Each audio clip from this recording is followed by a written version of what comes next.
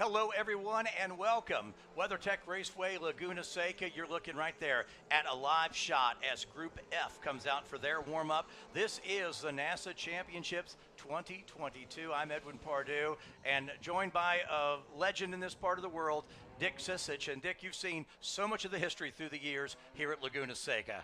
Yeah, incredible history at this track. It is world famous, and of course the signature feature of this track is the corkscrew.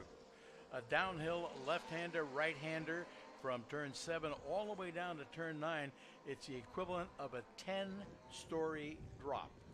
And I had to go over there yesterday and really to see it in person and stand at different areas and watch the cars come through there, simply amazing to watch. Again, this is our final warm-up of the day before we go into competition. What we've had so far this weekend, warm-up sessions, qualifying. We're going to get into a couple of our time trial groups, and then we'll come back this afternoon, our first qualifying race of the day. That'll set the final field for championship races tomorrow. So final warm-up here. We can't do it all our own. We're going to have a bunch of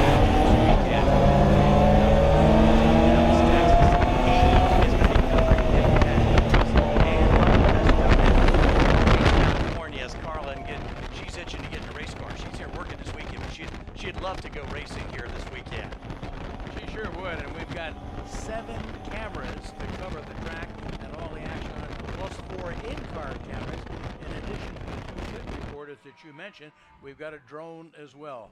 So tons of information flowing in to us to help you keep you up to date on what's happening here at WeatherTech Raceway Laguna Seca in Monterey, California.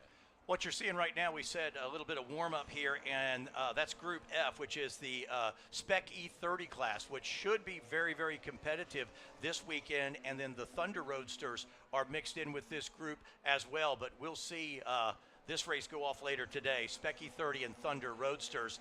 And what's so fun about this is one of the unique things NASA does are the way they start some of these races in waves. You'll see rolling starts, standing starts. It's one of the most unique things that you'll see, and it's a part of the NASA tradition. Yeah, I saw that yesterday. I was amazed. They had a rolling start, then it was a big gap, then they had a standing start with the second wave that came out behind them. And they spaced them out just perfectly so that it turned out that everybody had plenty of racing room. It is an art, to be sure. Dick, let's talk about it. It's kind of the gorilla in the room. We've had couple days of beautiful weather. Here we are going to do our qualifying race today. When these guys come back tomorrow, it could be a whole different animal because we're looking at what could be a weather situation tomorrow. It will be a weather situation. They've been talking about it for days here because we've been without rain for about 6 months. All of a sudden, rain is on the horizon, and it is going to be here probably late tonight, and it should rain most of the day tomorrow, maybe not steadily, but on and off. So it's going to be a wet track, and these cars have been driving, practicing, time trials, whatever, on a dry track, completely different animal tomorrow.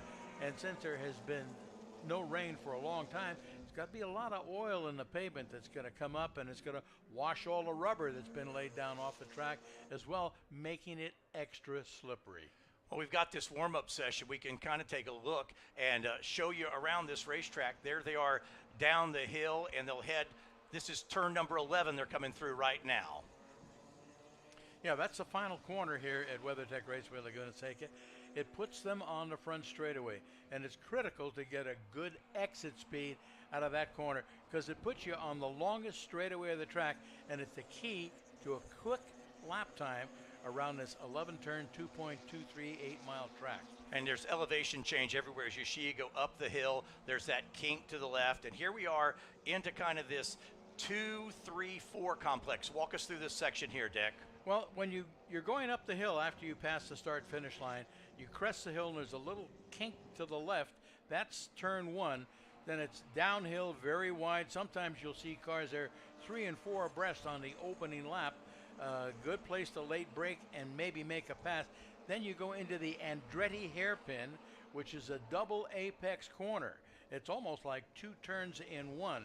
It's a left-hander, it winds around, then it takes you on a short straightaway to turn 3, which is a 90-degree right-hander. Straightaway under the tire bridge, another 90-degree right-hander, that's turn 4. Again, a straight takes you to turn 5, which is a bank left-hander, and sends you up the hill towards the corkscrew. You go up the Ray Hall straightaway and up the hill through turn 6, a left-hander, and then turn 7, you get up to the top of the hill. All you see is sky before you go down the hill. So you got to make that plunge on faith the first time, because you don't see the track up there. You make turn 7, a left-hander, then a quick right and another left, 8A, down into turn 9, which is a left-hander that is off camber. By off camber, I mean it's banked the wrong way and wants to spit you off on the outside. You'll see a lot of cars go off in turn 9, not in the actual turn itself, but at the exit of the turn, and they'll shoot back across the track.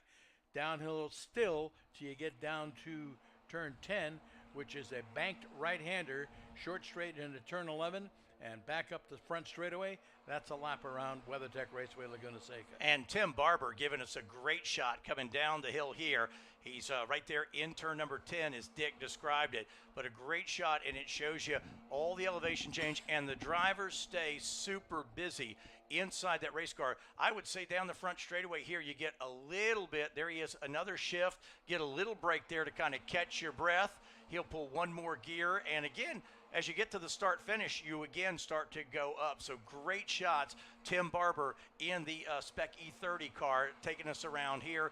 You'll drop down into turn number 1. Final chance for these guys to kind of get a feel of these cars before they jump into their qualifying race here in just a little bit. Not only do we have cameras around the track, and we have cameras in car a little bit later, also some drone footage where we'll really be able to see the layout of this place. There's one of the Thunder Roadster cars. There's a handful of those cars here, and just a very different looking machine out of the 600 Racing stables, and have turned to a really cool road racing car. Incredible to watch these cars come around this track, and there is no moment to rest except maybe up the front straightaway. You talked about a chance for a driver to relax. There is not much room to relax. Front straightaway a little bit, but then you have to set yourself up for the Andretti hairpin, that double apex corner that takes you through the infield, and a series of right-hand 90-degree corners. Takes a lot of people to put these on, and we want to thank Hawk Performance. Since 2008, Hawk Performance has supported NASA members with the best braking products in the industry, combined with a lucrative contingency program for the HPDE, TT, and racers alike. Hawk Performance dedicated to making sure drivers feel confident no matter what the road or track conditions bring. To see how Hawk supports NASA members, visit DRIVENASA.com. And this live broadcast brought to you in part by Hawk Performance, supporting NASA members since 2008. So we thank those, and there's a lot more that we'll share throughout the course of the weekend. And there is the drone shot we talked about, and it kind of gives you actually can see the racing line from there as well. Beautiful video from that drone as they come down the hill now. You can see the cars coming into turn 11. That's that left-hander that puts you on the front straightaway to begin another lap around this iconic racetrack. Last chance for these guys to warm cars up before they go again into qualifying racing.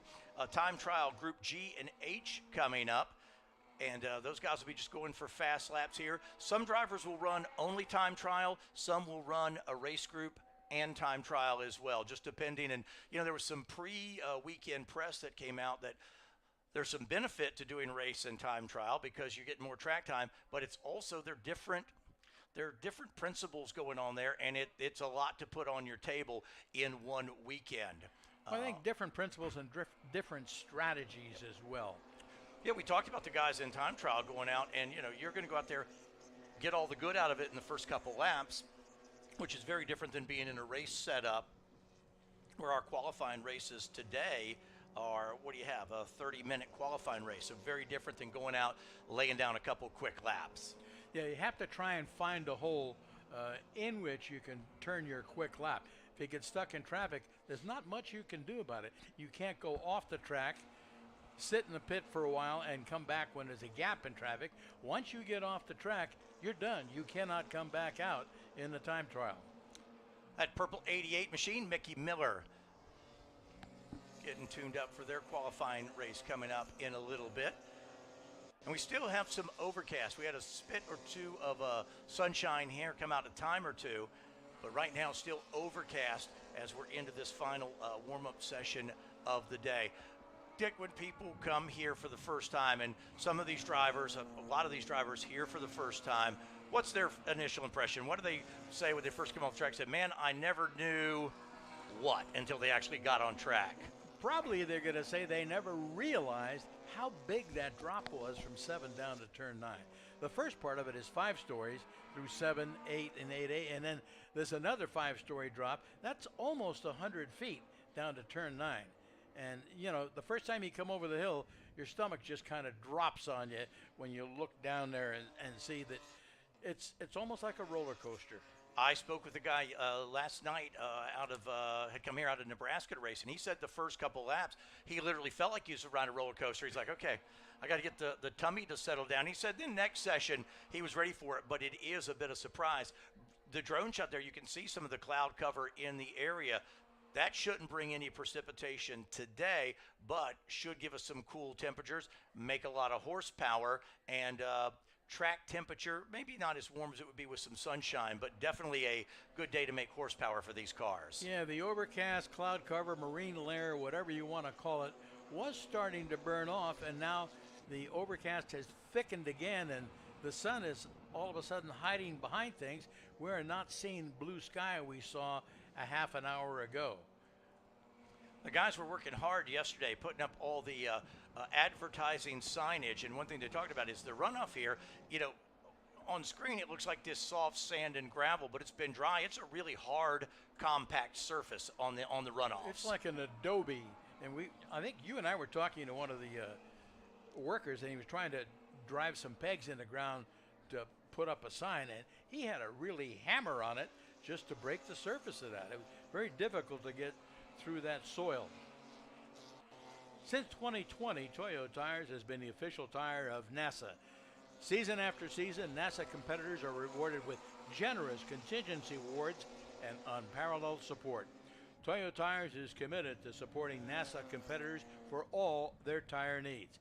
Visit DRIVENASA.com for more information. Yeah, we saw some of the drivers who were doing a track walk yesterday, and they were putting up some of those Toyo signs and some of the others sponsors, like, how long will those last? And I was saying probably till the first Miata race of the weekend.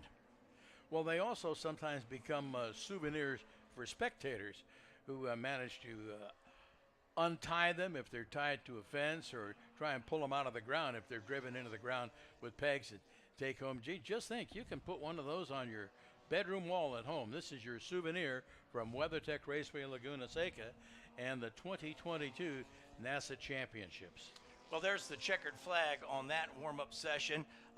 Robert Rudicell in the number 7. He was the quickest Thunder Roadster. Best time was a lap of 1:40. And then Ethan Wilson in the 49 car. He was quickest in the warm-up for the Spec E30. So really, as the checker flag falls here, all the tune-up, everything to get ready for a championship now in the books. Now we go into these qualifying races, which, think about it, some of these bigger fields, where you start is so critically important to when we go racing. Passing areas, where do you want to get the job done? Let's say you have a bad qualifying race today, you're not starting where you want to start. Where are those key passing zones on the racetrack? Good passing zone would be going into turn 1. It depends on how good your brakes are and how much steel you have in your nerves, because sometimes you'll see cars 3 and 4 abreast in there. It looks like an on-ramp for a freeway, but there's no metering light when you get down into that corner. So if you get into that corner and you are on the outside, if you can stay outside through turn 2 all the way around, depending on the car alongside you, unless they want to move over and push you off the pavement, you stay outside, you could be on the inside to turn 3, and then you can complete a pass there. Doesn't work there, you're not going to make one. Best chance after that would be the entrance to turn 5. You come out of turn 4, that right-hander, 90-degree corner, then it's a long straightaway to turn 5, little kink, and then turn 5 is an excellent place to pass. You can see cars diving on the inside, completing the pass and heading on up the hill. Corkscrew, not a good place to pass, but it happened last week. Newgarden used it to his advantage and passed 3 cars up at the entrance of the corkscrew. Something that you don't normally see down here, but for him, he made it work. It was just incredible to watch him. And then, of course, sometimes you've got late braking coming out of turn 10 into 11 that puts you into that final corner, and you can make a pass there and come on up the start-finish straightaway. So turn 1, 2, turn 5, maybe the corkscrew and turn 11 are spots to pass. Depending on how brave you are, pick your spot. Exactly, and how your car is handling. We're going to see some of the fastest laps of the weekend coming up. Group G and Group H. There are 2 time trial groups. Now, if you're new to what we're doing here, you think time trial, you're thinking qualify. No, time trial is its own race within a race all its own. It has nothing to do with later our race and where you're going to start in a race. It's simply, I want to set the fastest lap in my group. As I mentioned before, some drivers will do time trial and a race group. Some will just do time trial. So our first group are time trial groups 3, 4, 5, and 6. They're going to set some quick laps, but then we're going to come back with Group H, and that's our unlimited cars and our 1 and 2, time trial 1 and 2. That's where we'll see some quick laps. And what do we see? Some practice times yesterday in the unlimiteds were unbelievable. We're down into the low 120s, I believe, 126, or maybe even less than that. It was just incredible. The Lightning Crown cars are also interesting to watch. The sprint cars, essentially, they've been converted to road racing. Yeah. So that's something to watch as well. And I've noticed on that, there's 3 of them here this weekend. You've got 3 different configurations. One has no wing on it. One has a more traditional sports car spoiler. And then the third car has a full-on sprint car wing on the roof of it. So 3 very different ways to approach it. Yeah, they're still trying to find the best way to do it and find out what works the best. And they're hoping to convert more sprint car drivers to come on over and join the party here at NASA. Those cars were originally developed for USAC Silver Crown Racing on their larger speedways to give them more of a speedway car. Didn't catch on. The Silver Crown cars have gone back now to a more traditional oversized sprint car look, but we were talking with the guys, and there's several of them around the country, and they think they could make for a really, really good road racing car. We're also watching timing and scoring. You can go to the nasachamps.com website. You can follow some of the timing and scoring there, but we'll keep you up to date. Again, these next 2 groups should be some of the fastest laps we see all weekend long. Then once we get into racing, we'll go through each group, let you know where your favorites are running throughout the group, because a lot of these races will have multiple race groups within one event. Again, except for Spec Miata, they fill out the field everywhere they go, all on their own. Our group will be getting the green flag here, so first flying lap. Again, this is TT Group G, and it's TT 3, 4, 5, and 6. We'll set some fast laps here. We'll get even faster when they come out. In this session here, what do we have? About a 20-minute session here for time trial 2. We'll introduce you to some of the drivers as they're out on course as well. A lot of traffic out on the track. It's difficult to get a quick lap. If you're on a quick lap and all of a sudden the car in front of you slows down, it kind of negates your lap or throws it out, and you just have to try again. And there is, as far as making a good fast lap, there is a ton of rubber down on this course. A busy weekend last weekend with IndyCar here, and then these guys have pounded out a ton of laps over the last 4 days. So a lot of rubber on that, but these cars all use different type of tires, so there's some mixed rubber out there as well. Well, it'll be interesting to see what happens when the rain, which will be the joker in the deck, I guess you could refer to it as, comes in overnight and then into tomorrow, because it's going to wash the rubber off the track, bring the oil up out of the pavement. This track, by the way, is due for a complete repaving in 2023. After the final event of the season next month, they're going to close the track down for 6 months, and the county has authorized $13 million to repave the track, replace the start-finish bridge, and make several other improvements here at the facility. So it's going to be a brand new racetrack next year. Can you say hello track records when they redo that next year? All right, first car across the line, the number 12, Austin Kent, sets a lap of 137.5. So Kent quickest so far in this series. Yeah, he's in a TT3 car, TT3 and TT4. You know, I'm not as familiar with these classes as you are, Edwin.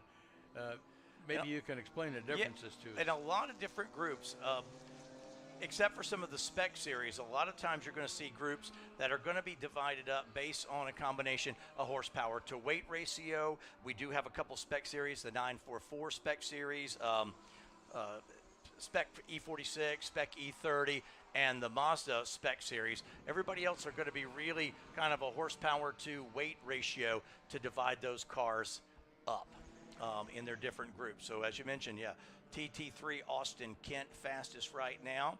I see a lot of BMWs out here too. Whole lot. Justin series cars. Justin Sprugaski in the 24. He's fastest right now in TT4, a 138. Morewood Creative Team, the 72X, they lead the way in TT5. And Michael Amelko, a 149.2, fastest right now in TT6. And again, some of these cars will only run time trial for the weekend, but many of them will double up this weekend and say, all right, we're going to do both. And I would imagine folks who, especially if you're here for the first time, you want as many laps on track as you can get. Those are the guys who may want to double up and do both a time trial and a race session here today. Because there's no difference in the setup for the two sessions. The car's going to be set the same, you know, a little bit different strategy, trying to get one or two quick laps over a full race distance. But yeah, if the car's good, it is good. How much does, you talked about repaving, you know, through the years, this track, you know, the old asphalt starts to fade, so it doesn't soak up as much heat. But how much when the sun comes up, what effect does that have on track temperature? Can it change a lot or not as a big a deal? It changes some, but not much. But this track is known as a high degradation track for tires. It eats tires. You cannot get tires to last on this track. That should change when they repave it next year. But grip goes away rather quickly, as the IndyCar drivers found out last weekend. Some of them could only get 15 laps on a red tire. Which is what, that's the softest of their options for the weekend. That's the softest compound. Let's give you some more laps here. Austin Kent still that 136.5. Yeah, he's improved that time. He was at a 137 before. And these guys usually the first, you know, they're going to get all the good out of them the first 2 or 3 laps. Edge Motorworks still now takes over TT4, a lap of 136.8. Morewood Creative Team still in TT5 with a 139.0. And Michael Melko, a 149.1. Car number 76 still in the TT6 fastest car. And there's that great shot again of the corkscrew, and no matter how many times you've seen it on TV or seen pictures of it, literally to go over there and stand at it gives you a whole different appreciation for it. Know, the best thing for a fan to do if they're here is to walk that corkscrew, preferably from the bottom up. Yes. There is a pavement on the inside of the fence, that cyclone fence that separates the track from the spectators. There's a path there, and you can walk up it. And you just won't believe how steep it is going up, and what a climb. It's the best way to experience and view it if you're on foot. I was talking to some of the flaggers this morning who are working around the course, and I thought, you know, back in the late 50s, can you imagine coming here and looking at this piece of property and going, we're going to do a racetrack here? Because it's just the most unique geography in all of motorsports. Well, it actually became a necessity to build it here. They used to race through the Del Monte Forest in the 1950s, and then the event got too big to handle it, and you were racing through the trees in the forest, and of course there was a fatality in 1956, and that pretty much ended racing through Del Monte Forest. So they decided they had to have another racetrack to replace that. They couldn't go without it. So 4 local businessmen got together and they talked about it, and they talked to the Army. this was a military base, Fort Ord, at that time. In fact, this track sits on what used to be an artillery range. And sometimes in some of the areas, I remember when they first came down here, there were big do not enter signs because there was unexploded ordnance in some of those areas. So they want to make sure to keep people out. But at any rate, they worked out a deal with the Army. The Army cooperated. They built this track in less than a year, laid out the design on a napkin at lunch. And originally, the rumor was that the track was supposed to go in a clockwise direction.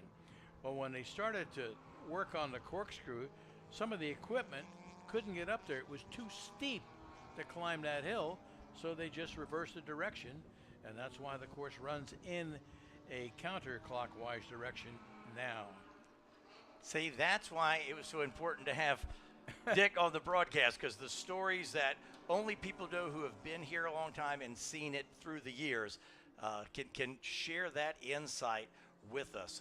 The Morewood Creative, that's the 72X, that red, white, and blue BMW right there, leads the way, quickest car right now in TT5 as they head up the hill.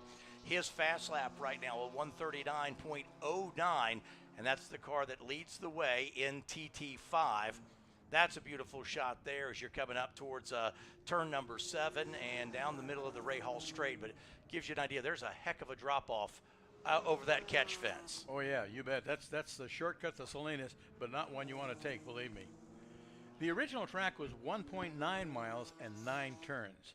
Then when they lengthened it to homologate the track for FIA events, they added that infield section where turn 1 is now. It used to continue around on the perimeter and go up to 2. They made it an extreme left and added turns 2, 3, 4, and the current track rejoins at turn 5, the old track. So that infield section was added to lengthen the track.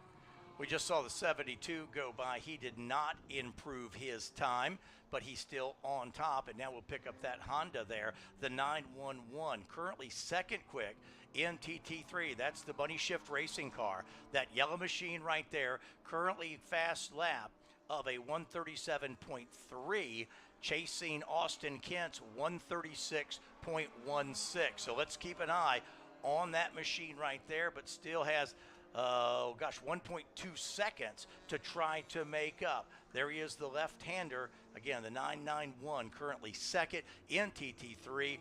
Up the hill, may have a little bit of traffic to deal with, trying to take over that fast lap from Austin Kent. This is our TT group number G, TT 3, 4, 5, and 6. And everybody chasing Austin Kent in the 12.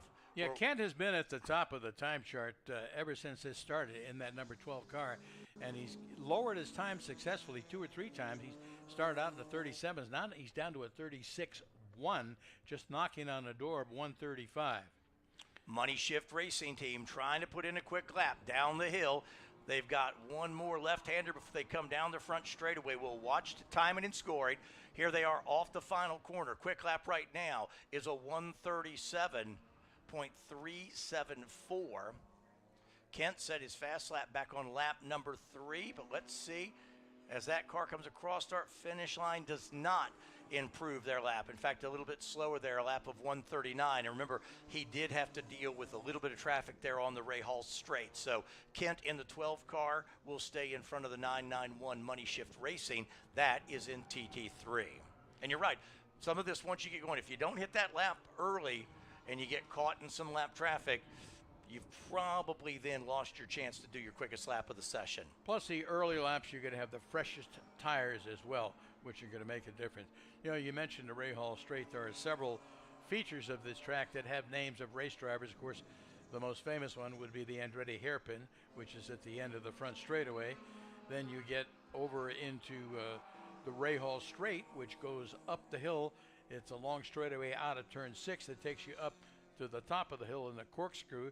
You go down the corkscrew. The bottom of the corkscrew is the Wayne Rainey corner to recognize motorcycle racer Wayne Rainey. Those are 3 featured turns here at WeatherTech Raceway Laguna Seca. And those pieces just add so much of the nostalgia and the history of this important track that been around since 1957.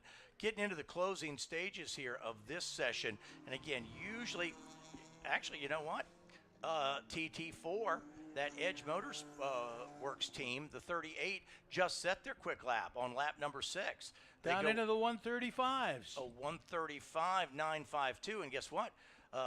Fastest in TT4 and now fastest overall in this session. So a good lap 6 run. We said, you know, you usually get your quick the first couple laps, but not so with the 38 car. They saved the best for later in the session. Made liars out of us. Yes, they did. won't be the first time that happens this weekend. You saw there, I don't know if you saw that shot real quick, but you saw the red Miata hand out the window. Real sportsmanship driver. He's given that faster car a point by. He knows that car's on a flyer, says, hey, I'm going to hold my line, take the outside, and that's that red, white, and blue BMW we were watching earlier. But you may have just caught that. That was the given a pass by for the Morewood Creative, the 72X team that currently leads the way in TT5. Yeah, so it's the Edge Motorsports car that has the fastest time in TT4 and overall at a 135.962. Austin Kent, second overall, and first in TT3 at a 136.1.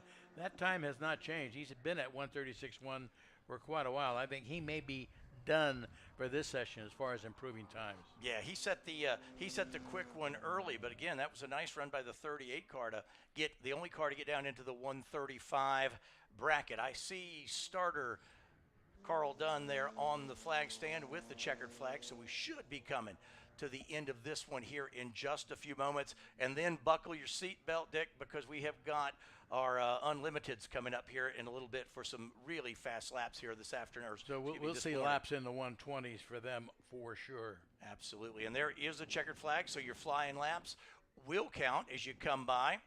We'll keep an eye on it just to make sure no one sneaks a quick lap in here at the end. Again, this is its own race within a race. Simply your time trial laps. Doesn't have anything to do with qualifying. Doesn't set the field for your race later. Those qualifying races are coming up in just a little bit. But we've got some of the most exotic cars of the weekend coming up in a moment. Track Day Tire is proud to be the official tire supplier of NASA. NASA members are able to take advantage of Track Day Tire's enormous inventory and technical support team focused solely on helping members extract the most from their competition tires on the track. For more information, visit DRIVENASA.com. All flying laps will be completed. They'll come in kind of on the backside grid, and immediately they've worked some time in for a quick track check in between each session, and then they'll roll right in to what'll be Group H in just a little bit. Dick, tell me, I know you said you've been involved a long time. How did you get started here at Laguna Seca? I got started here because I was a SCCA announcer for the San Francisco region, but getting into announcing to begin with, I used to race in Oregon, raced in Oregon for a couple of years, and it didn't take me too long to figure out that I wasn't that good at it. That plus the fact that it was also my street car, so I was a little hesitant to be too aggressive because if I didn't have the car at the end of the day to drive home, I had no way to get home. So once I quit that, I found out that, gee, it's no fun on the outside of the spectator fence once you've been inside. So I figured, boy, I need to get a job on the inside. It's more fun in there. So I decided, you know, maybe I could be an announcer. So I went up to the people in the region and said, I'd like to be an announcer. So they pointed me to a guy. This was up at Catati, a track north of San Francisco, up near Santa Rosa. And they said, well, go talk to this guy. So I went up there and I introduced myself and talked to him and said, I want to be an announcer. He handed me the microphone and walked out of the building. So that's how I got my start. Sink or swim. Yeah, into the deep end of the pool, so to speak. And both here and other tracks all along the West Coast. All along the West Coast, yeah, from Canada all the way down to the southern border with various series. Travel with a couple of series as their series announcers. But spend most of my time here at WeatherTech Raceway Laguna Seca as well. And they'll be back in October of next year. Rennsport is coming back to Monterey. Our next time trial group coming up, some of the fastest laps of the weekend. As the official motorsports supplier of NASA, Competition Motorsport has the largest inventory of auto racing safety equipment and accessories in the nation. With an exclusive discount only available to NASA members, Competition Motorsport can get you what you need, when you need it, no excuses. Visit DRIVENASA.com for more information, and make sure to check out the Discovery Parts trailer in the paddock. Well, there you see some of the exotic prototypes, some of the fast GT cars, and we're going to see some quick laps here coming up. Again, Group H, TTU, TT1, TT2, and there is that car we've really been looking at, that Tesla machine, because they're paddocked right next to the tower here, and they can go out some super fast, quick laps in that machine, but what an exotic machine. Yeah, and you look at that car, and they've spent a lot of money building that car. It's a beautiful car. It's just the brakes are the Achilles heel of that car because of the weight. I think we talked to you and I both talked to the driver, and he said that about 4,800 pounds without the driver. So you put a driver in, even Coker, who looks like he weighs about 120 pounds, is going to bring it up close to 2.5 tons. There's that Silver Crown wing car we just saw on our screen up here a moment ago, working its way around the track. The picture you see now is up the Rahal Straight as the cars climb the hill up to the highest point of the track, the corkscrew corner that descends 10 stories, and there you see him coming down through the corkscrew all the way back down the hill to start finish where we're located. Next time by will be their flying lap, and again, just like the other group, you should see the fastest laps in the first 2, 3. Yeah, max. we saw the One Motorworks group. They did a fast lap a little bit later, lap number 6. But typically, these first couple laps are the one where they're going to really set the quick laps. The sun started to peek out a little bit, but now back cloudy, and we have got green flag. This is Group H, and we want to watch the unlimited cars. Yeah, it's cool, moist air, cool track, perfect for the cars to set quick times.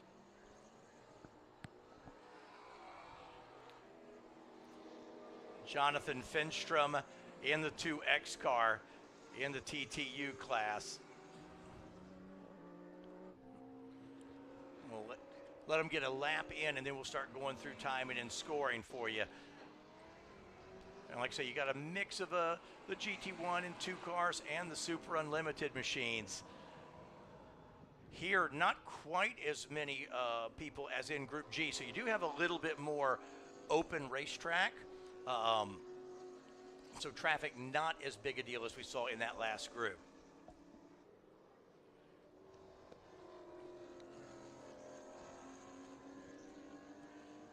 Yeah, that overcast seems to be coming back in. I don't think we're going to see much sun at all today. Got a shot of the cars coming out of turn 5, going up the hill toward turn 6, which is that left-hander that puts them on the Rahal Straight. And there's the corkscrew up there. When they get to the top of the hill again, it's rather a daunting feeling. If you haven't had a chance to drive the track just or take walk a lap it, around, yeah. But as you get to the top of that hill, before you make the left-hander to start down the corkscrew, all you see is sky. You cannot see the road, so you don't know where the road goes. Just got to have a little trust. Little trust, little faith. There is that 838 machine. I love that team. The all gas, no brakes team, which sounds like a good slogan, but may not be the best race strategy. Sounds good in theory. We're not quite sure about practice. So here we go. Our first laps are coming in now, and it'll be John Van Kingem in the 7 car immediately into the 120 bracket, just barely 129.330, and that is in TTU. Yeah, and Craig Coker just turned his quickest lap. He turned to 130.086. I was watching him this morning. He was in the 131s.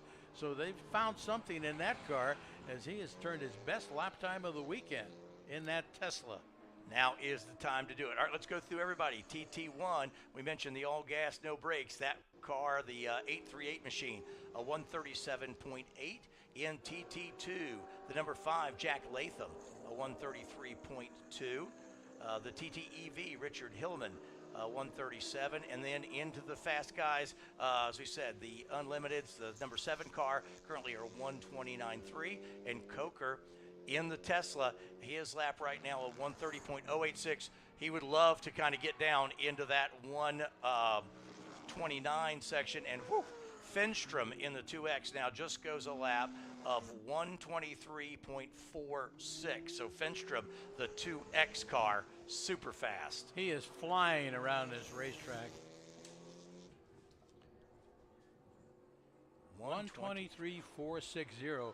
That was on lap 2. They're getting nice conditions right now, so cool weather, they're making horsepower. Again, not a lot of sunshine yet, but right now they are flying. The picture we're seeing now is the cars coming out of turn 11 and up the front straightaway. Everybody looking for a gap in traffic. Here comes that winged sprint car up the front straightaway. Number 4 car. You got a rumble to it too. It sounds it great. Sure does. As You they should have go heard by. him last weekend. He didn't have mufflers on it. There was no sound limit at the track, so he ran the car without mufflers. You could hear him coming from 2 turns away. And we mentioned Teslas. We not only the one in the TT Unlimited, but this is another Tesla in that green machine as well. And you see, and look, here's a perfect example of that traffic. You've seen now that Crown Vic machine has caught up, but one of the 2 Teslas on the track right there, and we're seeing that technology become bigger and bigger, and they're going to let the wing car kind of get by them there, trying to pick up a spot. But there they are up the hill now. And again, we mentioned both of these guys with the Tesla. Got to get out there those first couple laps, really get the prime on those cars. That's when they're the quickest for you.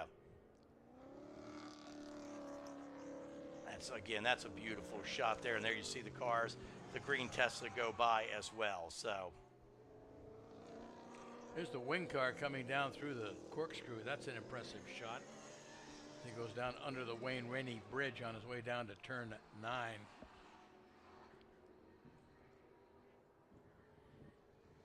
Jonathan Finstrom, who's currently leading the way out of the Great Lakes region. Finstrom now down to a 122.225. And there's Hillman in the 711, currently leading in the TTEV. Up the hill, his lap, in fact, right now, his quickest lap is a 137.5. He doesn't improve. That time by start finish, a 139. But he went his first lap, his quickest.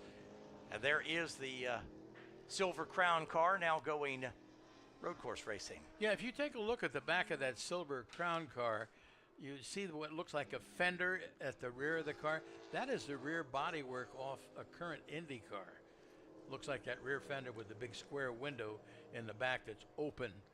And I'm sure they're just to improve aerodynamics over the open wheel on the rear of those cars. There he is into the left-hander. And again, these cars originally designed as oval track USAC Silver Crown cars, and finding a new life here on the road course. And we mentioned again, you're going to see a couple of them here this weekend, and each one with a different wing configuration. Full wing like you see there, a typical rear wing, and then one of the cars in the old Parnelli Jones Indy 500 day colors. The blue. Yep. Yes. No wing at all on that car. So. Yeah, that number 4 car is a Northern California car. I think their shop is up in Windsor, California, up in wine country, where they do all their fabrication. The other 2 cars, I believe, are East Coast cars. I think both out of the Charlotte, North Carolina area. And guess what? In that prototype, Finstrom now goes even quicker, a 122.225. As we see the Silver Crown car go back into the paddock, he's done for this session. But Finstrom goes 122.225 to take that quick lap even quicker.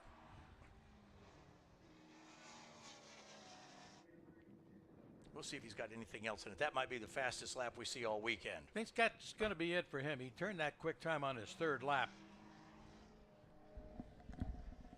And And we talked to a couple of the guys who run this, and again, they talk about, you know, one idea that is maybe you sit and you wait and go out when the traffic's open a little bit more and try to find some clear racetrack. The others just go out right away and nail that quick lap as soon as you can. Well, I don't think they're allowed to gap traffic either to create a window for themselves. So it's a tricky proposition, maybe a little bit of luck involved to find yourself a window within which you can turn your quickest lap. There's TT1 car, the 5X machine. And that is Darren Griffin. Darren Griffin in the Mustang, currently third in TT1. We see him go up the hill there, but that blue and yellow machine, Darren Griffin. His lap right now is, his quick one is a 139.49. That puts him third place in TT1. In fact, there you see it. In fact, he may be done. He was offline there and probably will head for the paddock area. We'll watch him as they come into the corkscrew, but he gave those other drivers plenty of room there. You see him third car in line. He's currently third place in TT1. And they have you, as you come down that hill, Dick, you commit early to the left. It's a quick left, yep, a quick right, then another quick left. You'll occasionally see a pass at the bottom of the corkscrew where someone will dive inside as they carry more speed at the exit of that corkscrew. You see those two guys come down onto pit road, Griffin and also the 19. That's Alessandro Sensoli, currently second in TT2. So those guys said, all right, we've taken all the good off of these we can. That's our quickest that we can do. Joe Kellerman, the 71X, leads the way in TT1. Jake Latham, the 5 car in TT2. Hillman still in the EV. And that lap of 122.225 still has Finstrom on top in the Unlimited. And again, super quick lap here.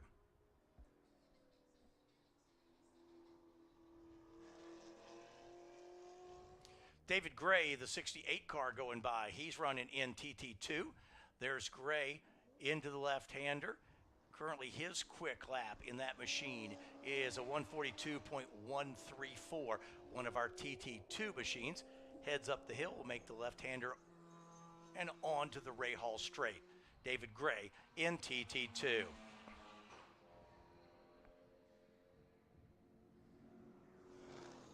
Not a lot of time left in this one, and again, several cars have already gone to the paddock area. They'll run a couple quick, and if you kind of go down through this, you'll look, everybody's quickest lap in TT1 was lap 4, TT2 was lap 2, lap 3 in TTU. So the first couple quick ones go. We're going to follow that 68 car for just a moment. He'd like to improve. Again, right now, 7th in TT2. That's David Gray at a 142.134.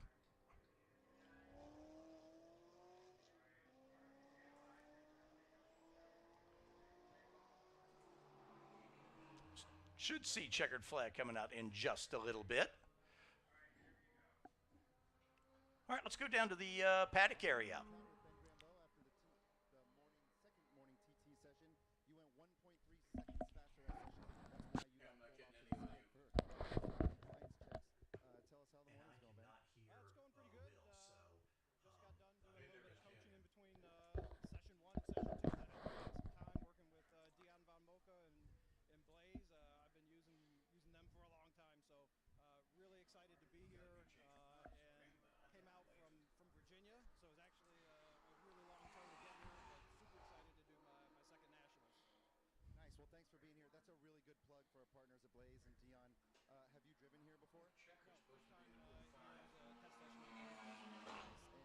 Between sessions, finding over a second, that's huge.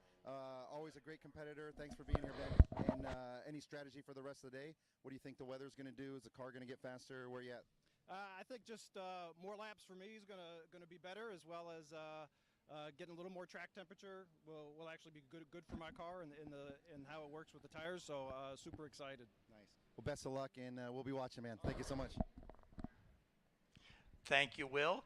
Ben Grambaugh down there, a TT2 driver, and that's going to be nice when we have those interviews, grab those folks as soon as they come off the racetrack and get their thoughts. But again, Grambaugh in the 22X machine, fourth in TT2.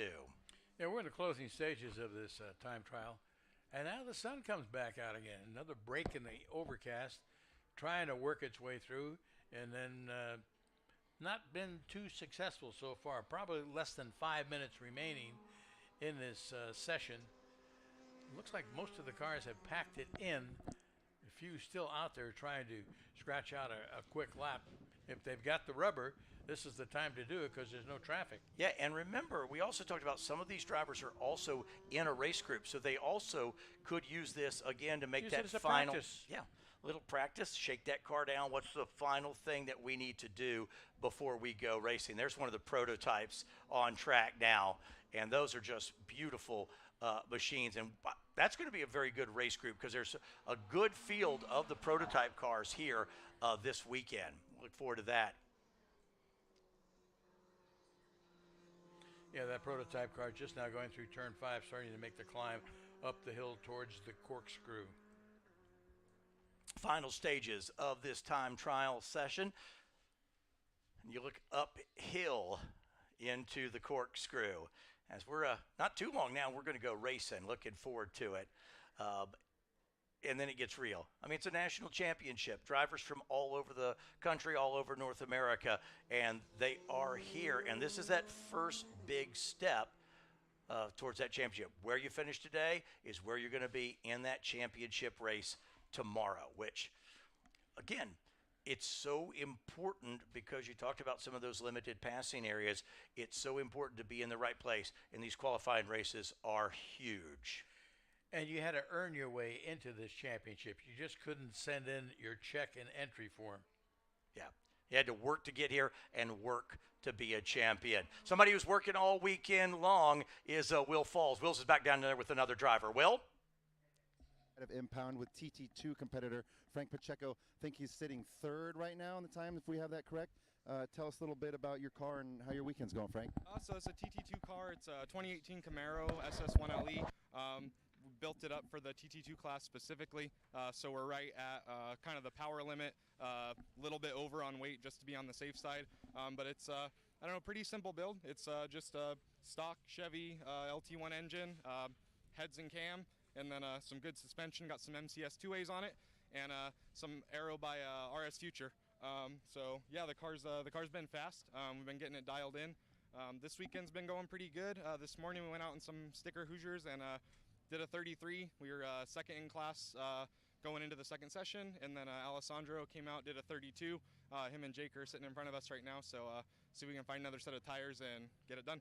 Nice. Cool build. Sure everybody at home is loving the details on the builds, on how to go fast. And something I want to point out for those of you watching at home, you'll see here in Monterey County, there's sound limits at this track. They're elevated to more than normal, but some folks still got to do some work to make sure that they can pass sound and make some modifications. You can see it's all pointing that way because guess where the sound booth is? That's right, on the other side of the car. So a lot of things to battle here to go quick and stay on track. So thanks for tuning in, everybody. We'll have some more here for you in a bit. Thank you so much, Will, giving us some of the insight of what's going on down here. And remember, that's not the end of TT. They have several sessions. It's going to be your fastest lap of the entire weekend. So you heard Pacheco saying there, hey, we're going to look for what can we do with some tires, what other adjustments we can make, because right now he is third in TT2. But that one's not over. That's over the course of the weekend. How can we dial that car in, and how can we get it just the way we want it, so we can go fast a little bit later. Right now, Pacheco third in TT2, and checker flag has waved on this session. And you cannot make adjustments during the session. Whatever you learn in the session, you might make that change for the next time you're out. Hopefully that will improve the handling of the car and improve your time as well. Steve Loden there in the 32 car, making his final lap around in the TTU. So your top three in TTU, Finstrom with that lightning fast 122.2, John Van Kingam, the 7 car, a 129.3, and then Craig Coker in the Tesla, he got a 130.086. I bet he would really like to have cracked into that 129 bracket. But those are your top cars in TTU. We're going to see them more over the course of the weekend. Well, Coker may get into the 29s before this weekend is over. As you mentioned, several more sessions for these cars. Haggerty Drivers Club makes the experience of owning, driving, and loving cars better. Enjoy exclusive offers from brands you love. Get unlimited classified listings on Marketplace and more. Ready to ride? Join the club at Haggerty.com. Well, Spec Miata are coming up next.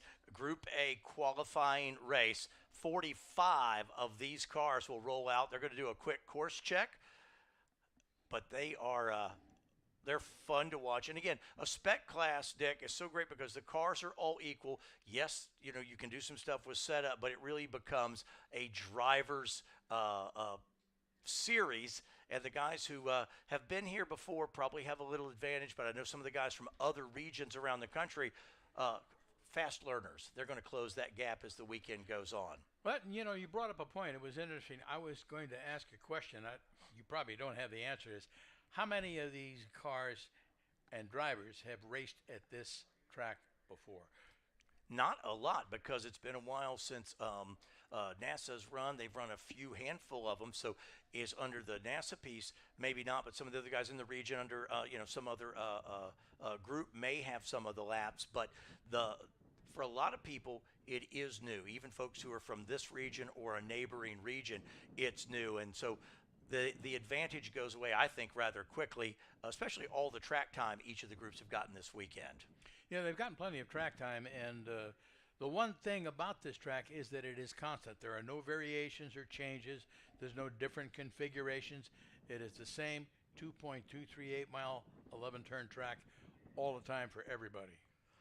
So coming up, our first qualifying race of the weekend, Group A, featuring our Spec Miata's 45 cars, are set to take the green in just a little bit. We're seeing them all getting gridded up in the paddock there, so they'll be going out in just a little bit. And that's a beautiful shot. Oh, there's the grid right there. So those cars are all getting gridded up. Each one of those cones has a number on it. You know where you're supposed to start. You pull up to the cone with your corresponding starting spot, and away you go. And still got a few of them to get gridded up there, and they're doing a course check right now to be sure we're ready to go racing. Qualifying racing and then championship racing tomorrow. It's going to get good in a moment. It's unusual for me to see cars gridding where they currently are.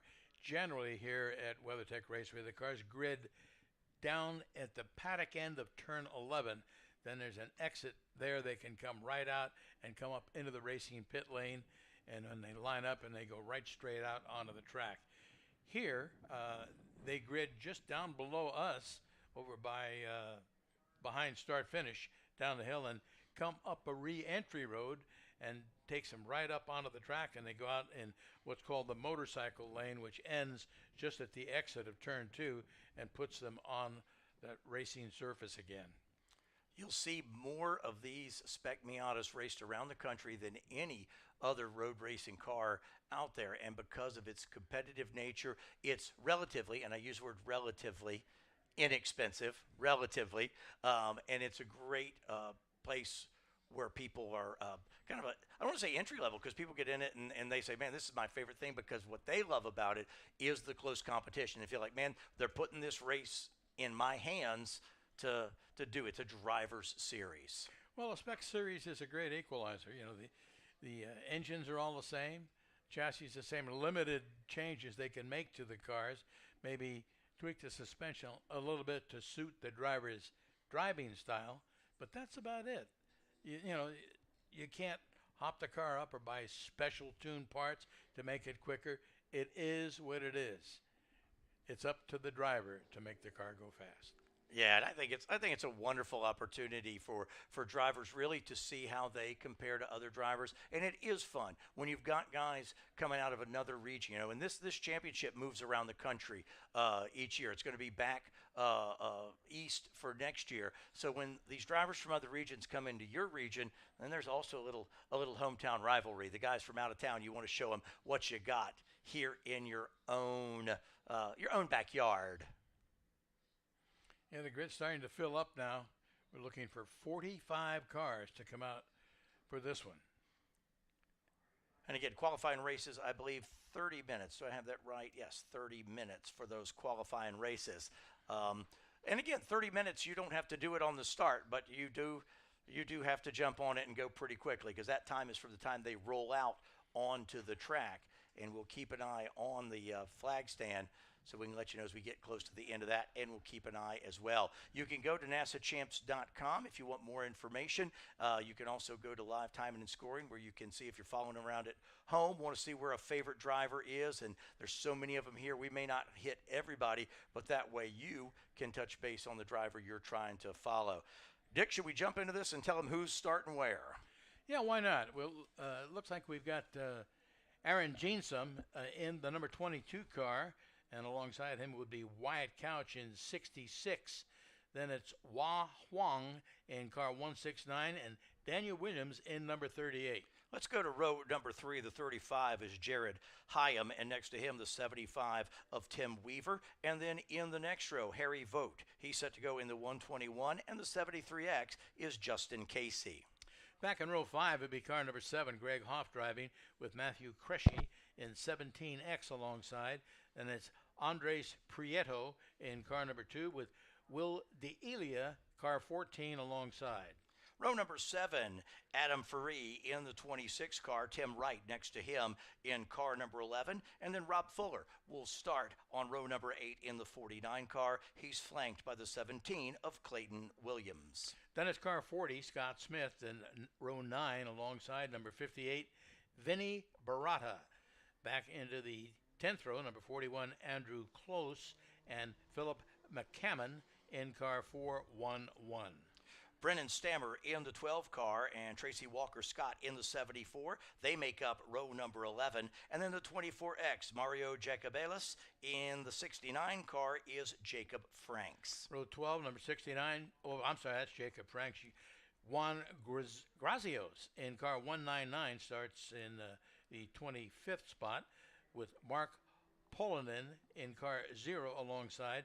Then it's Peter Fung in 168 and Philip Holyfield in car 44. The real deal, Philip Holyfield. Row number 14, the 37, Martin Tagliavini. And then next to Martin, the 71, that is Gail Corley. Row number 15, Sean Shepard in the 176. And next to Sean is the 32A, Mike Travers. Then it's 26X, Christopher Schaffer and Alan Jested in car 114.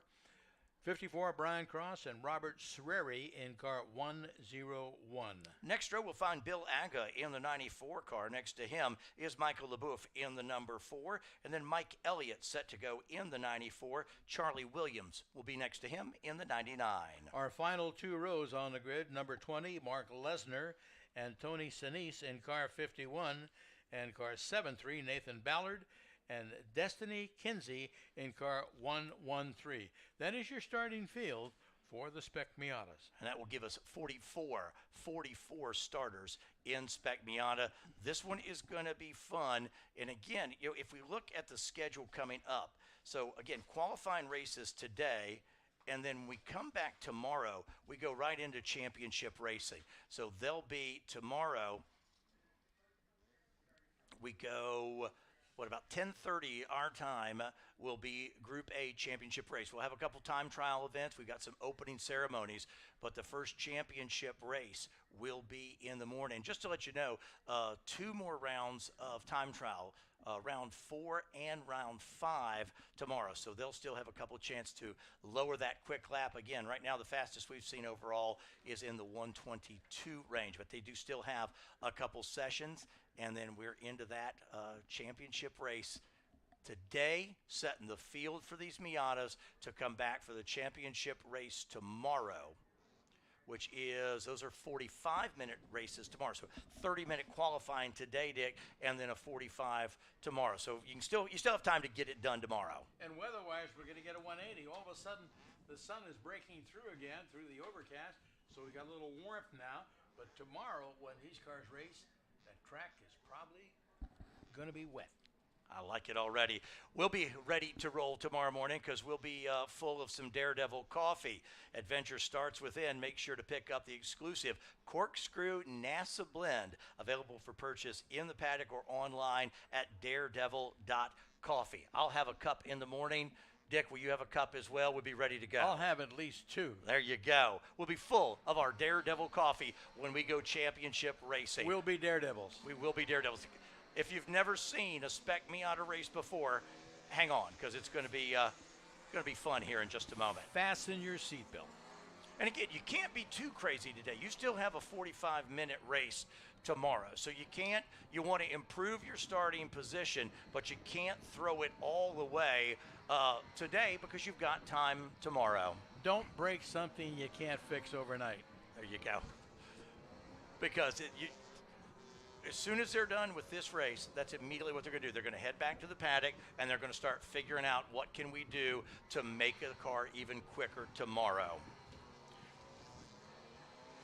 But it's a crapshoot because the weather's going to be the joker.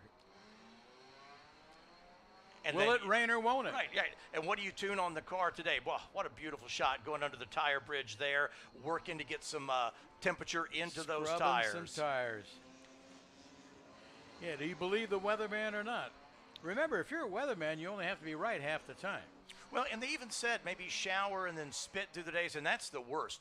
When it's a full wet day or it's a full dry day, those can be okay. It's that one where it's going to spit a little, then not, spit a little, then not. Those are the ones where you're second guessing yourself. Yeah, all because the time. conditions are in flux; they are constantly changing. The track does drain well. Yeah, I was going to ask you if you get a quick gully washer here, does it? And obviously, with all of the elevation change, even the corners that are relatively flat still have some banking in them. So I'd imagine you do get a pretty quick dry line, to say the least. Cars going through turn 5 now as they start their climb up to the signature corner here at WeatherTech Raceway Laguna Seca, the Corkscrew. Be fun to see them come through there the first time, side by side. Not much room for side by side, although sometimes they do get that way. It's a question of who is going to give, who's got the nerve to try and hold that line. And do you do that in a qualifying race?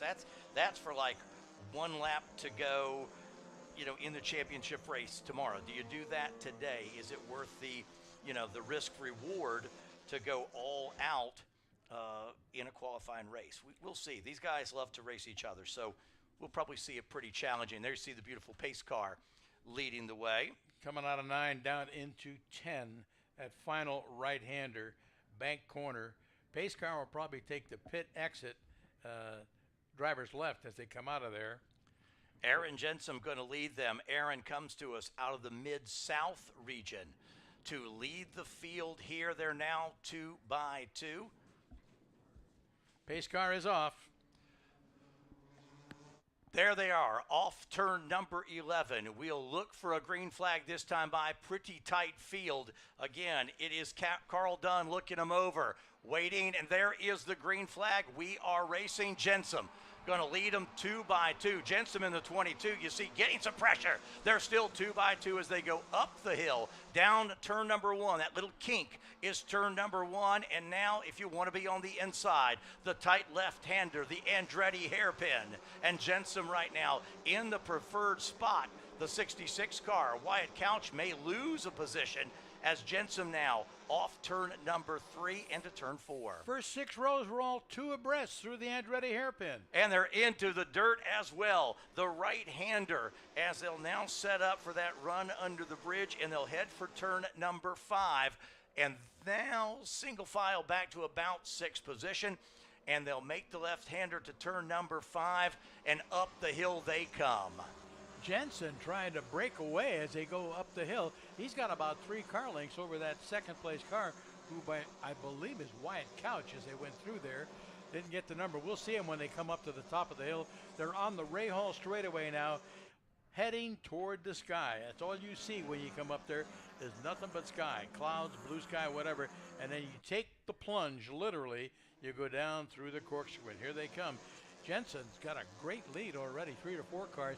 Second place car starting to pull out a gap over the rest. Good battle going on for third and fourth. We'll get the numbers when they come down. They're pretty much glued together as they come through turn 9 and head now down into turn 10. Your race leader heading into turn 11, trying to pull a gap if he can. He's got about 2.5, 3 car lengths as they come up the start-finish straightaway. Jensen in 22 is your race leader. Down the front, straightaway they come. Jensen in the 22 car. Wyatt Couch in the 66 car. Couch is now second. Wahong in the 169. Jared Hyam in the 35. Tim Weaver, the 75 car. That's your top 5. The gap for the leader into turn number 2. Make it about 4 car lengths. At the line, it was less than half a second. He'll stretch it out a little bit as he comes to turn number 3. Gets a nice line. You'll see these Spec Miatas will use every inch of the racetrack and a little bit more as you see him hanging off turn number 3. He's extended that gap now. In the right-hander, he's doing an exceptional job getting a gap back to the 66 of Wyatt Couch. Couch now with some pressure from the 169. Wao Hung is there in third place. They've got a little bit of a gap back to fourth as they head up the hill under the bridge there for the second time, and your leader now back on the Rahal Straight. As they start their climb up the hill, a long, long climb, but the descent is much quicker as they dive down through that corkscrew. 10 stories from turn 7 down to turn 9. That's a 10-story elevator drop. Jensen continues to open up the gap, but ever so slowly. He's just stretching out that lead. Last time by, it was a half a second when they came by us here at start finish, completing that last lap. It's going to be closer to a full second by the time they get down here. Couch still in pursuit, trying to catch him up as they come down into the final corner. Make that left-hander, puts him on the front straightaway here at WeatherTech Raceway Laguna Seca. Man, Jensen used a ton of curbing, and he is really using all of it. So the top 3 have spread out a little bit. I'll tell you what's a good battle right now. Jared Hyam in the 35. That battle right there, that is the battle 4th and 5th. Hyam in that silver 35 car. Hyam's to the inside. Hyam's going to hang on to it right now. Tim Weaver in the 75. That's the battle for 4th and 5th. Weaver is tucked right in behind as they get into turn number 3. And Weaver, you saw him peak just a little bit. Again, 4th or 5th place. Weaver, will he look now? Right now they'll stay single file as they go through turn number 4. And Hyam going to get just a little bit of breathing room. Use all of the curbing there. And now again, Weaver's going to look a little bit driver's right. Going to stay single file now into turn number 4. And again up the hill. And Dick, that's a heck of a battle coming your way. Yeah, it's heading up the hill under that bridge up to the Rahal Straight. In the meantime, Jensen has opened up his gap. Last time they crossed the start-finish line to almost a full second, 0.8 of a second. It'll be over a second when they come back down to it. Looking at Jensen now as he opens that lead, comes down through the corkscrew, all by himself in that number 22 car, followed by Couch. Then it's the number 69 car of Wahong, and that battle for 4th that you talked about between 35 and 75, Weaver and Hyam. And they are really having at it. Somebody kicks up some dust out there as they come down into the final corner. You don't normally see dust over in that area between 10 and 11, but you're seeing it today. As you mentioned, these cars using all of the track and then some. Well, because it's such a momentum series, you've got to keep that momentum up. It was actually Wah Hong who had kicked up a little bit of dust. Now we go back there. There's the 6th, 7th, and 8th place cars. There you go, that bright green machine is the 7th place car. That's Daniel Williams in the 38 car, currently running 7th. The thing we're going to talk about tomorrow is your top 3 a lot because you want to be on the podium in the championship. Here, you know, 3rd, 4th, it doesn't matter as much. It's just your starting position. But tomorrow, that podium will be so important. You see, again, there's Hyam, the silver machine, using all of the curb and then some. And now, that car of Weaver tried to get to the inside and somebody off. A whole lot of dust there. And now Weaver is starting to get some pressure. That's Justin Casey there. And behind them, you've got 3 cars battling it out. those guys, when they get side by side, again, it's such a momentum series where they get side by side, they can't run as quick, and that lets that whole group lock up behind them. You've got a 5-car train heading up the Rahal Straight. 4th, 5th, 6th, 7th, and 8th are all nose to tail and glued together up the straightaway. In the meantime, Jensen has stretched his lead out to just a little over a second. Here's that battle I was talking about coming down through the corkscrew now. Weaver and I believe it was Engum, followed by Casey and Williams. And look at that train come down through there. Looks like a parade lap. Side by side now. They're trying to get side by side as they come down into turn 10. That's not going to work. And then into 11. They're going to be coming up the start-finish straightaway now. Look at this bunch of cars coming out. You got 5 of them you could cover with a blanket. That is 4th, 5th, 6th, 7th, all together, trying to get as best a starting spot as they can get. So Hyam in 4th, Casey now in 5th, Daniel Williams 6th, and Harry Vogt. It was Tim Weaver, the 75 car. He really lost out on that lap. Weaver, who was battling for 4th, he's now dropped a couple spots. He's back to 7th place. And again, that's just more cars he's going to have to pass. There they are into turn number 3, the Silver Machine of Hyam, leading the way, and using every bit of the racetrack and then some. And it's good for them that that's a hard packed runoff area because they are using it like it is racetrack. And now Weaver trying to do everything he can to get back into it. 2 wide. Now they tuck back in single file. And there is the 38 car now. Again, who's that? Daniel Williams. Williams going to chase him up the hill. A little bit of bumping going on as they go through turn 5 and head up towards turn 6. Great battle between 4th, 5th, 6th, 7th, and 8th. And Jensen has lost a little time. He's now under a second as all of a sudden Wyatt Couch looks like he might be gaining on the leader. Jensen will have to keep an eye on that battle. Jensen in the 22 car and Couch in 66. But we're watching this great battle where 4th, 5th, 6th, and 7th between Jared Hyam, Casey, Williams, Voigt, and even Weaver, who got shuffled to the back of that pack last time by. And Hyam now, they're starting to reel in the 3rd place car. There's now the 22. Let's see here. Actually, that's Jensen. Jensen may have lost a spot. Yes, he did. He lost a spot there somewhere. Now Wyatt Couch. You said that gap was getting smaller. We've got a new leader, the 66 of Wyatt Couch, and the 22 car's got problems. He has dropped a bunch of spots in the 22 car. He led, and he is going down the leaderboard. He's down 3 seconds. He must have had a problem or made a mistake that we didn't see, because Couch got by him and left him 3.1 seconds back. It's another 3 seconds back to that. And now Jensen has dropped to 3rd as Wahong has got up into 2nd spot. And here comes the rest of that thundering herd we were talking about, 4th, 5th, 6th, and 7th. They're going to get Jensen next. Jensen must have a problem. You saw the gap getting smaller. There's Jensen now in 3rd spot. And then there's that 4th, 5th, and 6th battle we've talked about. That's now Hyam, Williams, Weaver to 6th place now. But they're looking for more. Yeah, Jensen is sliding backwards through the field, unfortunately. Yeah, and you saw the gap. You mentioned it through time and scoring. The gap had gotten tighter, and all of a sudden they lost a couple spots there. So Wyatt Couch now front. Now, if you're Jensen, you just want to nurse that thing home, save a good finishing spot so it's a good starting spot tomorrow. And it seems like he's settled in. Yeah, you don't want to start at the back of this field. Not if you're hoping for a podium finish. That's a tall order. That would make for a very, very tough day. Last time we checked, Jensen was about 3 seconds back of Wahong, and actually running about 6 seconds back of the leader, Wyatt Couch.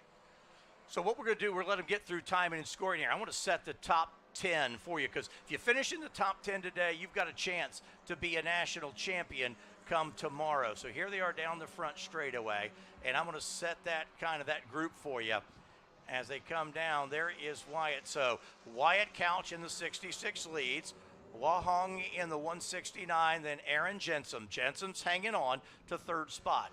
Jared Hyam is in the 35. He's 4th. The 38, Daniel Williams, is 5th. the 75. Tim Weaver is 6. Harry Vogt, the 121, followed by Justin Casey, the 73X. Greg Hoff in the number 9 position, and Juan Graziosi in 10th. He's picked up 16 places in this race. You want to talk about somebody that's a mover? It's the 199 car. He started 26th. He's now 10th. That'll make a difference tomorrow when he goes green flag racing. Boy, it sure will. And the next car on his target list to overtake would be Greg Hoff in that number 7 car. He's currently running in 9th spot, but he's about 6 seconds behind him, so he's got a lot of ground to make up, but he's got time left. I think there's about 15 minutes or more left in this session. That is your driver of the race so far. And boy, you know, I've noticed a couple times on the Rahal Straight, you see them using every bit of the racetrack on that Rahal Straight getting set up here for the corkscrew, because those guys are going too wide and literally 2 wheels on the other side of the curbing. Just before you crest the hill at the end of the Rahal Straight, you'll see the drivers get over to the extreme right edge of the pavement before they make their left and dive for the apex that's going to send them down through the corkscrew. Occasionally you'll see someone get really brave and try and get inside going into that corner. That red car you see on the right of your screen there, that's that 199 car we talked about, who's made up so many spots from the start of this race. He's done an exceptional job, and again, that'll pay dividends. I fully feel, Dick, if you can start in, well, you could win this thing tomorrow from anywhere, but if you're in the top 10 today, you're starting in that top 10 group tomorrow, you've got a real shot at being a national champion. And Graziosi is lapping quicker than the 9th place car of Greg Hoff, and he's clawing his way forward to that pack, trying to get up. He's inside. He's 10th now. He's like to get up to about 5th or 6th before this is over, and he's got maybe 13, 14 minutes left to do it. But some other great battles going on through the field. You can see clumps of cars that are nose to tail in groups of 3, 4, 5. Here's a group that's coming out of, I believe that's turn number 4. And just, there's about 7 or 8 cars all in a single line. And every car you pass today is one less car that you have to pass tomorrow. Yep.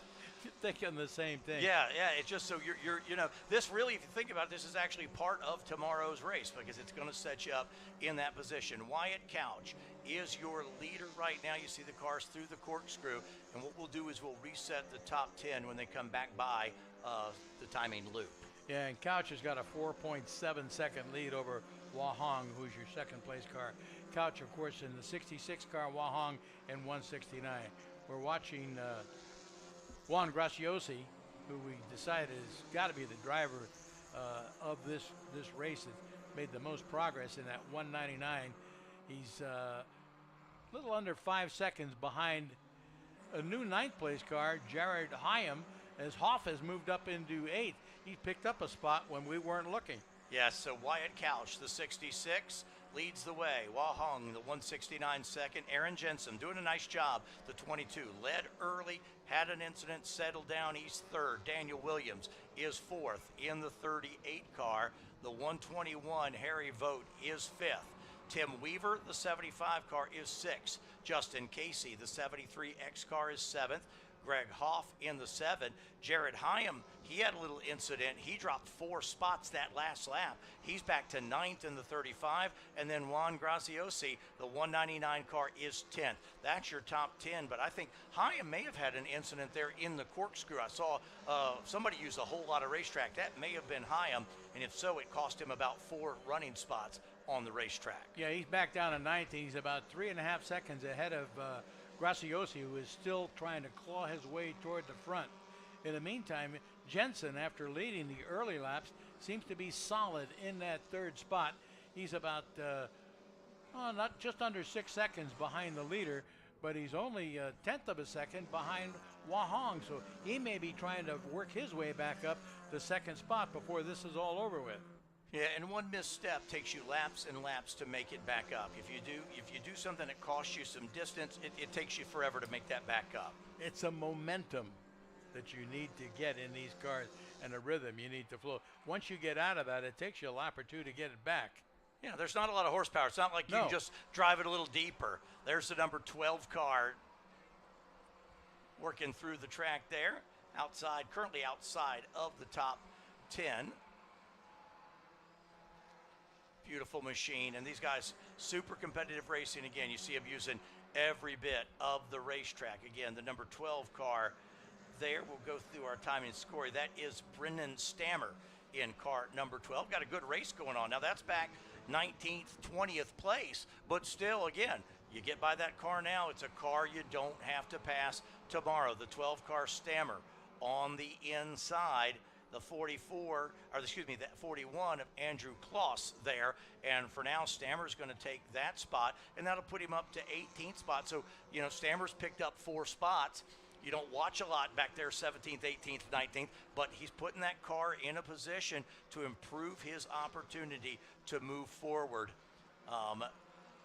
in his starting position. And we talked about Juan Graziosi. He actually lost a spot. He's back to 11th now, but still gaining 15 spots. Yeah, he dropped the spot in the meantime. That battle for second is hot and heavy between Wahong in 169 and Jensen in 22.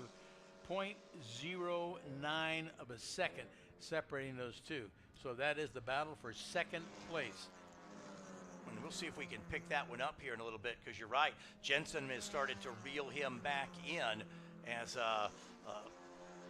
whatever the mistake was, Jensen. I don't know if he just went off briefly or whatever, but he really had to spend a lot of time making up for that little piece. And so did, I mentioned earlier, who was it?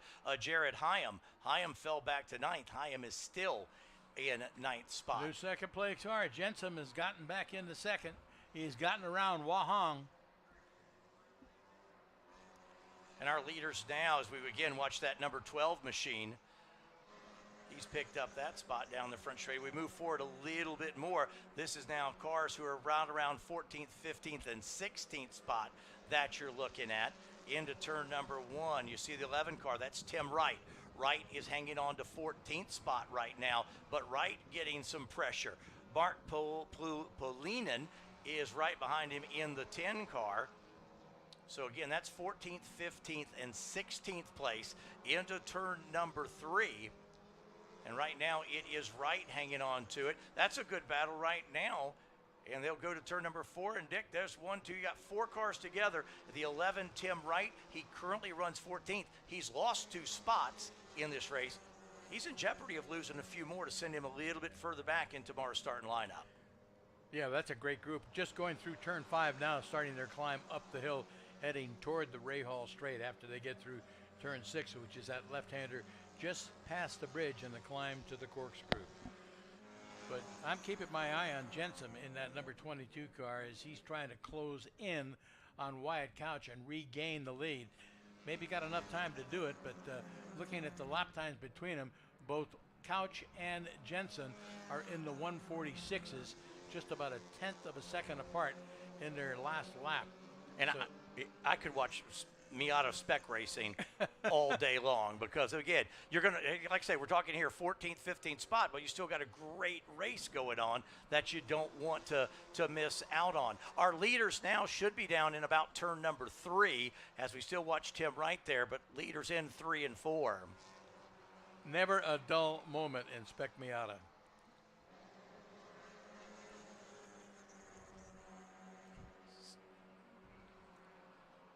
So the leaders now are in turn number 5, and we'll watch everybody cycle through. And we also start to watch the clock here. Aaron Jensen is in 2nd spot. He's now done a great job to kind of claw his way back into it. Graziosi was still not able to pick up his spot, so he's still 11th, but extremely successful race for the driver of the car. What is he? Car number 199.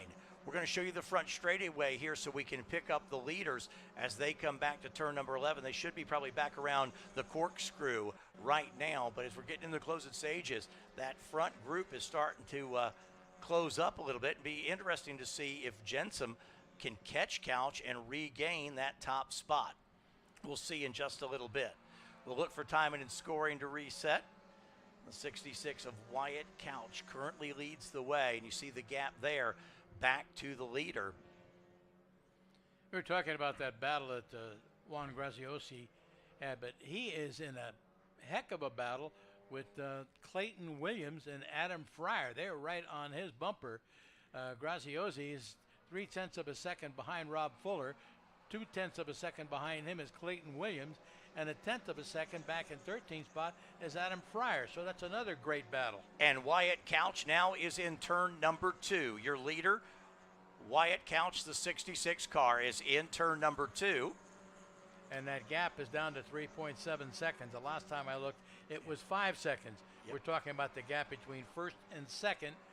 Wyatt Couch in 66, your leader, and Aaron Jensen in car number 22, currently in second spot. And there is your leader in the 66 machine. And again, the gap is getting smaller. Of course, if you're Jensen, you got to decide, how bad do I want to win this thing? It's not all that important to win this race. Right now, I'm in the front row. I'm on the front row. There's the leader, and he's got, as you mentioned, it's down to 3.7. But let me say something else also. You don't know what's going to happen tomorrow. It's also an opportunity to say, oh, yeah, Laguna Seca, I won a race there once. Nobody's going to ask you if it was the qualifying race or not. They're coming up the hill. Dick, talk us through the leaders here as we see them right there on the Ray Hall Straight. Watching as they go up there, there's a couple of cars glued together. I couldn't catch the numbers on them. They come down through the corkscrew. We'll see them. I believe that's a leader going down under the Wayne Rainey Bridge. Right now, you'll see him pop into view if you're down at start finish as he comes out of turn 9. He's in the picture all by himself. You can't see Jensen yet.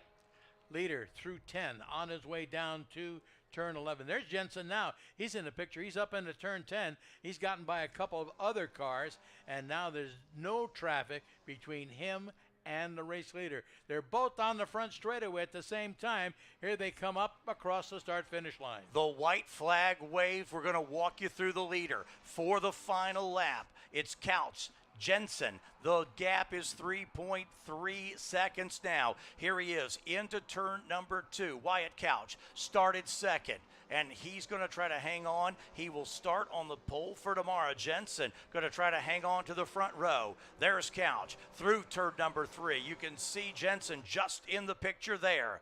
Through 3, and now we'll set up for turn number 4. Couch just needs to not make any mistakes. He's got enough gap. He's not feeling any pressure from second place. Uses some curbing, a little bit of dust there. Into turn number 4. You can see second place in the rear view mirror through turn number 5, and now they begin the climb for the final time. This is for the win, Dick. For the win, it's Couch leading the field up the hill in that number 66 car. Jensen in pursuit in the number 22 car, but he's got an almost insurmountable gap to make up before they get back to start finish. The only way he could catch the leader would be if Couch made a mistake, went off course, or had a mechanical problem. Here comes Couch down through the corkscrew, now under the Wayne Rainey Bridge. There goes Jensen right behind, but he's too far back to even mount an attempt to overtake. Couch all by his lonesome through turn 10 now. That short shoot down into turn 11. But he's not holding back as he kicked up some dust on the outside at the exit of turn 10. Here he comes up the start-finish straightaway looking for the checkered flag. Hey, Laguna Seca? Yeah, I'm Wyatt Couch. I've won a race there before. It's the qualifying race. There is Wyatt Couch.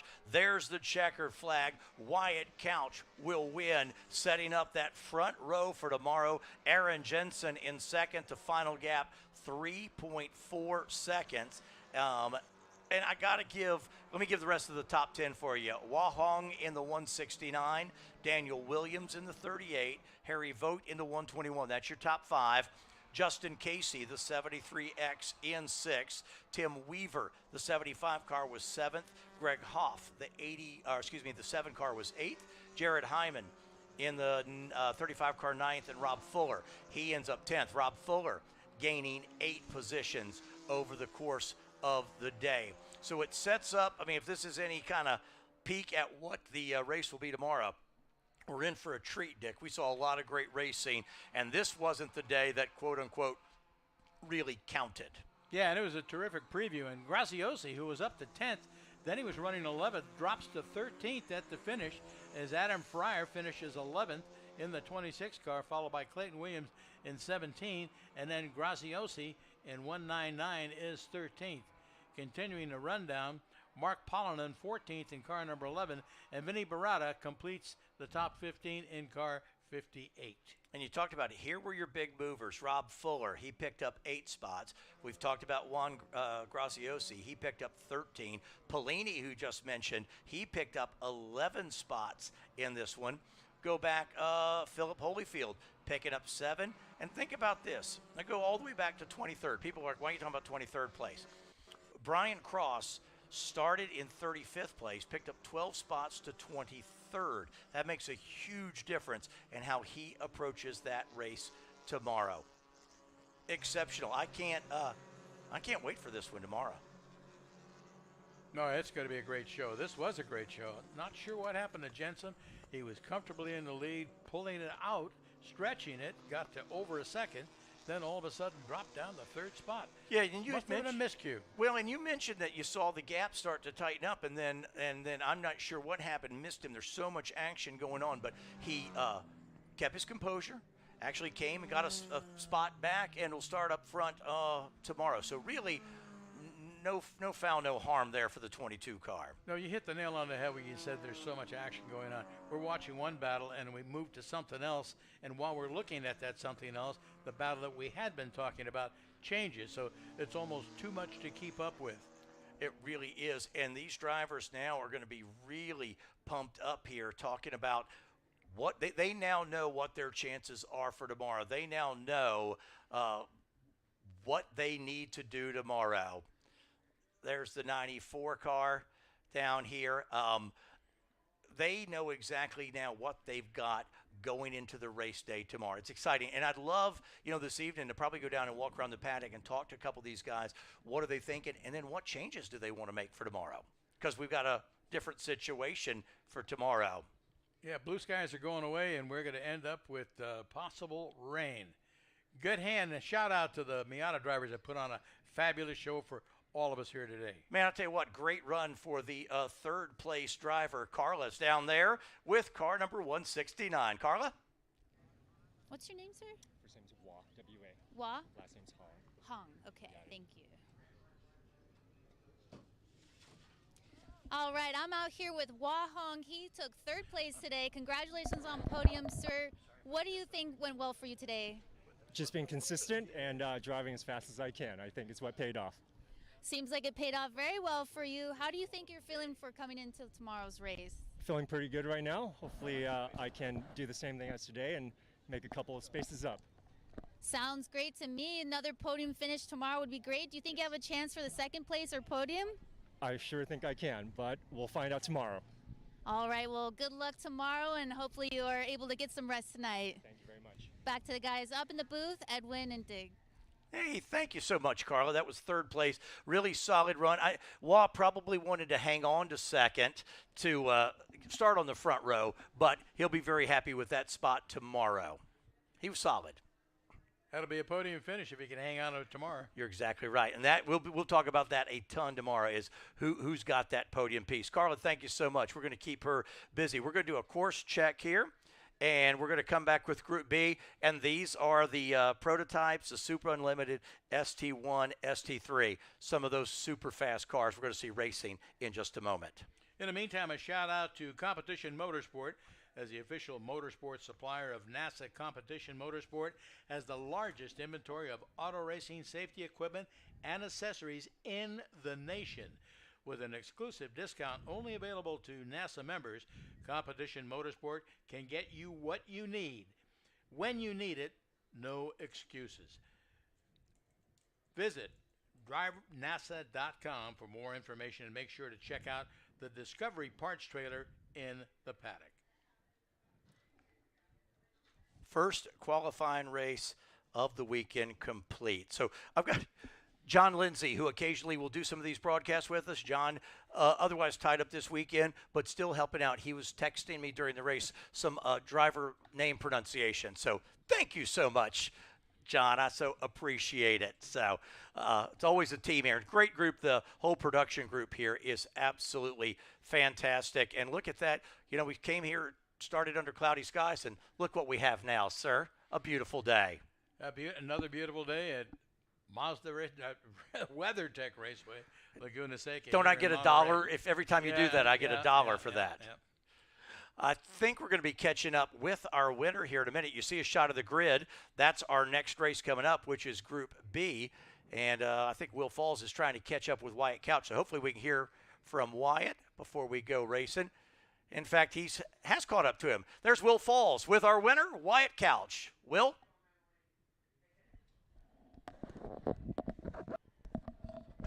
We're here with Wyatt Couch in Race Impound, Spec Miata qualifying race winner. Wyatt, tell us a little bit about your race. Yeah, I mean, it was a good race from my standpoint. Aaron got out a little bit, and I started to reel him in ever so slightly. And we came out of 9, and he had a little bit of a mistake, and I slipped by. And then from there, I just I picked a number on my dash, and I just kept hitting that lap every time, and just ran consistent lap times, hitting my number, and I ended up coming out with the win. Yeah, nice work, man. It's interesting seeing early on in the race 2 wide.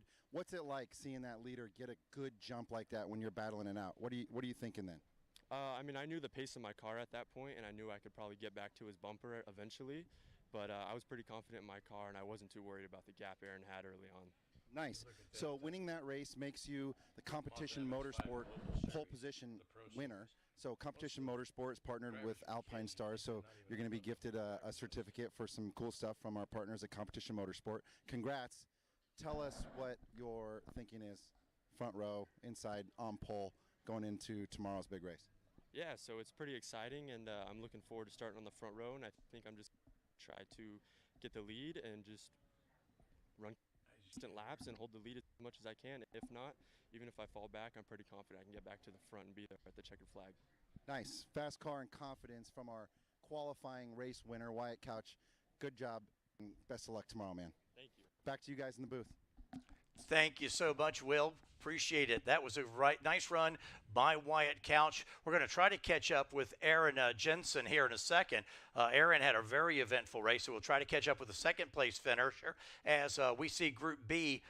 They're in the grid, and some super exotics coming our way in just a moment. So give them a second to get gridded up, and we will see those guys on track in a moment. Again, everything you're seeing today are the qualifying races to set the field for tomorrow. And then, of course, we still have round 3 of time trial coming up to wrap up the day later today. But, boy, if everything gives us as much action as that race did, we're in for a good couple days. Absolutely. And you're going from one spectrum to the other with the Spec Miatas to the super exotics.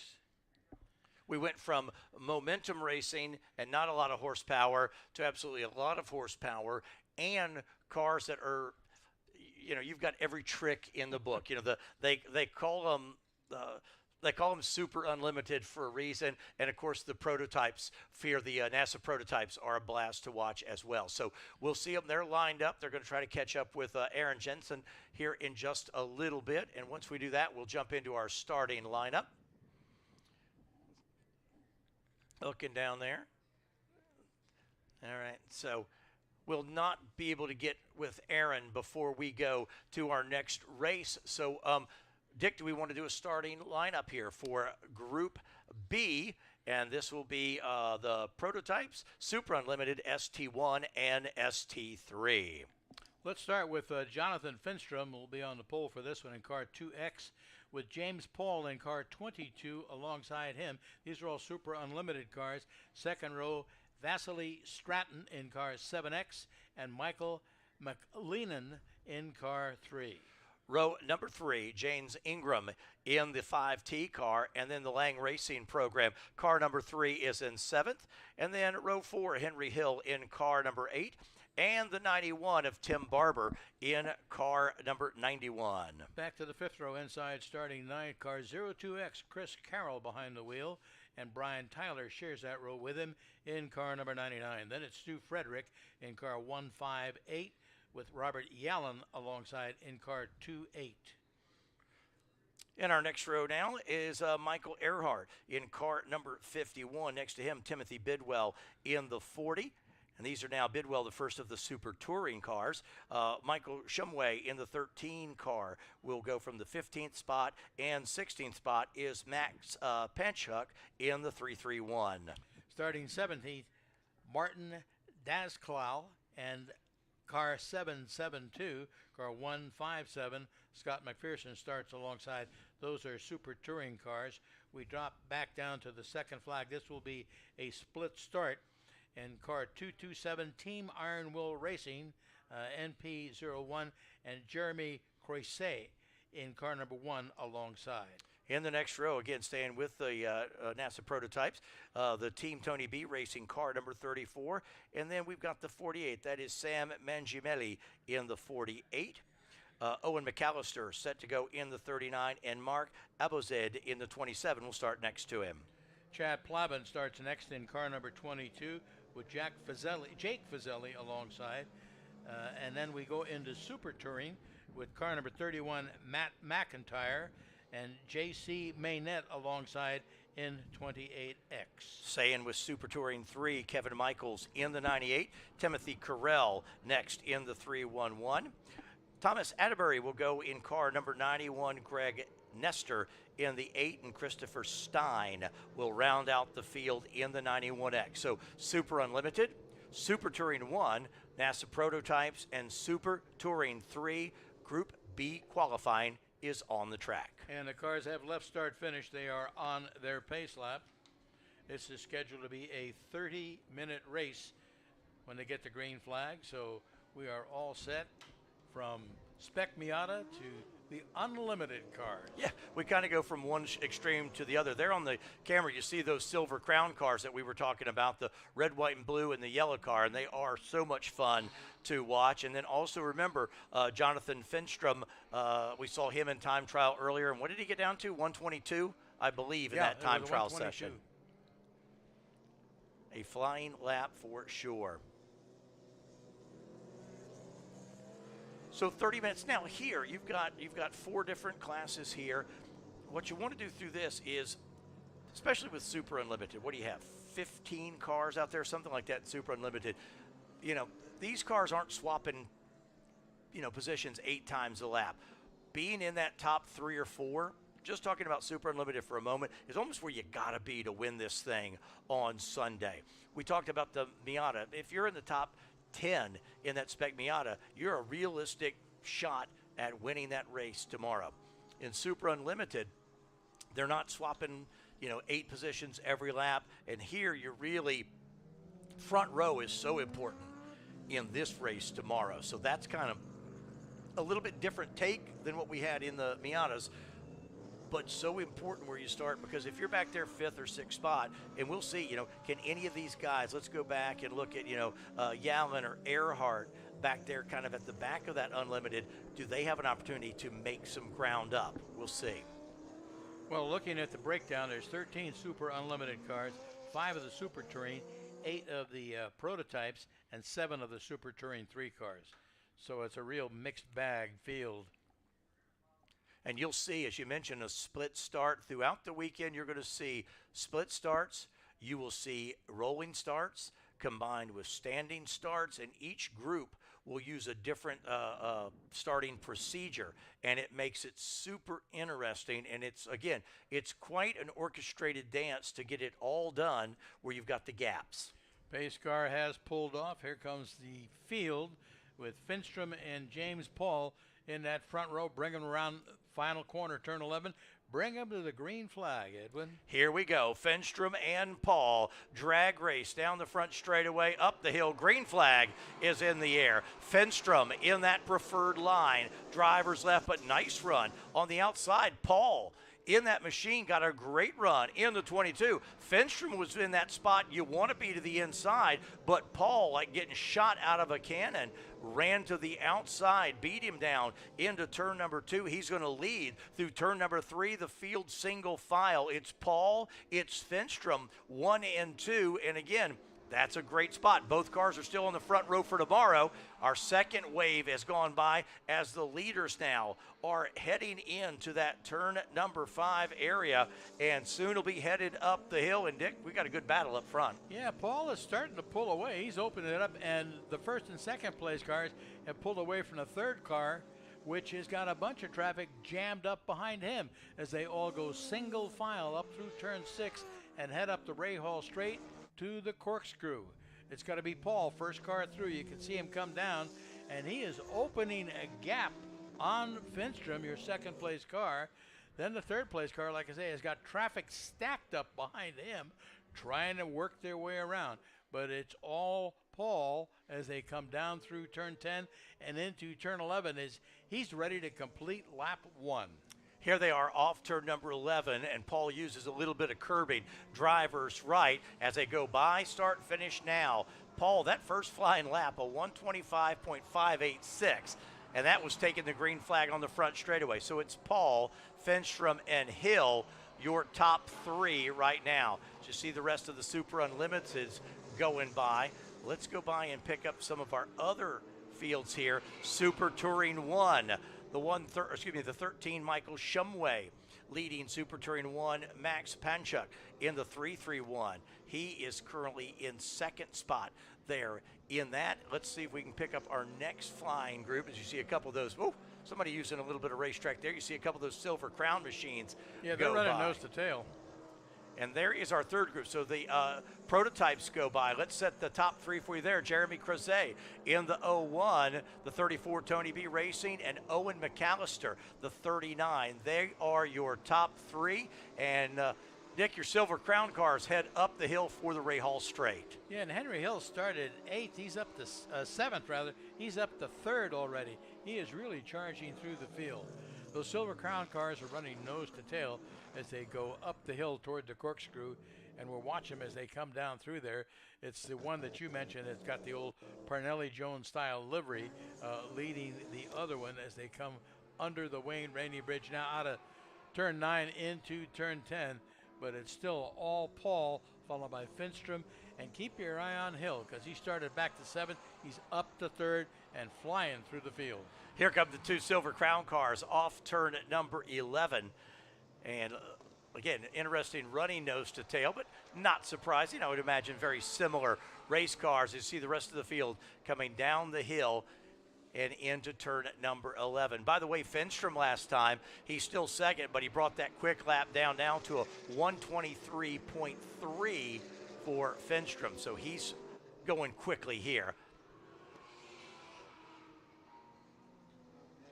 I was impressed. Paul, that was just got a good run on the start and made the pass on the outside, which I thought was amazing going into that first corner. He made the pass on the outside because I think Finstrom was trying to defend the 3rd place car at the start, was trying to pass him on the left. So Finstrom had to protect, and in so doing, wasn't paying attention to Paul, and Paul just sailed on by him going down into the Andretti hairpin. Paul said, thank you very much. I'll take that and roll on. So your leaders, let's go through real quick. Jeremy Crozet leading in the prototype. Shumway, the 13 car, leading in Super Touring 1. JC Maynette, the 28X, in Super Touring 3. And now Paul just went by start-finish line. Paul continues to lead in Super Unlimited. There's another one of those prototype cars going by. That's the 01 car. Yeah, the top 11 cars are all Super Unlimited cars. Let's set that top 10 for you. James Paul in number 22 is running first, followed by Jonathan Finstrom in the 2X car. Then it's Henry Hill third in number 8. John Van Canham in car 7 running in the 4th spot. The Lang Racing Development car number 03 is 5th. Michael McLennan is 6th in the number 3 car, followed by Tim Barber in 91. He's 7th. Brian Tyler 8th in 99. Chris Carroll 9th in car 02X, and completing the top 10, Stu Frederick in car 158. Again, top 10 all Super Unlimited cars. There's your prototype leader, Jeremy's 01 car, leading the way. And let's see what his gap's going to be. That's your leader in the NASA prototype class. And his gap now, almost 2 seconds over the Tony B Racing machine in second. He leads now into turn number 2. And those prototypes, absolutely beautiful. The NP01 class, as they're known here, racing in our Group B racing. He's through turns number 3. There's that line between 3 and 4. You see the car behind him trying to reel him in. But the 01 car leading the way, and those cars super quick as well. He's a 136 is his quick lap. As we take a peek back at turn number 11 and down the front straightaway, there's that 3 car making a move. Let's see. Nice. That's Michael McClellan in the 3 car. Yeah, He's he getting by dove the 03. inside. Yeah, that was a pass for position. That'll put him up in the top 5. So the 3 car goes to the top 5. That 03 now just out of the top 5. And there's your leader, the 22 car. Boy, they're all pretty close together. If we can pick up that James Paul machine. Now, Paul has fallen to 3rd in the 22 car, and now Paul may have lost a few more spots. Let's see. Yeah, and Henry Hill, that I had mentioned before, who started back in 7th, is now running in the 2nd spot. Picking up 3. And see, that's so huge for tomorrow, trying to start in that front position, at least as far to the front as you can. And I do see a double yellow now on the track. Double yellow on the track. Now, when the double yellow comes out, will the pace car come out and pick up the leader? It depends. They'll wait and see what that situation is. Right now, double yellow, so hold your position. And we see it again. And when that double yellow is displayed, that's all the way around the track. That's not a local yellow. There's your leader in the 22 machine. Well, with a double yellow, you cannot improve your position. You must follow the car in front of you. You can close the gap to them, but you cannot go around them. So essentially, all this does is group the field up together. It packs them up, and when they go green, it's like a restart for another race. All over again. And let me correct myself. I said James Paul, your leader. James Paul was your pole sitter, and Paul now is all the way back to 6th spot. And I don't know if possibly was Paul the cause, but Paul, who started on the pole, now is dropped. He is back to 6th spot. So again, you can gain spots here, but it also can be a very costly day as well. Absolutely. And I see tow truck has been dispatched. Evidently, there's a car, I haven't seen it yet, that is in a hazardous position that has to be moved so they can go back to green flag racing in a safe manner. Tow truck going through the infield area now, through the turn 2-3 complex, heading into 4. We'll follow them around and see if we can pick up the action and where that issue is. Tow truck going through turn 3, still on the pavement, working his way down under the tire bridge now in the infield area, heading to turn 4. And some unsung heroes of what keeps racing going there. And now you see the incident there. Oh yeah, there's body work on the track too. Yep. It looks like someone backed into the tires. You can see in that picture we just had, a bundle of those tires have been moved and upended. They're on their side. So a little bit of cleanup work and a little bit of wall repair schedule. So this could be a pretty long yellow. Track crew will need to do some work over there. Well, all these races being led to the flag by our pace car, the all-new GR Corolla, selected as the official pace car for the 2022 NASA Championships. This car is perfectly at home on a road course, and it's great to see it lead all the classes onto the track. Toyota and NASA first partnered in 2019 to give all GR Supra owners a complimentary 1-year NASA membership, as well as a complimentary day of instruction on a track. The program expanded this year to include all GR sports cars, including the GR86 and the all-new GR Corolla, so owners can learn precision driving skills from expert instructors in a track environment. You need more information, visit grsupra.drivenasa.com, and we'll see that car on track to lead us to every green flag this weekend. You know, with the advent of the brand new Advan A055 Racing Semi-Slick, Yokohama Tire has signed on as NASA's newest national partner. Yokohama's new Advan A055 Racing Slick presents another viable dot option for competitors to open tire classes such as Super Touring, Time Trial, Enduros, and NASA's German Touring Series.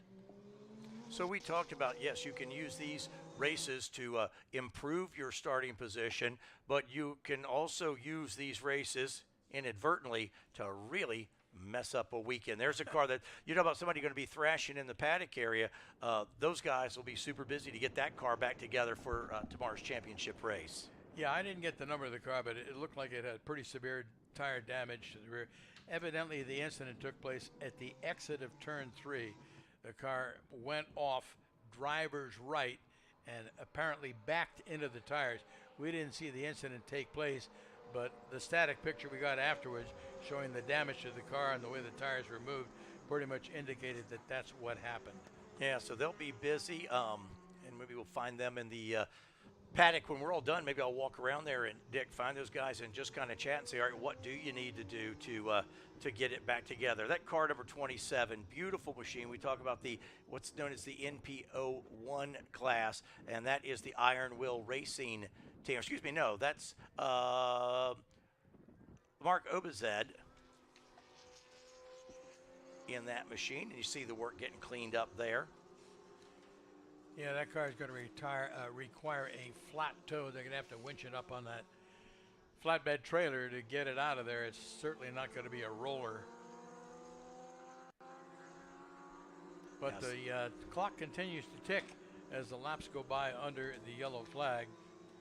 Let me go ahead and give you top 3 in each. In the NPO1, Jeremy Crozet in the 01, the 34, the Tony B Racing machine, and then the 48 of Sam Mangiamelli. That is NPO1. Super Touring 1, Timothy Bidwell in the 40 car, Max Panchuk, the 331, and Martin Daskow in the 772. That's your top 3 in Super Touring 1. Super Touring 3, the 28X, that's J.C. Maynett, Matt McIntyre in the 31, and Kevin Michaels in the 98 car, your top 3 in Super Touring 3, and Super Unlimited. That is Finstrom in the 2X car leading the way, Henry Hill in the 8 car, and third is John Van Kangam in third place. That's the 7 car. And James Paul, I believe Paul has possibly parked the car, because Paul now all the way down in the 13th position. I want to see if he comes by timing and scoring here. But yeah, I think Paul may have come down. Nope. Yep. So Paul may be done, and we'll see. We saw him get past on the first lap. By the way, we were talking about the pace car. There's the pace car. You asked if it would pick up the field. Indeed, the pace car has picked up the field. We'll lead him around because, again, some extended cleanup, just driver's right before we go racing. The car involved has been removed. Now it's just making the track safe for green flag racing again. Crew down there busy working on repositioning those tires that were moved and upended, so to speak. And once that's done and they clean up the debris, because there was debris on the pavement, I noticed in that first shot when the car was still sitting there. We've got about 4 emergency vehicles down there, including a tow truck. Workers busy working on those tires. Again, this is just about under the tire bridge in the infield at the exit of turn 3. Excellent view from that building we were in last night for the yes, it would have welcome been. party. You're looking right straight down at it. Talking about good views, let's ride with Stu Frederick here, Super Unlimited. Frederick in the 158 car. You see him up the hill. You see some of the Silver Crown cars in front of him there, but that's Stu Frederick in the 158 Super Unlimited. And, from the driver's seat, you do get a good feel for the elevation change. Here we are going up that hill, the Ray Hall Straight. And if we can stay with this shot, talk us through as we come up this hill to the corkscrew deck. Well, you come up there, you make a slight left, and then you're just about at the top of the hill there. You can see the workers' box on the left, right at the apex. And then you start to make your turn in. You get over driver's right to the right side of the pavement, and then the plunge, literally, as you start down the hill. You can see that car dive down. You see the pavement. First thing you look at when you cross the hill is sky, and then all of a sudden the pavement just falls away, and you have to follow it down. This is a great to give you that driver's eye view. Again, riding with Stu Frederick. Stu currently running 7th spot in Super Unlimited. Stu's picked up a couple spots here. Started back there in 9th place. He's up to 7th. And you see as they come down, and he'll make that final left through turn number 11. Emergency vehicles are leaving that turn 3 area. Evidently, there was a second car involved. I saw a second car on a flatbed tow truck. So nice work there by our track crew getting everything cleaned up. There's the pace car leading them down, and so we'll take a look there. They're still doing some cleanup there underneath the bridge, so we probably still have another lap or so behind that pace car before we go back green here. Jonathan Finstrom, overall leader in the 2X machine. And now we're seeing they're starting to roll. Yeah, all the emergency vehicles have left the scene of that incident at the exit of 3, so we'll have to keep our eye on the pace car. If the lights go out, that means we're going to go green flag racing. Pace car lights are still on as they take them through turn 4.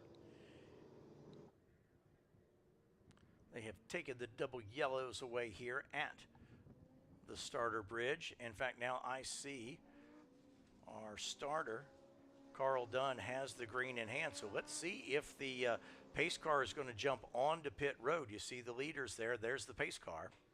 Yeah, pace car leading them through the infield. Coming under that other bridge now, going into turn 5 to start the climb to the top of the hill. Everyone behind, single file.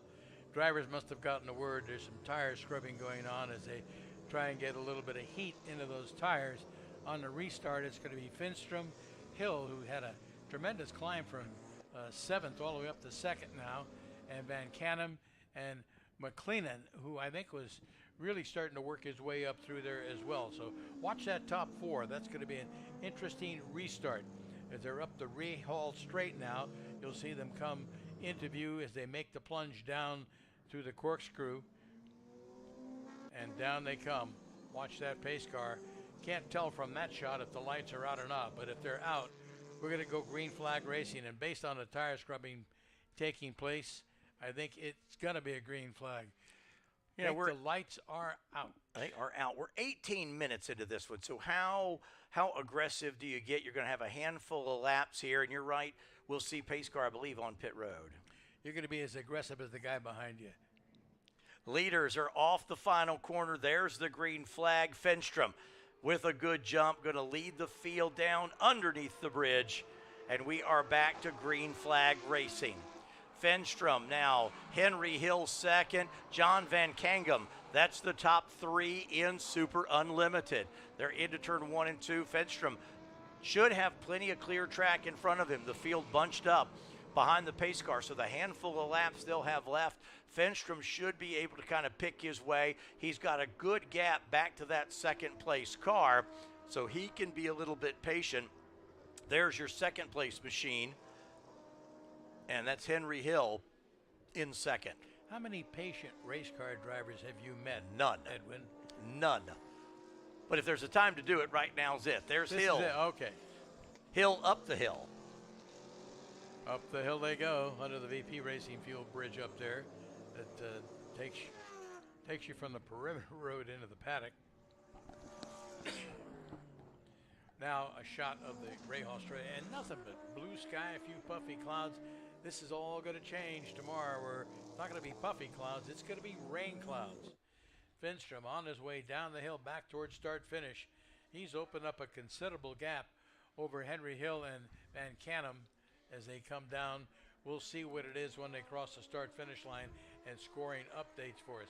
Finstrom really accelerating hard as he comes up the start finish straightaway, waiting for the second place car of Henry Hill. He comes by. Hill is 6 seconds back. So big lead for Finstrom. Let's go through these different categories to tell you where everybody's running right now. In the prototype, Jeremy Crozet still leading the way over the Tony B Racing machine, but the last lap, that was pretty tight. So that's your front 2 there. In prototype, Bidwell in the 40 car leads the way in Super Touring 1. Max Panchuk second in the 331, and then Super Touring 3, JC Maynard in the 28X, and Matt McIntyre. That's the good race right now, is Super Touring 3, because it's less than a second between those two drivers. There you see in the Super Unlimited car, that's the 7 going up the hill. That is John Van Kangum. He's currently 3rd in Super Unlimited. Yeah, and Van Kangum is really being pressed by McLennan as he was less than a second behind him as they crossed the start-finish line. So keep your eye on that battle too. That's for third overall and third in Super Unlimited. Van Canham in number 7, third, and McLennan in number 3, currently 4th. Here comes down the front straightaway your leader once again, putting another lap on the board. They've managed to complete 11 laps, a handful to go here in this one to set the starting lineup for tomorrow's Group B. There's the second place car going by Henry Hill. And Hill, now that gap's getting bigger. Now that gap almost 10 seconds back to Hill. Yeah, and there's another 3 seconds back to Van Canham, and McLennan still in pursuit of him, about 1.3 seconds back. Top 10 cars, all Super Unlimited cars before you get into that Super Touring battle. That's running in 11th and 12th overall. Timothy Bidwell in 40, leading Super Touring, being pursued by Max Panchuk in car number 331. And there's about a 5-second gap between those two cars. Beautiful machine right there, headed down into turn number 2. And everybody's just trying to take their time right now for a little bit, get sorted out. That's the 4th place car. That's Iron Will Racing Machine. And they lost a couple spots. They've lost 3 spots in this one. And they've kind of lost touch with the leaders there in 4th and going to have to deal with some traffic. So that's your 4th place car in the prototype class. And got some traffic to deal with. And boy, it's where you catch that traffic too, which is so important. And by the way, white flag is waving on this one. All right, so there 1 lap to go for your race leader, Jonathan Finstrom. Hill just goes by. He's 13 seconds in arrears. Finstrom pretty much dominant in this one. Yeah, Finstrom, once he got that, got a good start on that, he's been hard to touch. There we ride with that car. What a great in-car shot as they come over the hill and down the carousel. Beautiful in-car camera work, guys. I think we've got a shuffle in that top 5 too. Lang Racing Development car number 03 has now moved up into 4th overall. And you're riding right now with the car in 4th spot, Iron Will Racing, 4th in the prototype category. As the last of the cars are seeing the white flag, and the leader will be coming out of 11 here in just a little bit and should see a checkered flag shortly for our overall winner, the Super Unlimited car of Jonathan Finstrom. In fact, here he is down the front straightaway. Finstrom will pick up the win. And one car looping it around there in turn number 3 on this final lap. I believe the 34 car going for a spin. Is that the prototype car, I believe? Yeah, that's going to be costly. That was 2nd place in the prototype class, the 34 car looping it around. He gets it started again, but now everything he had gained, he's going to start maybe at the tail end of that field tomorrow. There's your leader, or excuse me, I should say winner right behind you there as checkered flag flies. There's the car that just spun. That'll be costly for him. We'll reset everything as they go through start finish. And yeah, bad time to make a mistake. Yeah, because you have no time to make it up. That's right. Once the final car takes the checkered flag, we'll give you the top 3 in each of our classes. And coming up next, Group C. And this is our biggest mixed group because ST5, ST6, HC2, HC4, the Legends, and Spec Z. And this one's one we want to watch because this is the race we have with our drivers got transmission trouble, having to hold the car in gear with one hand and steer with one hand. That will be a challenge. I just try to envision that going through the corkscrew, hanging on to the gear shift. Of course, he wouldn't be in 4th gear up there in the corkscrew. Yeah, that'll be a challenge. We'll watch. There's our car that spun. Will come around and to complete. And so that dropped him from 2nd all the way to 6th spot in that class. Ouch. Just said not the time you want to make a mistake. All right, let's give it to you. Jeremy Crozet in the prototype 01, the winner in class. Sam Mangiamelli in the 48 car second. And then the 227 car, that was the car giving us those great in-camera shots. Iron Wheel Racing, that's the top 3 for prototype. Super Touring 1, the 40 of Timothy Bidwell. And then it's Max Panchuk in the 331 and Martin Daskow, the 772. Is in 3rd place. That's Super Touring 1. Super Touring 3, Matt McIntyre in the 31 car was the winner. J.C. Maynett, the 28X, and then Kevin Michaels, the 98. They're your top 3 in Super Touring 3. And then overall, and your top 3 in Super Unlimited, the 2X of Jonathan Finstrom, the number 8 of Henry Hill, and the number 3 of Michael McClellan. And going all the way back, your pole sitter was the 22 car. He's going to end up 13th. So that will make his day much more difficult tomorrow. I'm not sure what the issues are on the 22 cars. We take a cool down lap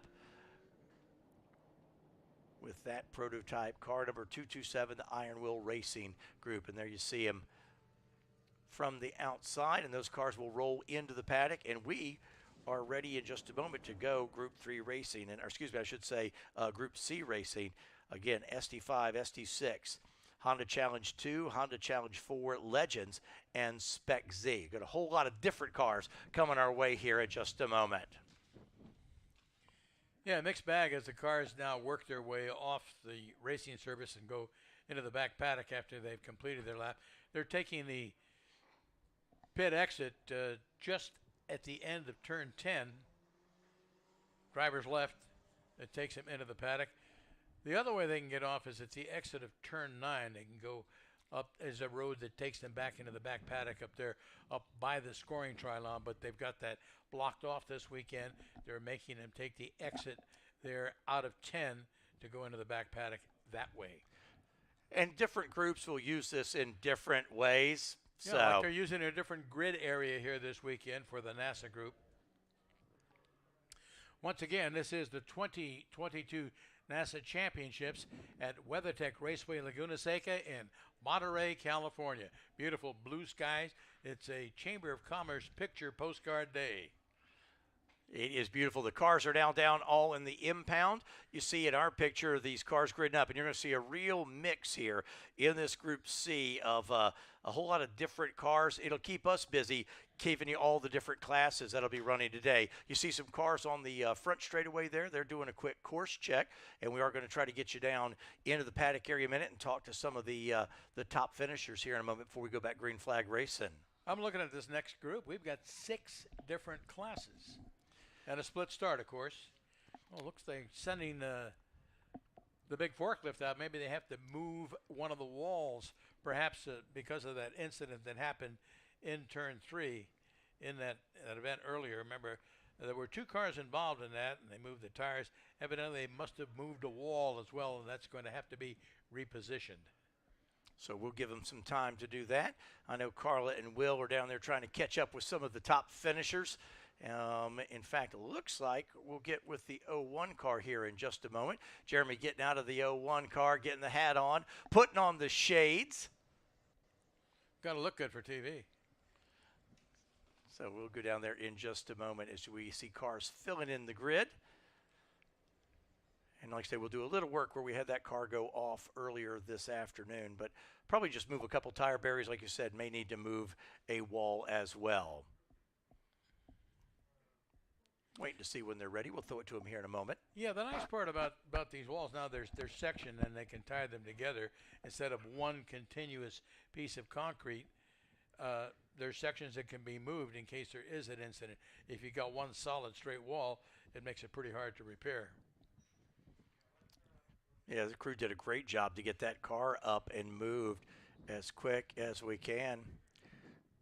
All right, so let's see. We go down there, and we're with the winner. The NP01, and Will Falls is with the winner. So Will Falls. Yeah, but the winner just ran away. All right, we'll check back in with Will in just a second. As soon as Will's ready, let us know, Will, and we'll throw it to you.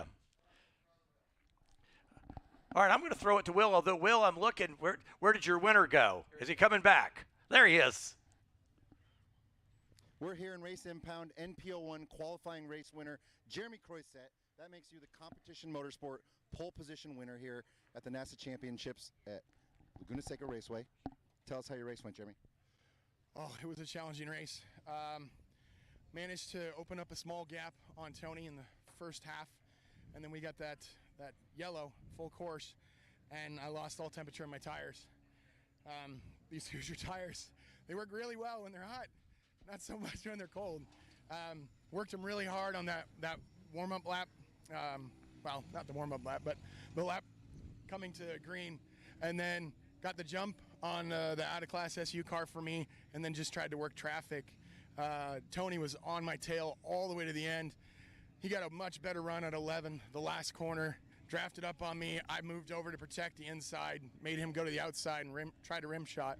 And then he got a way better run out of 3. I thought about protecting and then went, all right, let's have a race. And he tried to stick it down, and I thought, okay, he's not going to make it. He's going to back out. I turned in. We had contact. Tony spun. Sorry. Tony spun. And, oh, man, I got to say, that was one of the best races I've had in a long time. Tony's a hell of a driver. I'm hoping the weather holds out tomorrow because I can't wait to race against that guy in the whole field.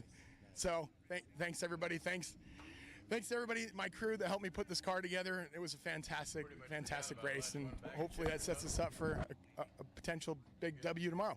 Yeah, the announcers up in the booth are talking a lot about potential weather tomorrow. Who knows which way that's going to go. It's hard to say strategy whether or not it's going to be dry or wet. So congratulations on pole position in MPO1, and best of luck tomorrow. Thanks very much. Back to you guys in the booth. Hey, thank you very much. Will, Jeremy Croisset with the win in the 01. You heard him. In fact, we saw him there at the end going back and getting with Tony and giving him a handshake. But that was a great battle, again, for the NPO1. Well, what a great run for Fenstrom in the 2X car. Fenstrom with a quick lap of 122.896. Taking the win in Super Unlimited and taking the overall win. That'll put Fenstrom on the front row for the championship race tomorrow. And Fenstrom, as you saw, beat Paul to turn number 2 at the beginning of the race and then never looked back. About the only thing to slow Fenstrom down was that one full course caution, but good run for the 2X of Jonathan Fenstrom. All right, I believe now Carla has caught up with him. So, yep, let's go down there to the paddock area. And Carla is with our winner, Jonathan Fenstrom. Carla? All right, I'm here with Jonathan Fenstrom. He is the race winner overall and Super Unlimited. He actually also is the fastest in TTU so far today. And you're the pole position reward from Competition Motorsports. Congratulations, Jonathan. How did the race go for you today? Race went well. I had a good battle with James Paul for a while. He got me on the start, and then I was behind him, and unfortunately he had a little incident, and luckily they're both safe, so that's very happy. And other than that, it was pretty clean sailing. After that, a few passes of the tin top car. Other than that, it was really smooth and pretty non-eventful, except that incident with James had. I feel bad, but I hope his car's okay and they're okay, and that's the most important thing. Are you worried about James Paul coming back tomorrow and giving you a battle tomorrow? Of course. He has. I have a little better in cornering braking. He has a little more horsepower, but he's also very good in cornering braking. So it's kind of a boomerang effect. So it should be a good race if he comes back tomorrow and his car is healthy and all that stuff like that. So yes, definitely worried. Yeah. All right, and TTU, are you looking to get that pole position as well? TTU, I think my time will probably stand because we had cool weather this morning, and the way the rest of the weekend looks, it may be hard to get that time again. So I feel pretty confident in that, but you never know what happens. So we'll just keep going at it. But right now I have the best time, and hopefully it stays that way. Anything that you want to change overnight to your car, or you think you're pretty solid going into the morning? Just go, probably new brake pads, bleed the brakes, new sets of tires for next races, and that's probably everything else is pretty stable. But I'd like to thank my sponsors too, the Protector brand, Wafers, Butter Boys, V2 Motorsports, and my driving coach Johnny O'Connell. Right on, confident, collected, and ready for tomorrow. Jonathan, congratulations again. And I'll send it back over to the guys in the booth. Thanks, guys. Thank you. Thank you very much. Congratulations, Jonathan. Thank you so much, Carla. And we're getting ready to go here with Group C coming up. They're doing a little cleanup on track. You see the grid filling up. What do we have? 6 different groups running in this one, and I'll pass it over to you, Dick. Give us the starting lineup of where they're starting. Thank you very much, Edwin. And we're going to start out with the Super Touring 5 cars. On the pole is car number 24, the Team Palomar Racing Blue 24. Alongside in that front row, Tommy Lowe in car number 8. Back into the second row, 72X Team Moore Wood Creative. And completing that second row, Bryce Cleaver in car 133. Third row, car number 73, Team Morewood Creative, ALD. Those are all Super Touring cars. And completing that row in car 71D, Jacobson Dennett in a Legends car, leading the Legends contingent of 4 cars. Next row starting 7th, that's the inside of row 4, Bobby Pugh, car number 3, a Legends car. Bobby Christensen alongside in a Legends car, car 4C. And finally in car 91P, Brian Poag in a Legends car, last of the Legends cars, starting 9th overall, which would be the inside of row 5. Bill Bodish in car number 16 is the leader in Spec C and the inside of row number 6. Then Ashley Burt in car number 10, also a Spec Z car. Car 219, Matt McCarthy in Spec Z, and car number 25, Weston Pawlowski in Spec Z. Then this is a split start. They're in the first group, first flag flying. Second flag flying will go to car number 93, Team Scott Adams Driver Development in the Honda Challenge 2 car, 93. Jonathan Baker in the next row, car number 32, Honda Challenge 2. Completing that row, 145, Alexander Tarandels Newell, Honda Challenge 2. Justin Krickenberger in car 72 starts 21st. And alongside number 713, Dane Bird, back in the 23rd starting position, row 12. 71, Marcel de Kerpel, alongside Michael Iacchino in car number 8. Then it's car 920, Dai Win, and car 0, Team Driving Force Motorsports, is the first of the Super Touring 6 cars. Christopher LeBouf starts 27th, that's the 14th row, in car number 4, alongside 33X, Eric Talistu. In the next row, car number 14, Alec Jested. Michael Amelko completes that row in car number 76. In the 31st starting position, number 57, Team Build My Wealth Racing, alongside Stephen McHenry in car number 2. 33rd on the grid, number 88, Vincent Ubaldi, last of the Super Touring 6 cars, alongside number 45, Team Beans and Dog Racing, Honda Challenge 4 car. Team Double Nickel 9 starts 35th in car 33, alongside number 38, Lauren Fancy. And in the 37th starting position, that's the 14th row, car number 38, Greg Carr, alongside number 28, Team Double Trouble. And the final row, number 91, Carlos Valencia, and car number 82, James Landry. Those last 7 are all Honda Challenge 4 cars. So 6 cars, or 6 classes, I'm sorry, in this group. 3 in the first half of the field, and then the second flag will be Honda Challenge 2, Touring 6, and Honda Challenge 4. Super Touring will lead the field to the green with the Legends and Spec Z cars. That's your starting field for Race Group C. That's a handful. Not bad. A lot going on there. Okay, who's our one-handed driver? I shouldn't say one-handed, but having to drive. It's one of the Honda Challenge cars, I believe. Yeah, the 91, Carlos Valencia. So we'll see how he goes driving with a single one-handed driving. They're coming down. We should be getting green here in just a moment. Here they come up the start-finish straightaway. That front row, Team Palomar and Tommy Lowe. Well, Legends car snuck right up in there in that group.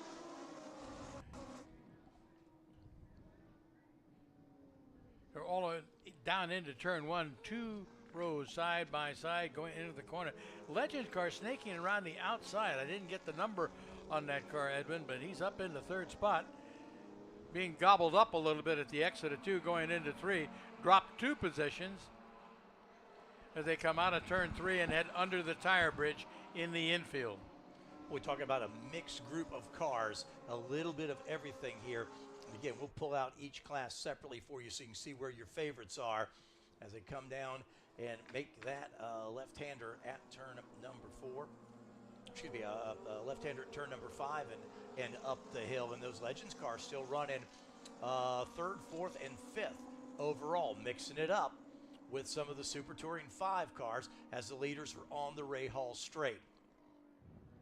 For the first time on the Ray Hall Straight, there's the leaders by. There's a couple of those Legends machines. Again, mixing it up with the Super Touring 5 as the leaders are in the corkscrew. Team Palomar leading the way down the hill. We have turned into a beautiful afternoon here. So we're going to split up all these classes for you so you know where your favorites are running. One car steps out a little bit. I think that was second place car. Yes, it was the number 8 car. Using a little bit of a extra racetrack as the leaders, Palomar's back by the front straightaway. Putting lap number 1 on the board. Legends car scooting by as well. All to set the field for tomorrow's championship race. Yeah, Dennett on the move in that Legends car. He started 6th. He's already up to 3rd overall, it looked like, as he went by here at start-finish.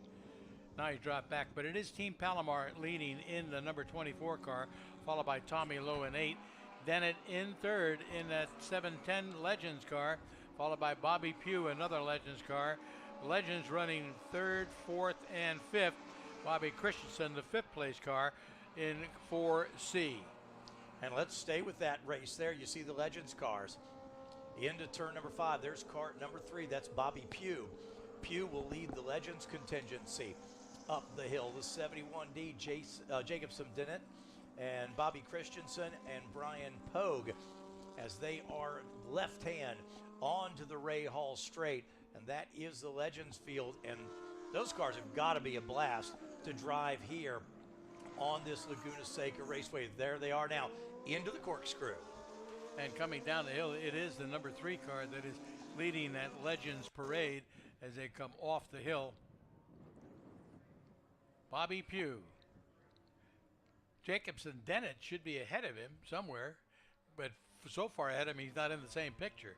Well, and maybe we'll see. Maybe it'll reset when they hit timing and scoring, because he may have gotten by him after the last timing loop, because they're showing the 71. So let's see. Gosh, look how tiny that Legends car looks.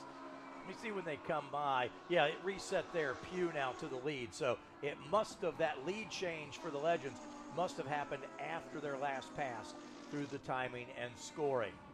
So it's Pugh, Dennett, and Christensen. 3rd, 4th, and 5th overall. 1st, 2nd, and 3rd in Legends. In the meantime, the Super Touring 5 Palomar Racing entry number 24 well out in front. He's already got 2.5 seconds over Tommy Lowe, who's 2nd in the number 8 car in Super Touring. 3rd in Super Touring is the number 72X Team Morewood Creative, and they are 6th overall. And there's Morewood. You see the red, white, and blue BMW. There's the 72. Again, 3rd place in Super Touring 5, and having his hands full trying to get by that Legends car in front of him. They're up the hill, and so Morewood, who's losing some ground to the front too in Super Touring 5, is having his own great race with the Legends machine, and now he'll get by going up the hill. He should clear him as they get into the corkscrew here in just a minute, and he does. So he's got clear. That's your 3rd place car in Super Touring 5. Watching them as the rest of the cars come down the hill, we've been ignoring the Hondas so far as they're further back in the pack, and they're having a battle of their own, the Honda Challenge 2 cars and the Honda Challenge 4 cars. Let's talk about Honda Challenge 2 for a second. Justin Krickenberger, the 72 car, leads. Alexander Teledelis Newell in the 145. And then the Scott Adams program car number 93. That's your top 3 in Honda Challenge 2. Honda Challenge 4, my favorite name for a race team, is the Beans and Dogs Racing over double nickel 9 to 33 Greg Carr in the 56. That's your top 3 in Honda Challenge 4. We've talked about the legends, Pew, Danette, Christensen, and then in Spec Z, Ashley Burt in the 10 car, Bill Bowdish in the 116, and Matt McCarty, the 219. In Super Touring 5, overall, the Palomar Racing team in the lead in the 24, Tommy Lowe. In car number 8 is second, and the 72X, the Team Moorwood machine, is third. In Super Touring 6, Drive Force Motorsports, the 0 car, leads over Michael Omelko in the 76, and Eric Talitsu, 33X, your top 3 in Super Touring 6.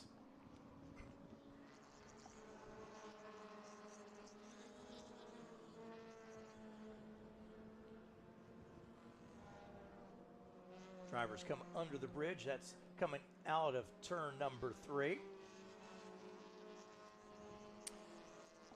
Good battle in the legends between Pugh and Dennett. Pugh is the leader in that number 3 car. Dennett in the number 7 car, right behind, about 0.3 of a second. So that's a battle for not only third overall, but second in legends in that class as well. Further back in the legends, Christensen is running 6th, followed by Brian Pogue in 7th. Palomar Racing, overall leader, right around turn number 4 right now. So Palomar Racing leads the way overall in Group C Racing. We'll pick all the cars up off turn number 11 as they reset the timing and scoring. And again, a lot to keep track of with multiple classes in the race. And so what we'll do, in fact, going up the hill right now to turn number 5 and 6, there's your leader in turn number 6. Camera 5, you can pick him up. Camera 5, you can pick up the leader.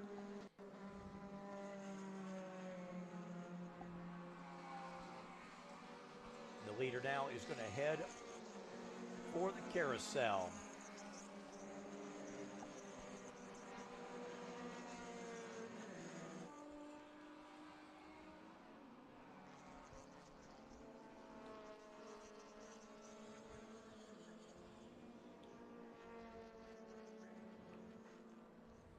So everything has settled down. I always hate to say everything is settled down because then it gets all crazy. As soon as I say, oh, something's settled down, then it gets a little weird. We're going to try to get a live in-car shot for you here.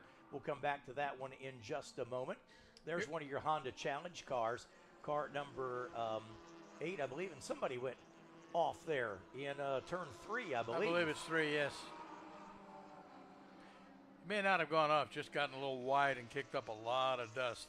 Well, as dry as it is out here, you mentioned before, Dick, just the slightest, even a little too off, is going to send plumes of dust everywhere just because of how dry it is out here right now. Let me give you the overall. The first 2 cars are both Super Touring cars. Palomar Racing, the 24 car, over the 8 of Tommy Lowe. Third place is a Legends car of Bobby Pugh. Fourth, Jacobson Danette, the 71D, also a Legends car. And then rounding out the top 5, also a Super Touring 5 car. That is Moorwood Creative.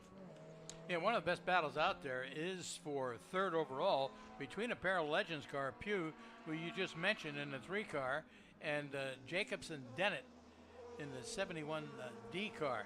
They are 0.2 of a second apart and really hammering on it. You can see them going up the hill there in that one shot we just had up. They're on their way to the top of the hill. Yeah, it's a climb. A lot of these guys getting into the spot they want to be in so that come tomorrow, when the championship is done, they'll be serving themselves a nice glass of Monte Cervino, the wine of champions. Do you think they'll invite us over post-race for a little Monte Cervino? No, they'll invite us over for the Daredevil coffee and keep the wine to themselves. I'll need a little Daredevil coffee tomorrow. Still having a little bit of issue with that in-car camera, so we want to give you that shot because it does give you such an idea of what the racing is like here around the racetrack. And again, everybody's now kind of settled out and calm for a little bit. But again, that's sometimes there you it's go, not a good trying thing to stir up say. trouble again. Exactly, Edwin. exactly.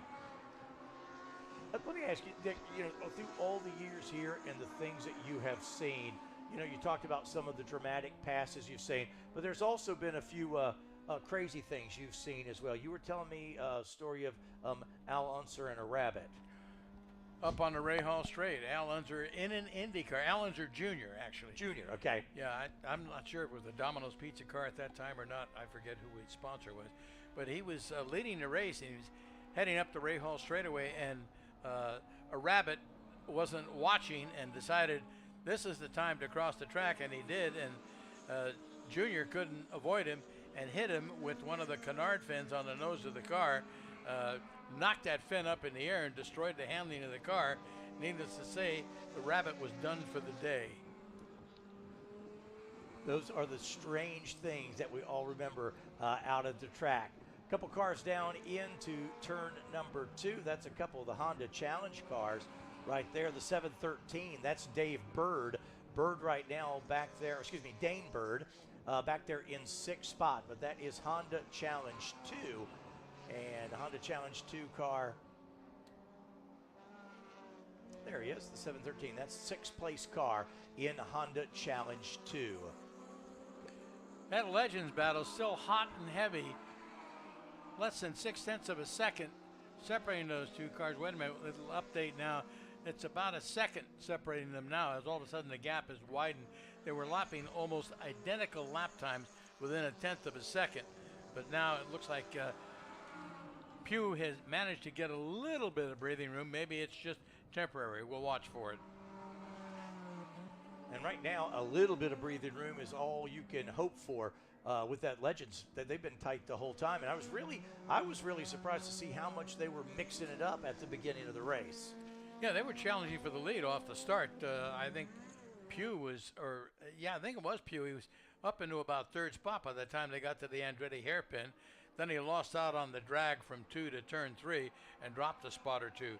But he was right in there with them. Well, if you think about it, looking at Super Touring 5, Palomar Racing, their fast lap, and one car going, that was headed into the paddock area. Caught my attention. I was like, somebody going behind the wall. I was like, he's going to the paddock. Let me finish up, though. On Super Touring 5, Palomar Racing, their fast lap of the race is a 1:39.603. Bobby Pugh's fastest lap in a Legends car is 1:40.525, so just a little over 1 second differentiating between the fastest Super Touring 5 lap and the fastest Legends lap. Yeah, it was one of the Hondas that pitted. I think he came in too fast to exit the way he wanted to, so he had to come up through the racing pit lane and then go center wall to the back paddock. Well, let's take you a tour here of all these classes. We'll give you top 3 in each. Honda Challenge 2, Justin Krittenberger in the 72. The Scott Adams team in 93 is second. Jonathan Baker, the 32 car, is third in Honda Challenge. And Pugh in the Legends car has moved into second. He's gotten around Tommy Lowe in the Super Touring car. This is getting good, and the Legends mixing it up. Quickly to Honda Challenge 4. Beans and Dogs, they're first in the 45, double nickel in second, and then Greg Carr, the 56. That's your top 3. We mentioned Legends. Pugh in the 3, Danette in the 71D, and Christensen, the 4C. That's Legends. Spec Z, Ashley Burt in the 10, Bill Bowdish in the 16. There's a look at that Legends battle. And Matt McCarthy in the 219 and Super Touring 5. Palomar Racing, the 24. Tommy Lowe in the 8 and the Moorwood team in the 72X. And Super Touring 6, the Driving Force Motorsports in the O. Michael Omelko in the 76 and Aaron Talitsu, the 33X. That's the top 3 in all of your classes. Those 2 Legends cars that are nose to tail, and they're going to catch traffic when they get to the top of the hill in the corkscrew. This could be the spoiler. Let's see if we can keep our eye on that now. They're up at the top of the Ray Hall Straight, heading into the corkscrew now. That traffic is down below them. They're not going to catch it till they get down to about turn 10 or 11. going under the Wayne Rainey Bridge now through turn 9 down into turn 10. Tell you how good that is. That's Just the battle for third and fourth for Legends. It's a whale of a fourth race. for Legend and second overall, it looks like. You know, those Legends cars are originally designed as short track oval cars, both for asphalt and dirt, and then a group started to bring them road racing, and they've become very, very popular. And it kind of depends on NASA, kind of from region to region, where you have the most of those cars, but they've turned into a great road racing car. And again, that's Christensen in the 4C and the 91P of Brian Pogue. That's fun to watch. Yeah, and they got the perfect spot to get by that traffic. It was on the front straightaway, so it didn't hold them up at all. I think those cars were developed by Bruton Smith out of Charlotte. That is correct. Charlotte Motor Speedway. But what a battle those two are having. They're putting on a great show for the spectators here and all of us, all of you that are watching this live stream of the 2022 NASA Championships here at WeatherTech Raceway Laguna Seca in Monterey, California. Today is qualifying race day. All of the races that we have are qualifying races to set the field for the weekend. And I see a waving yellow down there just past turn number 1, and maybe a car off. It looks maybe drivers right there, but in fact we see the yellow. We're going to see a full course yellow, and we might, I see yellow at the starter stand, and now he has withdrawn He's that. pulled it, yeah. Yeah, car was off and probably a little close to the racing service, and now back on, so we're good to go. Yeah, so fortunately it was just a local yellow and not full course. So that situation has been corrected. We're back to green flag racing for the remainder of this one. This is race for Group C, ST5, ST6, HC2, HC4, Legend Spec Z. 6 classes running in this one.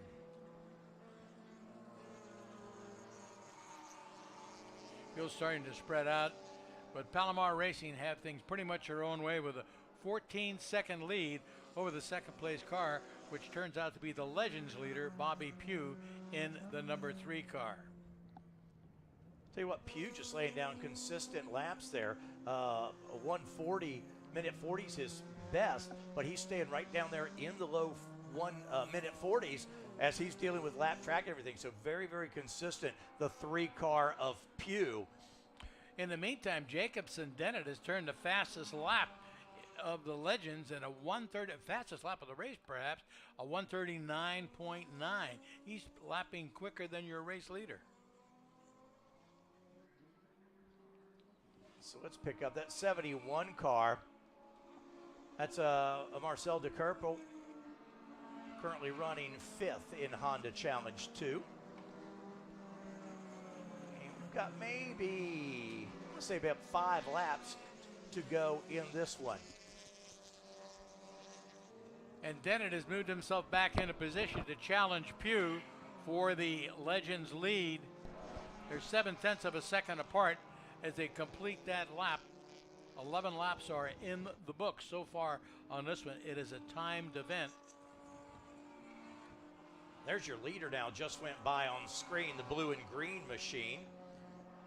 That's the Palomar Racing. And then right there, that is the 33 car. That's the double nickel machine. That's double nickel 9, I believe, second place now in a Honda Challenge 4. So second place there. And you're seeing timing and score. It'll show you the overall run, and then we'll try to break it down for you based on which class they're running in. But yeah, that's the double nickel 9 machine at the top of the hill in Honda Challenge 4. Looking for that Legends battle between Pugh in 3 and DeBennett in number 71. I think you've got them coming to you on Ray Hall Straight right there. Let's see. There's the double nickel team. We'll watch them as they're coming down. We're looking from the corkscrew on down to turn 9. A couple of Hondas in the picture now in turn 10.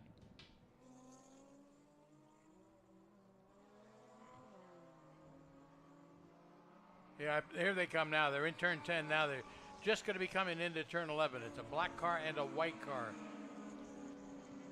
There they are in turn 11 coming up the start-finish straightaway.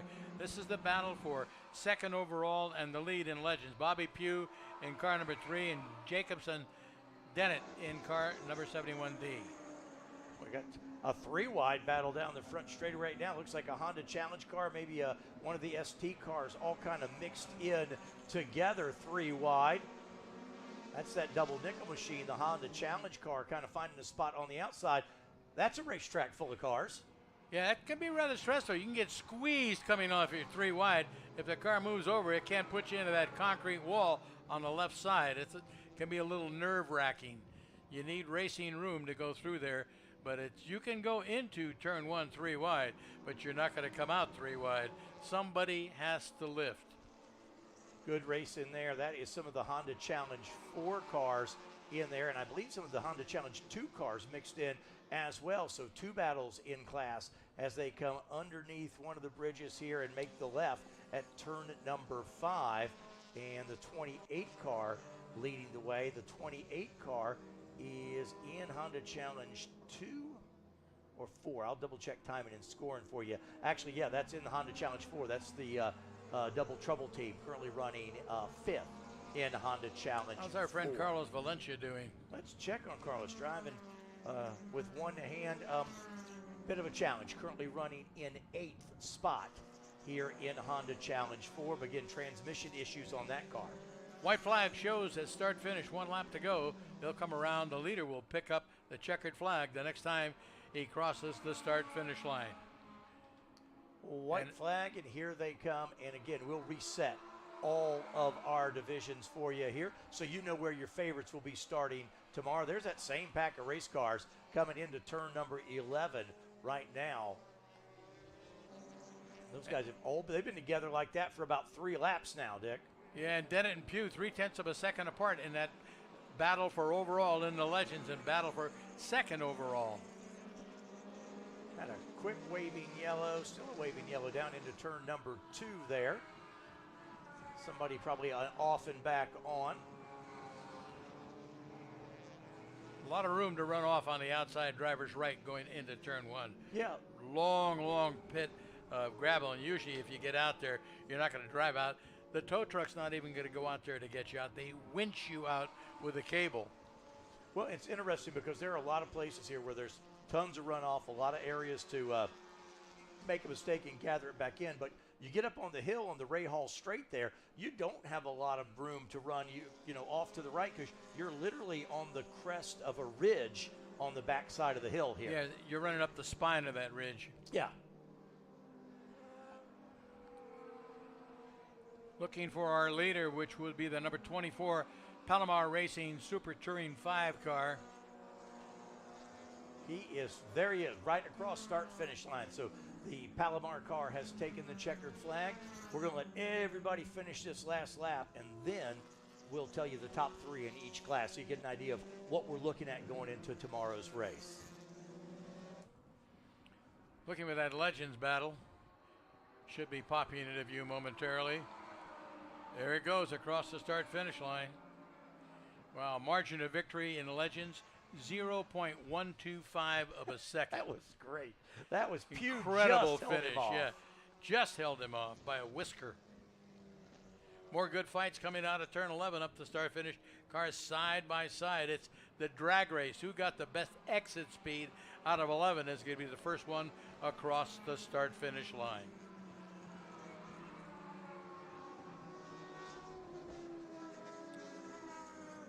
Some of these guys look like they're still racing after they've taken the checkered flag. I just want to be sure. Did I get to the line? Okay, I got to the line. I'm good. I'm good to go now. So. I need an insurance lap. Boy, we saw somebody yesterday just in one of the warm-up sessions. They blew a red flag and got stopped at the flagger stand, and the starter there, Carl Dunn, had a conversation, a spirited conversation with them. But you know, counseling. A counseling session. That's exactly what it was. I believe we still got a few more, so I don't want to do rundown, so I get the last cars across the line.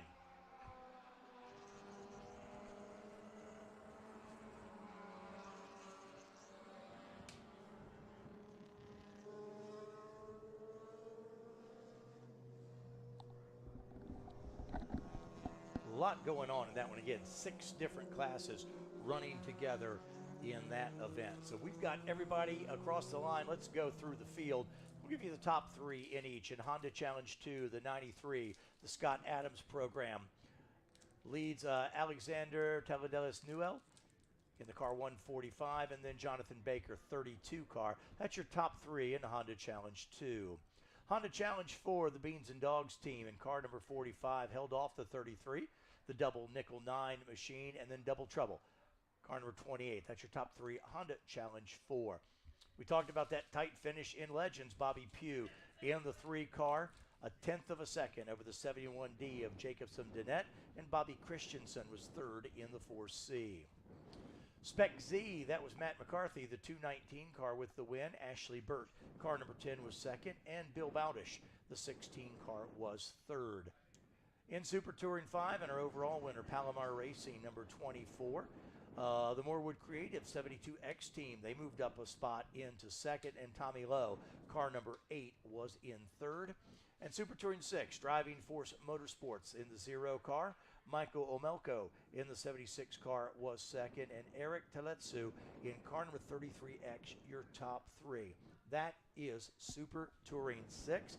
Coming up next is our Group D qualifying race, and this one featuring the 944 Spec and Spec E46. So we'll have 2 classes running in the upcoming race, and they're letting everybody get back down to the paddock area, and I see some of the big work going out there. So we may have a little tire wall repair as well, because I see some of the track crew coming out there. Heavy equipment going out on the track. So this NASA Championship qualifying races so far, Dick, you've seen a whole lot of stuff here. What's kind of caught your attention so far? Well, the intense battles in each class is what I'm surprised at. It's very, very close and very, very competitive. And again, we had spoken earlier, probably 80% or more of these drivers first time at WeatherTech Raceway. So they've learned this track rather quickly. Sharp learning curve. You betcha. Sharp, short, however you want to describe it. Well, tonight you're going to have drivers that the car was good today, but they don't know what the situation's going to be tomorrow. Do they change something? You got drivers who either had a mechanical or they found some tire barriers, and they're going to have some work to do. And then everybody's going to be trying to figure out what in the world are we doing with weather tomorrow. So whether you had a great day today or a bad day today, you're going to be busy in the paddock trying to figure out what the heck you're going to do for tomorrow. And at this stage, it's a guess. Yeah, good reason to tune in tomorrow. Yeah, it's something to think about, and boy, there'll be plenty of action to watch tomorrow when these races get underway to decide the championships for 2022. 45 minutes, so there is a little more strategy. Today's 30-minute qualifying races, but yeah, it will have everybody thinking. It will have everybody kind of down in the paddock area trying to figure out what to do overall. By the way, speaking overall, we've got the overall winner with Will Falls. Will, take it away for us.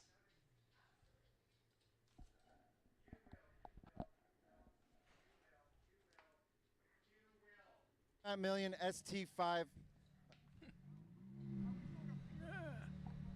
Okay, Will.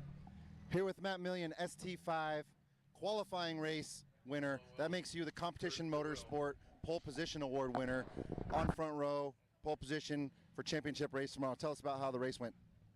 Well, it went about how we planned, which is very rare in motorsport. That was plan A, was just to qualify first, hold the lead the whole time, and just kind of run away slowly, don't do anything crazy.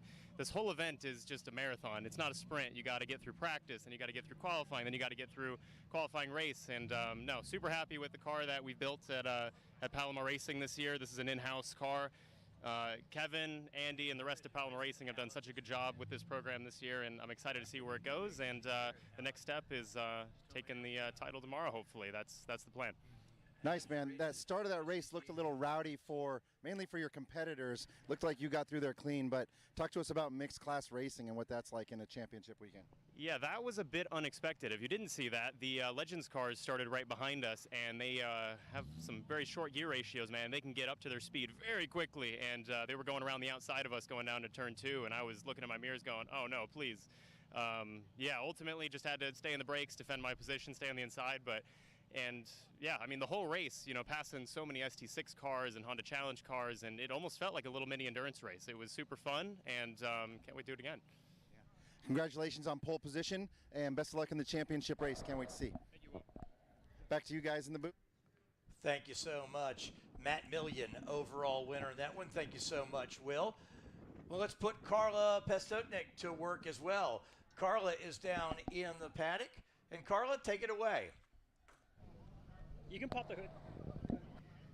I'm out here with Carlos Valenzuela. He is here with Team Beans and Dog Racing. He just won Honda Challenge H4 and is the Competition Motorsports Pole Position Award winner. Congratulations, Carlos. Thank you very much. Thank you, thank you. How did your race go for you?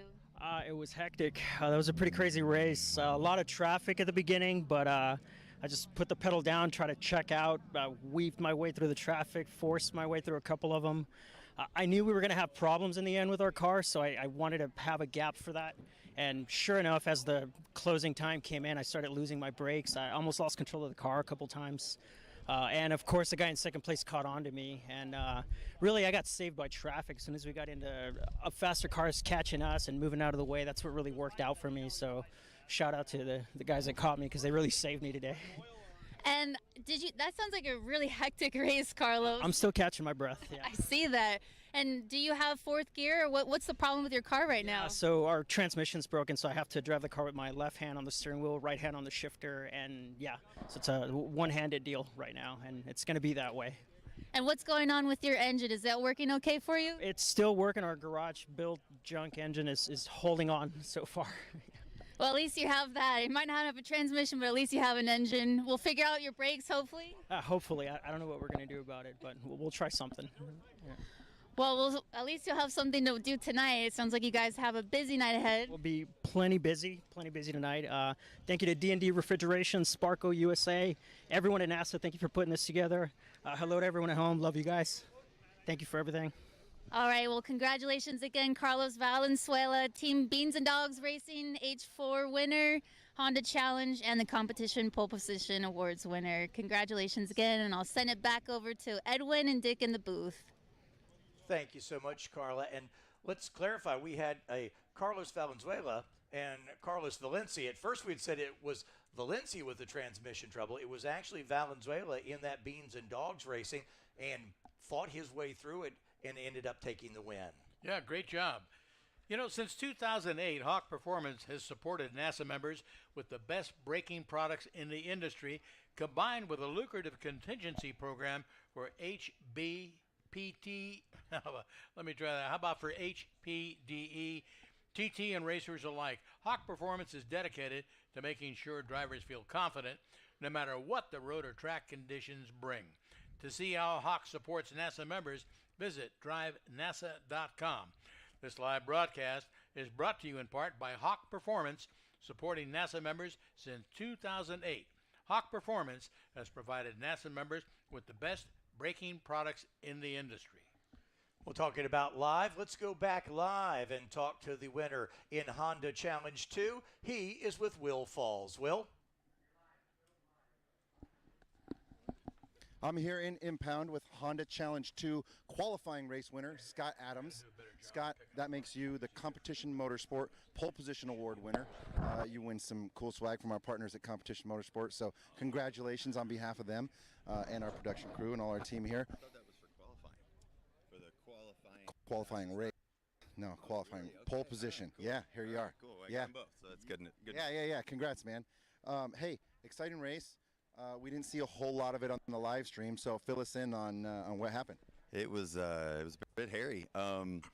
We had like a 4-car fight. First couple of corners, probably I guess the first 3 laps, and all of a sudden Krickenberger found his way into the lead, and the 145 car and I were battling to try and get kind of back up there to him, and I guess he missed the shift. We kind of got into each other a little bit. And then, unfortunately, for one of my best friends, Justin Krickenberger, he broke in the lead with me trying to chase him down maybe 3 or 4 laps to go. So I hope he's okay. He's kind of stuck in the gravel pit down at turn 2 right now, but hopefully he can put his car back together and be back in the fight with us. Nice, a little bit of drama in Honda Challenge. Dane came in with a flat tire, so doesn't look too bad, but what are you expecting for tomorrow, aside from the Scott Adams full send from pole? I expect another fight from the boys here behind. I mean, we've got at least 4 or 5 of us with a pretty solid chance to win. So as long as we can keep our car together and keep it going, then I think we're going to be okay. But it's going to be a fight. Nice, man. Congrats on a good weekend so far, and we can't wait to watch more. Back to you guys in the booth. Well, Falls, thank you very much for that chat with Scott Adams as we get ready for our next event. As Edwin has said, 2 different classes, 944 Spec and Spec E46. Got 16 cars in 944 Spec and another 14 in Spec E46, and they're going on under pace lap. So let's start running them down. Marcedo Vine leads 944 Spec. He's starting first in car number 9 alongside John Pentelet Molnar in car 84, then 81 and Callum Fletcher, and 58 Charles Sharp alongside. Kevin Fry's next in car 42 alongside him Gian Bowles, and then in the next row car number 53 Bryce Alexander and Jeff Heitz in car 19. Let's go down to 9th and 10th place. Ty G is in the 79 car. Jim Richmond next to Ty in the 35. And then the next row, Jordan Sedaris in the 44. Owen Burns set to roll from 12th spot in car number 60. In the 7th row, Philip Asteen in car 25. Carl Atwood alongside in car 7. Wayne Alexander in 76. And Mark Weiler in car 96. That's the last of the 944 Spec entries. So let's go to the front row of Spec E46. Jason Fraser will start in the 31 car, and the Team JDZ will be next to him in the 16. Second row for Spec E46, Luke Weisenberg in the 46 and Jonathan Parashone in the 90. Next up, car 615, Casey Mashore alongside Team JDZ Motorsports in car 15.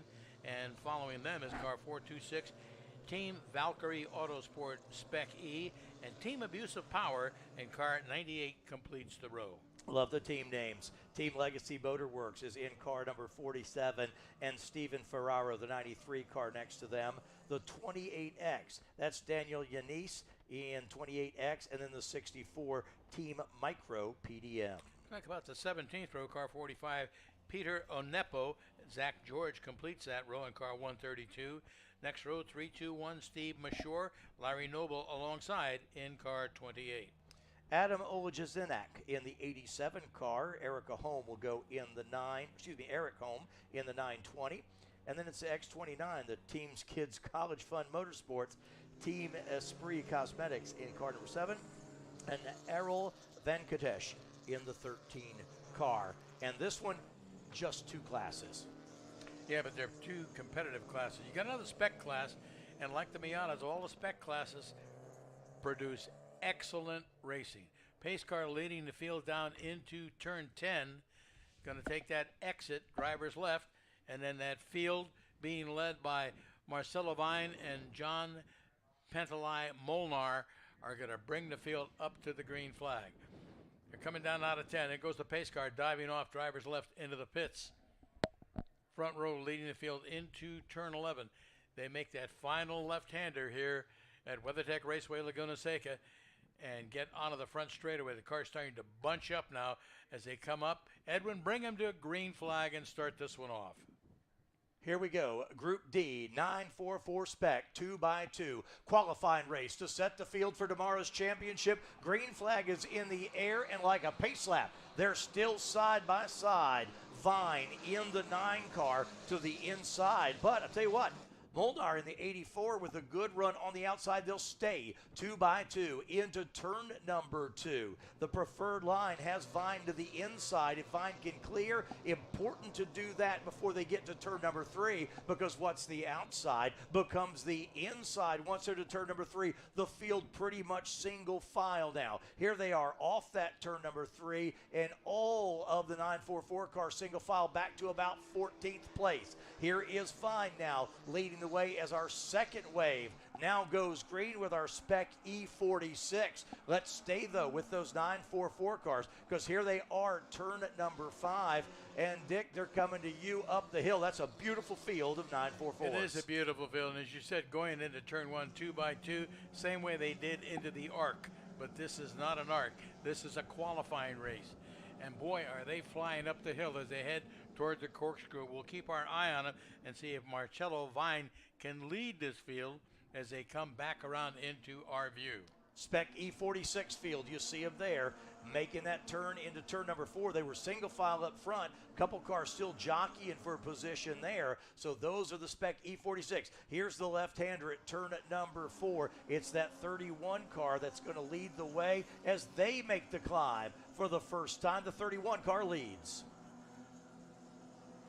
And they're on their way up the Ray Hall Straight. In the meantime, that lead pack is coming back around across start finish. Here they come, 4 cars in a group leading this one. They are well bunched together. Then it's a gap back to 5th and 6th place. We're side by side as they come out of turn 11. It is still Marcello Vine leading in the number 9 car, followed by John Molnar. Then it's Kevin Fry in car 42, Caleb Fletcher in car number 81, and Charles Sharp, 58, completes the top 5. Boy, across the line, Vine had opened it up to about a second, but that 84 car not going to let him get away in turn 3. Now they've got it back down maybe to 5 car lengths. There they come at you at 3 under the bridge. Use all of the racetrack given to them, and they're now in second spot. Still the 84 car. And then Kevin Fry, Fletcher, and Sharp, as you mentioned, the top 5. There's the top 4. They've kind of gotten away a little bit as they get back to turn number 5. Your top 4 cars. Nice run by Marcello Vine as they head up the hill. Top 4 cars still running pretty close together as they had since the start. But as you mentioned, there's a breakaway of that top 4 over the rest of the field as they go out of our sight up the hill into the Ray Hall Straight. Looking at the rest of the field coming through the infield, no, that's the second group coming down the hill. Spec E46 cars now. They're going through the infield section, and they'll head for turn number 5. It is a Fraser, I believe, still out front in the 31 car. There's the 90 machine. That's Jonathan Parishon, and there's Fraser up the hill. He leads the Spec E46 field onto the Ray Hall Straight. Watching for them as they come down through the corkscrew. Actually going up the hill of the Ray Hall Straight. It really looks like a traffic jam up there. They're 2 and 3 abreast going up into turn 6. Here comes that lead group out of the corkscrew now down the hill. This is Spec E46. Yeah, Fraser with a good run there. Maybe, what, 4 car lengths? Easily. As they come down through that complex out of turn 9 and 10, they go from one side of the track to the other. It looks like a multicolored snake working its way down the hill. It's beautiful, beautiful to watch. Let's stay with this orange 31 car for a little bit, because that's a really good race as they come by to put another lap on the field. The gap is 0.7 of a second, and you've got some battles mixed in all through there. There's what? That's about 3rd and 4th not overall, but in class. That's Jonathan Parishon in the 90 car. That's the battle for 3rd. He's feeling some pressure from the 615. That's Casey Mashore, and now your leader getting some pressure as we go on board now in the Spec E46 race, and that is a battle for 5th and 6th spot. You can see the leader up ahead there, the 31 car. There's a pass for position as you ride along in turn at number 4. And now they'll make the left at turn number 5. You are behind the wheel in a Spec E46 car. Can't get a better seat in the house than that. You can. This is what it's going to look like as you go up that hill. Make that long, long climb to the top of WeatherTech Raceway Laguna Seca to the corkscrew up into turn 7. where you make that left-hander a blind corner as you come on down and make that 10-story descent down to turn 9. You just can't imagine how steep that corner is. Here comes the field down through there now. Boy, they are still tightly bunched together. Third, fourth, fifth, all glued together, almost bumper to bumper as they come down through the corkscrew. Now, something interesting is going to happen here, and one car off I saw up at the corkscrew, single car incident there, should continue. But what's going to happen in a little bit, the 944 spec cars are running in the mid 140s, 146, 147. The Spec E46 are running 141. You're going to have the Spec E46 catch those cars, and now you're going to mix both classes up. That's going to get real dicey here in just a little bit. In the meantime, in the 944 class, Molnar is still leading in car number 84. He's being pursued by Kevin Fry in car 42. Molnar's got about a 3-second lead. Then it's Caleb Fletcher in car number 81 running in the 4th spot. He's only 0.2 of a second behind Fry. Then Brian Bowles in no, it's Gian Bowles, I'm sorry, in car 85 running in the 5th spot. Getting really interesting now, the Spec E46 leaders. You see there, look at this jumbled up group. Now, as you've got Spec E46 cars mixed in with the 944 cars, this is where you got to catch that traffic at the right time, because if you get gapped by one of the leaders, it could take you several laps to make it back up. A couple cars touched there going up the hill. That was going by, that might have been Vine's number 9 car touched by one of the Spec E46s. Going up into turn 6. Yeah, that's a real battle. A lot of traffic out there, and they come out of 5, and they were 2 abreast, sometimes 3 abreast, and that's when those cars touch. There's just not enough room for that. And a lot of times the driver won't expect a car on his left if he's in the middle of the track coming there. All of a sudden it's, where'd you come from? Boy, it's a traffic jam at the top of the hill there. They get it sorted out, but man, that is just, of all the places to try to catch traffic and tiptoe through, that is a difficult one. But you see the 2 classes now mixed in together. Let me go through for you Marcelo Vine. And now I've got a double yellow on track. So everybody slowing down here, but you see it at start and finish, so double yellow around Let's see if we the track. can pick up where the incident is.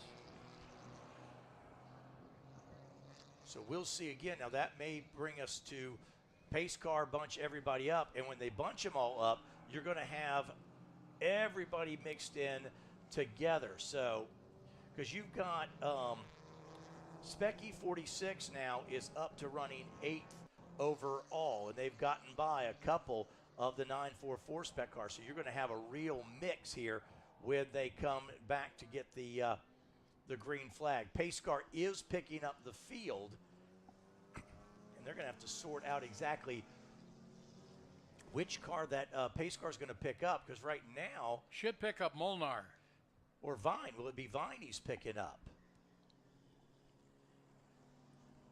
Well, Weisenberg is leading the Spec E46 class in the 46 car, and he's running 8th overall the last time they crossed the start-finish line.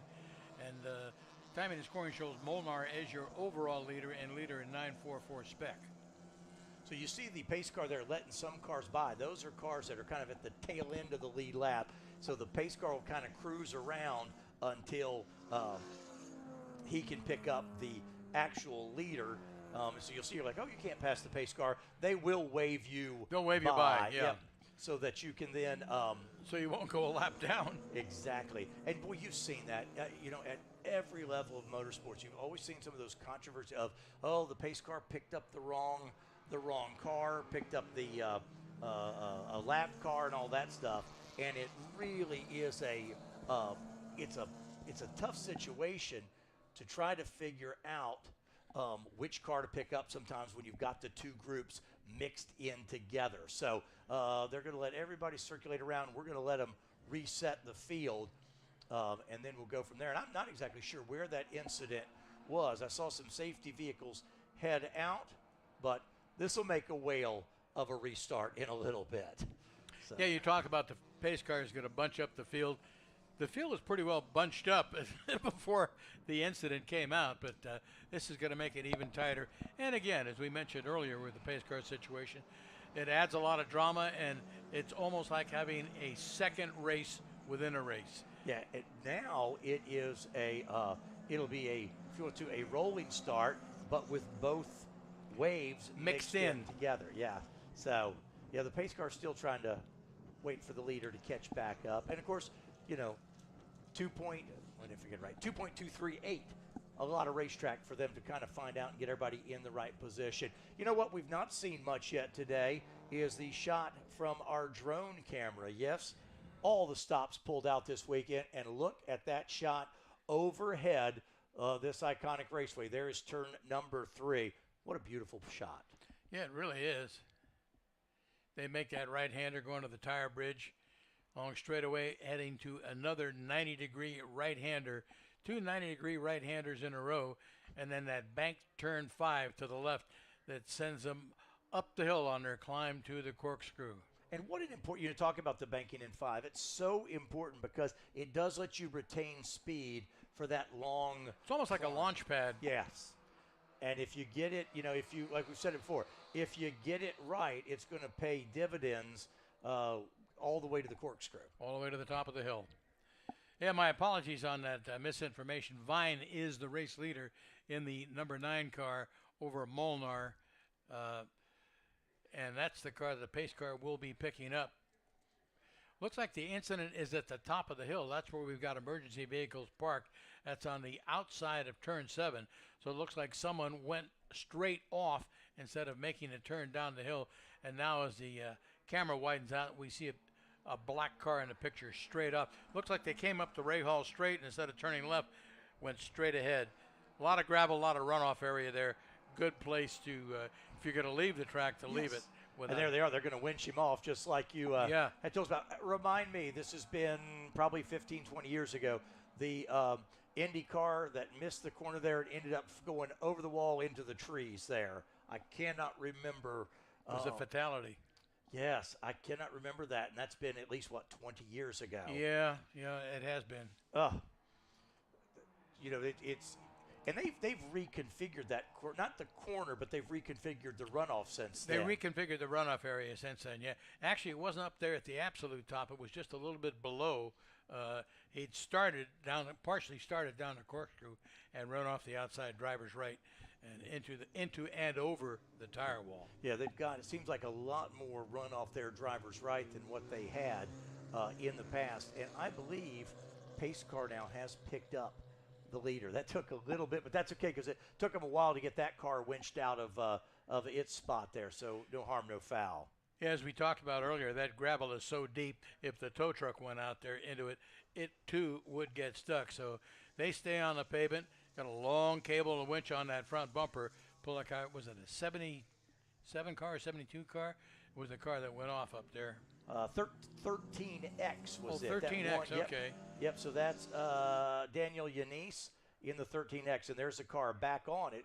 Not any damage to the car. He didn't get into anything. He just, like you mentioned, got into the gravel and needed some help getting winched back out. Yeah, there's no way you're going to drive out of that. Actually, they laid all that gravel out initially for the motorcycles when they were running MotoGP here years ago because they needed that to stop the bikes. But that gravel had not been there before. It was just straight sand. And, boy, you get into that and you skate across it. There's no slowing down. There's no friction between you and the car. But the gravel does a magnificent job of bringing you to a safe stop before you can impact something. So the leaders and the pace car just went past us here at start-finish. They've got everybody gathered in where they're supposed to be. Your first, first 7 cars are all 944 specs, and then the Spec E46. You'd mentioned before the 46 of Lucas Weissenberg. He leads in Spec E46. So at the top of the hill, I don't think they've got, it looks like all the safety vehicles are done there at the top of the corkscrew, so we should be able to get back green here. We're about halfway through this one right now. Yeah, 7 laps are complete, as shown on timing and scoring. Pace car continues to lead Marcello Vine around the track, going through turn 3 right now. My guess is that they will go green. We'll have to keep our eye on the pace car and watch the flashing lights. when they go out, that's going to tell you that we're going to go green. Sometimes you'll see the cars behind the pace cars start to scrub their tires, trying to get some heat back into them so that they will stick when they get down into turn one after they take the green flag. Well, and Jeremy Corsett said that when they had that little break in the last one, he lost some tire temperature, and that made his second half of the race a lot more challenging. Just in that brief yellow flag they had, lost some tire temperature, and he was talking about, that particular tire works great, when they're up to temperature, but when you don't have tire temperature, he said it's a handful. Well, single file continuing behind the pace car on their way up the hill. We'll keep our eye on the pace car. It should come back into view at the corkscrew momentarily to start the descent down into Wayne Rainey Curve. And watch for those lights on that pace car. When they go out, it means it's time to go back to racing. Well, there's still a lot to be decided in this one because as competitive, and look at that's a big Spec E46 field. Again, trying to get in front of a couple of those guys to improve your starting position tomorrow will be huge. And there, the camera shots are great, but when you can get up in that drone picture, it does help show you the flow of this racetrack. Yeah, it really does, and it's just a beautiful shot. They're going through turn 10 now, heading into the final corner. Pace car comes off. We're going to go green, Edwin. Bring them up to the green flag, and let's restart this one. Like we just got started. Here we go. Single file, rolling start. Vine will lead them. As we said, the first 7 cars are all 944 Spec. There's a green flag. We're green flag racing once again. And again, you try to hug that inside line as Vine tries to hold off Molnar. Molnar will look to the outside into turn number 2. Can't quite get it done there. Vine puts the tires right on the line to try to hold him off. If he can get off turn number 3 single file, he'll be where he wants to be. But I'm telling you what, that second place 84 car not giving him any break. Here they are through turn number 3. They're all single file back until the 4th spot. And that's one of the Spec E46. That's your Spec E46 leader, who's now going to move to 3rd overall as the leaders battle again. Molnar trying to get past Vine as they head for turn number 5. The left-hander there, that Spec E46 car is on a roll, and they head up the hill. We got a good race here. Yeah, that Spec E46 car is trying to move up into 2nd spot, while there's a tremendous battle between Vine and Molnar in 9 and 84 at the head of the field. There are 2 944 Spec cars, but they're about to be eaten up by a Spec E46 car. We'll watch them as they head up to the top of the hill and the corkscrew. Still running in the same order, 1, 2, 3, Marcello Vine and Molnar and the Spec E46 car as they come down the hill. A 3-car train. Looks like you may have a new leader. I believe that Molnar got by. Actually, let me check. That might be one of the... Could be one of the Spec E46 cars? It might be. Let's see. Yes, it is. It's more than one. E46. Yeah, two of them have gotten by. Well, this will be good. This is a good time for them to come by, start, finish. So let's reset. In fact, your top 3 now look like they'll be Spec E46 as we go by. And Lucas Weisenberg in the 46, Jason Fraser in the 31 car. They now are 1 and 2. Vine has dropped back to 4th overall, but important to Vine, Vine still hangs on to that top spot in the Spec 944. So, but we need to look at timing and scoring because that lead car, let me get a number on that car. I'm going to try to see as he goes by. I couldn't catch it there. But Weissenberg, it looks like he runs 2nd on the screen, so we'll check timing and scoring in a moment as they come down that short chute into turn number 5. And that's the 615 car. So they're showing the 615 car out in front, but timing and scoring is not. So we'll give them a lap to reset. And sometimes if they miss a lap or something, it may, but then, well, let's give timing and scoring a chance to reset, and we'll go from there. One thing I think of is that 615 car, was it a lapped car that was kind of caught in the middle? We'll see. but he's running away from the rest of them. That's Weisenberg, the white car going down the hill. The 615 car on timing and scoring is Casey Mashore. So let's see what timing does when they come by, and this will happen a lot of times after a full course yellow. So it looks like a BMW class and a Porsche class when you break it down between the 944 Spec and the Spec E46 cars. I want to see if that 615. Yeah, see, they're showing the 615 car has only completed a handful of laps. So I wonder if that's a transponder issue or if he indeed, the timing and scoring showing him 2 laps down, but sometimes that can be a transponder issue.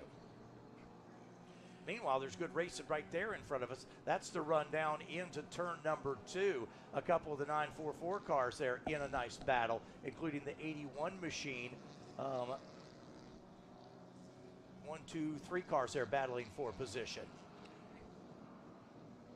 So Spec 46, E46 cars have the top 5 positions, according to our scoring monitor. Casey Mashore in 615. That answered that question. There we go. Time and scoring updated. It caught up. Lucas Weisenberger running second in 46, followed by Jason Fraser in 31. Then Jonathan Parashon in car number 90, and the IDZ Motorsports entry number 16 completes the top 5. Now a 944 Spec leader is Marcello Vine. He is 6th overall in the number 9 car. Well, they don't have a whole lot of time to do anything because I do see the starter holding the white flag. So let's see. And we've got a car that is stopped at the top of the corkscrew. So we'll check on that in a little bit. But yeah, the starter holding that flag in his hand. And we'll see. There it is. White flag for the leader. Casey Mashore goes by and has 1 more lap to go, and Vine still leading in Spec 944. Vine doesn't really care about the overall as long as he's still got the top spot in his class. Yeah.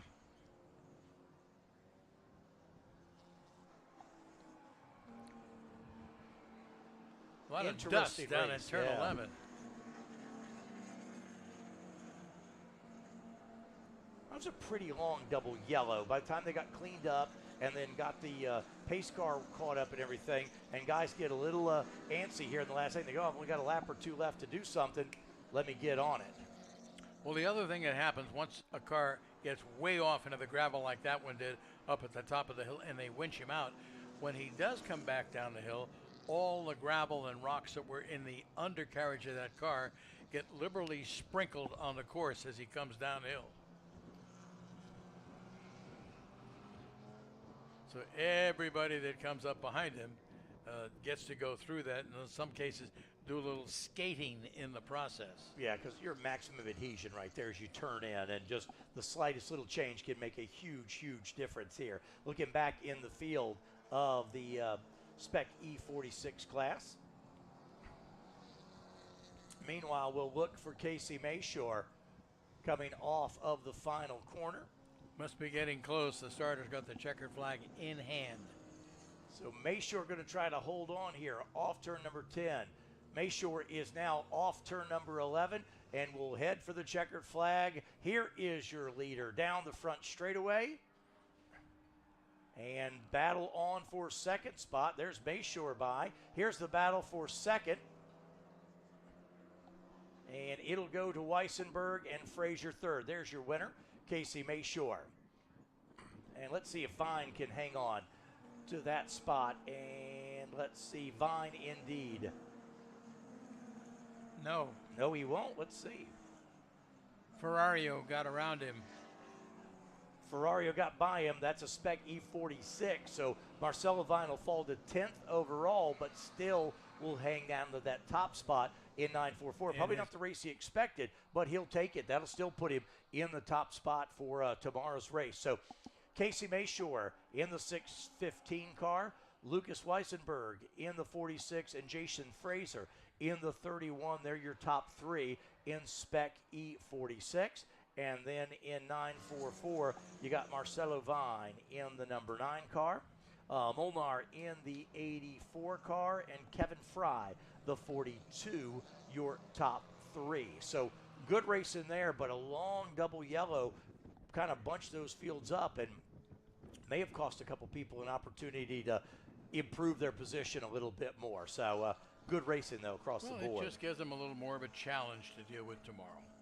I like it.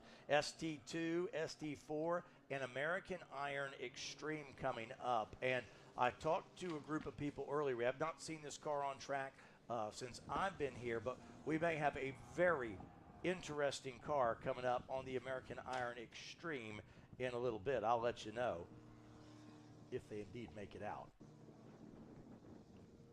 So cars will head down into the paddock area. We are just ripping through an afternoon of motorsports here for you. And again, this sets everything up for Championship Sunday here at WeatherTech Raceway Laguna Seca. It's the 2022 NASA Championships.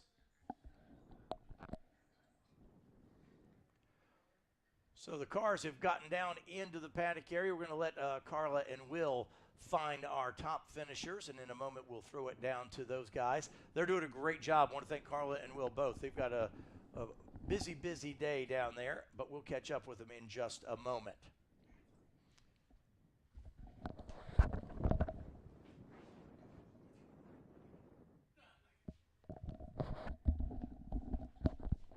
You see all the cars coming into the paddock area.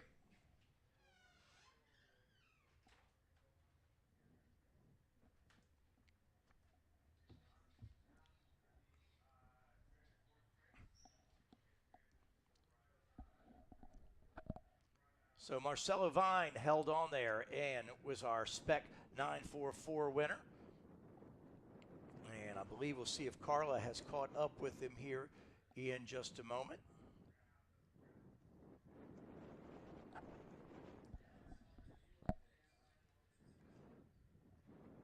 All right, guys, so we'll catch up with our top finishers here in just a little bit.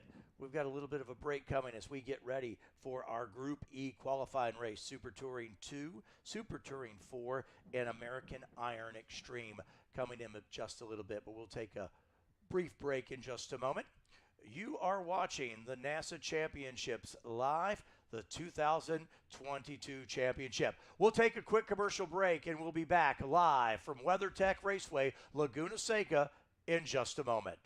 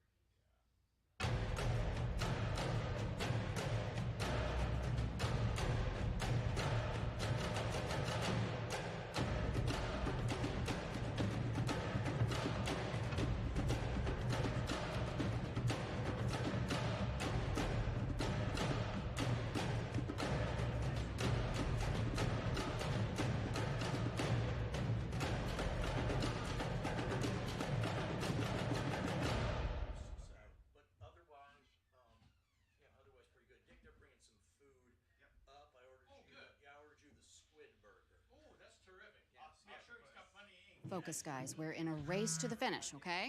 Here's where the rubber meets the road. These initiatives move the needle, like, at all? Well, let's shift gears a minute. We're really kind of at the apex here.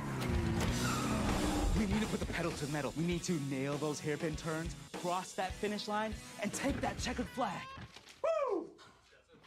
Hit the track with the world's largest motorsports calendar, track day insurance, and more. Haggerty. Let's drive together. Focus, guys. We're in a race to the finish, okay? Standard brakes are good for standard jobs. When you want absolute confidence in demanding braking applications, insist on Hawk Performance products. Proudly made in the USA, Hawk Performance far exceeds expectations, delivering clean, precise stopping power up to 40% more than original equipment brakes. So you may be asking, do I really need Hawk Performance brakes?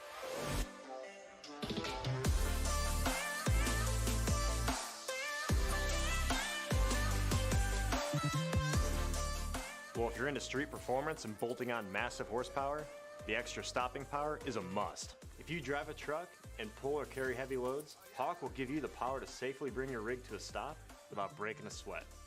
And if you off-road or crawl in a Jeep, you'll get the toughness and holding power you need on extreme terrain. Hawk Performance packs 100 years of friction dynamics into every product. Backed by Carlisle Brake and Friction, the world's premier innovator of industrial brake and friction components, Hawk leverages R&D tools and motorsports experience to deliver uncompromising performance on the street. There's no reason to settle for less. Choose pads that are race-proven and street legal. Find the Hawk Performance brake dealer near you at hawkperformance.com.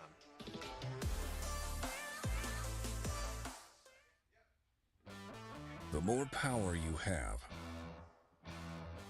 the more grip you have, the more you push the limits,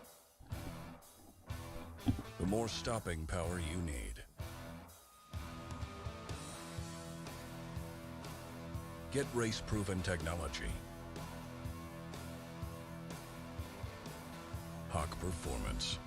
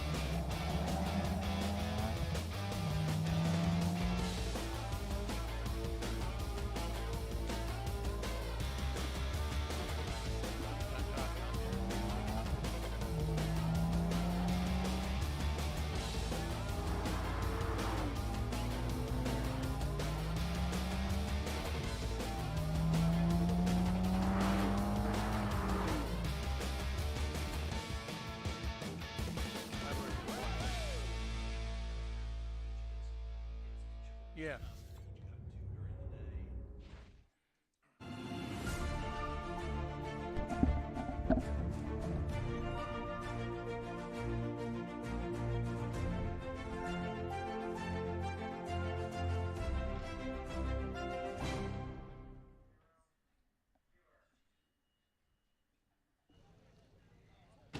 I'm here with Casey Mayshore. He just won Spec E36. He's the class winner and the pole position competition motorsports award winner. Casey, congratulations. I know that we spoke yesterday and you had some problems that set you back further in the field. Clearly that didn't make a difference for you. How do you feel? I feel good. Car was running good, and yeah, we had a little problem yesterday. We started 5th for the race today and managed to get back on top. He's tired, he's losing his voice. He was out there working hard wheeling this E46. What's your strategy for tomorrow, Casey? The same strategy as today. Just go as fast as possible and get in front of everybody else. If it's not broke, then don't fix it, right? So I saw that you were going back and forth with second place there. You had a few positions changes, is that correct? Yeah, we ended up having a little contact in 11. Somebody didn't slow down in the back, and we kind of all ran into each other. So that caused me to fall back 3 spots or 2, and but I was able to get back up and catch Lucas. So we had good fun. Sounds like you guys had a great fight, and Casey, we wish you the best. We hope that you get another podium finish tomorrow. Congratulations one more time. Thank you so much. Thank you, Casey, and I'll send it back to the booth with Edwin and Dig. Thank you very much, Carla. Carla Postotnik. with Casey Mashore. We've got, looks like 35 cars for this next one. This is Race Group E, ST2, ST4, and American Iron. We can run down that starting grid for you. They should be releasing the cars momentarily. Looks like Jake Latham on the pole for this one in car number 5. These are all Super Touring 2 cars. And Ian Barberi in car 74 alongside. Second row, Brett Strom in 67. And Ole Thordarson in 221 alongside. Let's go to row number 3, Todd Clark in the 16 car. We'll start alongside Tyler Clark in the 111. And then in that 4th row, Anna Predescu in the 100, and Ralph Warren in car 17X. And we go to row 5, Vic Pizzanino and car 33, Greg Lobb in 135. Jack McGinnis is in the next row in car 167 alongside Michael Schneider in car 2. And that final row then for Super Touring 2, that'll be Chris Wynn in car number 50. And then the Team Sea Hill Motorsports car number 21. That rounds out your Super Touring 2 field. Dick, take us to the first row of Super Touring 4. First row Super Touring 4 is car number 38, Team ST Edge MV, alongside in car 3, Team GT Auto Lounge. Scott Smith in car 44 in row 2 for Super Touring 4, with Justin Spragashi in car 424 alongside. All right, so row 3 in Super Touring 4, the Scott Adams team, car number 72, and Jason Beecham, car number 83. And then the next row, that's John Friesen in the 32, and the 146 of Ed Fardos will start alongside. Then it's Daniel Rose in car 13 and Oliver Bailey in car 89. Next row we find Connor Lydon in 31 with Tom Rogers alongside in car 8. Lee Williamson set to go in the 36 car. The Team Mulhall machine will be next to them, car number 13. And the row behind them, Michael Hilo in the 224 and Svilin Kenev in the 122. Final 3 cars in Super Touring 4, Tom Wiebe in car 66, Herb Bizard in car 57, and George Edison in car 712. And a couple cars in American Iron Extreme, Sal Molinari in the 7. The E85, that's Charlie Bosselman and David Gordon in the 14. That is Group E qualifying.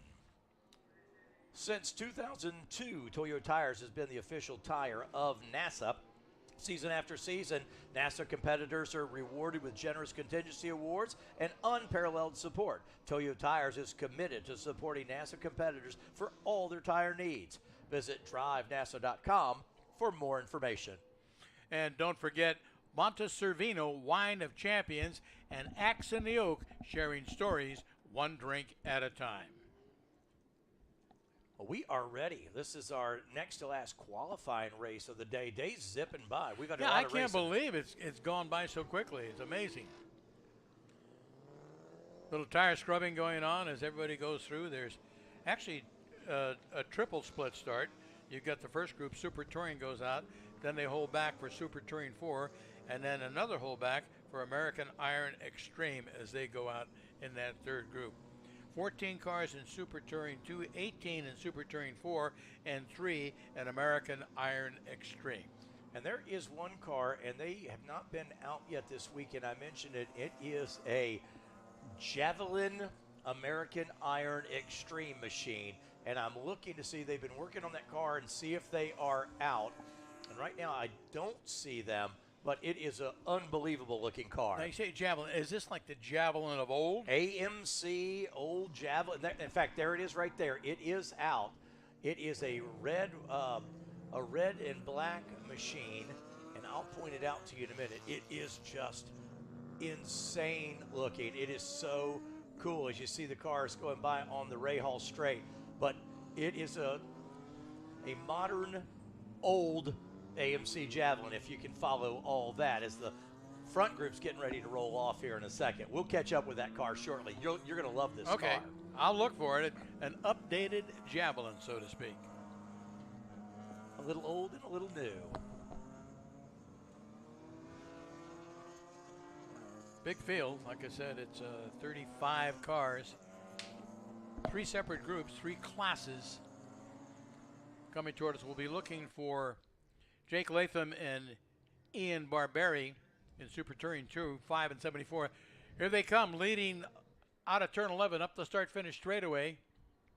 Pace car is off. And we Green are flag. racing. Yes, sir. Group E qualifier, and that's a great 2x2. Make it 3 wide into the first quarter. 3 wide. They play bumper cars down into turn number 2, and it's going to be that 67 car of Brett Strom. He made it 3 wide, and now Ian Barberi is there, and the guy trying to take the spot back is Latham. Here they are off turn number 4. That is a scrum for the lead, and now Barberi has wrestled the spot away from Brett Strom, and that is full contact racing. Here comes now the 5 car trying to get back. He'll look to the outside in turn number 5. Dick, I think he's going to do it on the outside. I don't think that's going to happen. It's they're going up the hill now. They're side by side going up into turn 6. Who's going to give nobody on the inside? No, they've got to drop back behind that leader as they head up the hill toward the Ray Hall straightaway. Great action at the start. That red car in the middle, I forget who it was, he got squeezed out by the first and third place cars and dropped to third by the time they got down to the Andretti hairpin. Coming down off the corkscrew now into turn number 9. Single file down through the bottom of the corkscrew as they come off the hill. And again, single file as they're going into turn 10 and 11. They'll be coming up the straightaway to complete lap 1. Fierce battle at the front. Everybody is still bunched tightly together. I'm not sure if that's damage on the left corner of that red car that's running second, or if that's just an extension of his bodywork. I'll tell you what, that is a great battle now. Barberi leads that red machine. That is Jake Latham in the number 5. Latham's going to look to the drivers outside in turn number 2. Can't get it done there. Can he try to cross over?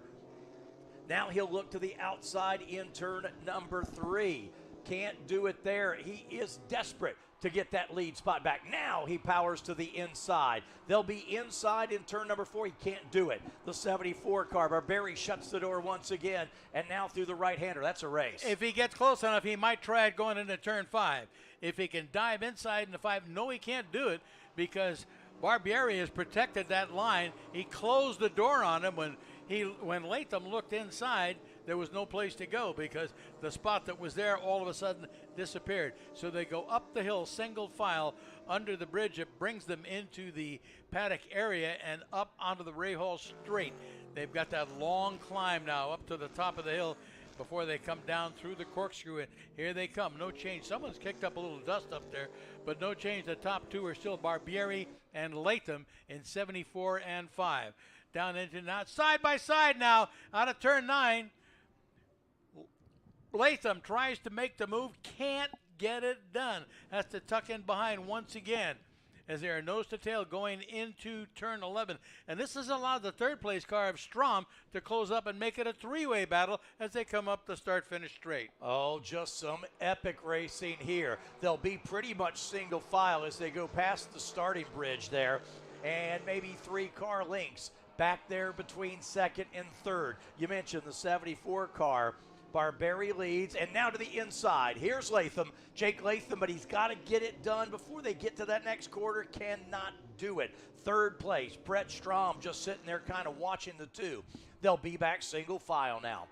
Off turn number 3, you're watching Super Touring 2 action, and we have got a full course yellow, and that may be for the 89 car. I saw the 89 car offline going up the hill to turn number 5. And we'll see, there he is right there. Yep, that white 89 car just out of your picture there. You saw him as they go up the hill. And that is Olivier Bailey in the 89 car. And where he came to stop is just too close to the edge of the racetrack to leave that 89 car there. So they're going to have to go out and get that car and get him out of the way. That's the reason for the full caution. Well, Barberi's in the lead. It's out. And Latham took a peek going into 5 on the inside. Couldn't get it done, but you've got a new race leader, Barberi. So you've got an Ian Barberi, and we also have Olivier Barberi. So there's the 89 car. So it's the 89 car Barberi who's at the tail end of the field, and it's Ian at the front of the field. Awesome, awesome race in here. Still in double standing yellow at start finish at the starter's bridge. which means that they're probably going to bring out a pace car unless they can clean it up without that happening. How about that start, Dick? They were 3 wide to turn 2. Incredible. You know, just before they went to the full course yellow, there was a great battle going on for 4th overall between Todd Clark and Thordenson, I believe. They were nose to tail. Well, and the more those front guys run side by side, that just lets everybody stack up behind them. So we're talking about all these battles just in the top 5, and look what's going on in the rest of the field. Yeah, let's go back and look. Just as competitive back there. Yeah, let's look at Super Touring 4 just for a moment. It is St. Edge in EV, the 38 car, the GT Auto Lounge, and then 3rd place, Spurgaski. That's your top 3 in Super Touring 4, and it is the 89 car, just where he stopped there, just too close to the race surface to let him stay there. That's an impact zone, so they don't want to leave a car there. That's the outside of turn 5. That's a pretty high-speed corner. So, again, there's plenty of gravel there to slow you down because you come off the track at a very high rate of speed. If you do go off there, gravel slows you down, does its job. And again, the tow truck's wary. They're back out on the pavement, stringing out the cable to winch him back through that and get him on the pavement. If he can go back under his own power, he'll drive back around to the paddock or continue. Yeah, it's not an issue where there's a issue with the car. It's just he's sitting there in the gravel, can't get out without a little bit of help there. Yeah, and you can imagine what it feels like if you're behind. You're a target. Oh yeah. Sitting there, waiting for something to happen, hoping it won't. And the worst thing you can do there is just kind of relax. You know, you've got to stay on edge, and then they'll come and get you there. But it looks like a lot of times you'll see a driver get out of the car and run over to the tire wall. Yeah. At any rate, we are still under a double stand in yellow. There goes the pace car out. It's picked up the leader, who is the number 74 car of Ian Barberi, followed by Jake Latham in 5, Brett Strom in 67, Todd Clark in 16, Ole Thordarson in car number 221, running in 5th. You know, Tyler Clark 6th. Tyler Clark and Todd Clark spell their names the same way. My guess, they're either brothers or father-son. You have any idea? I don't, but you know what? I'm sure somebody will text me in a moment. They will let me. They will let me know. Well, we're under this double yellow. I'm going to try to look around and find that javelin for you, so we can take a look at that machine. It is so cool. I'm watching everybody go by in front of us here on track while they continue to work on the 89 machine. Hopefully he can fire it up and proceed back under his own power. That'll make things a lot easier and quicker, although I'm not sure. It looks like tow truck might be backing up to him. It's going to be they'll lift tow him. Yeah, you know what, I'm looking at it. It looks like that right front is really cocked in an odd way. So they are going to have to pick that car up, which is going to delay this restart a little bit more. There it goes down into turn number 1. If we can get a shot into 1, and right there, we'll see if we can pick it up in just a second. Just out of our shot. Was it the shot. orange one with the big wing? Yeah, it's got a kind of orange and blue and black, and it is just awesome looking. There it is right there. That car is the Javelin. Okay. And it is, I mean, look at the big front flared fenders. There he is coming at you off turn number 3. I saw that car sitting over there, the big wing and the 999 Javelin. There he is on the screen now. How wild is that machine? That is Richard Hillman in that 999 car. I thought you might want to see that one. Yeah, that's nothing else like it here. Not here, no. I do see Javelins in historic Trans Am racing. There's 2 or 3 of them around being run out of Northern California, and they're in the old Penske colors, red, white, and blue, 3-color screen. Yeah, and Penske ran, you know, that paint scheme he ran across Trans Am, so some of his early NASCAR stuff. In several different disciplines did he run that same paint scheme. That was a traditional Penske look for a while. They're going to go counter race with that car. That's probably the quickest way to get him off. They can pull him off right straight there before turn 5 and get him out of harm's way.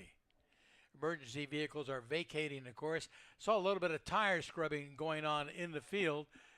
which indicates to me that we just could be going green this time by. We'll pick up the pace car and see what's going on there. Field working their way down through the corkscrew now towards turn 9.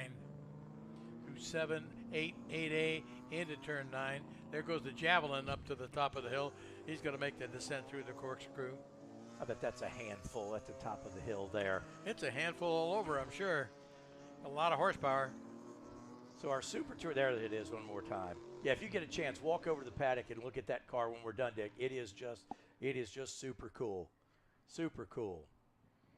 There he is coming down through the final couple corners through turn 10 and 11. Yeah, we've got at least one more under the yellow as a tow truck went by and a sweeper and grease sweep went by.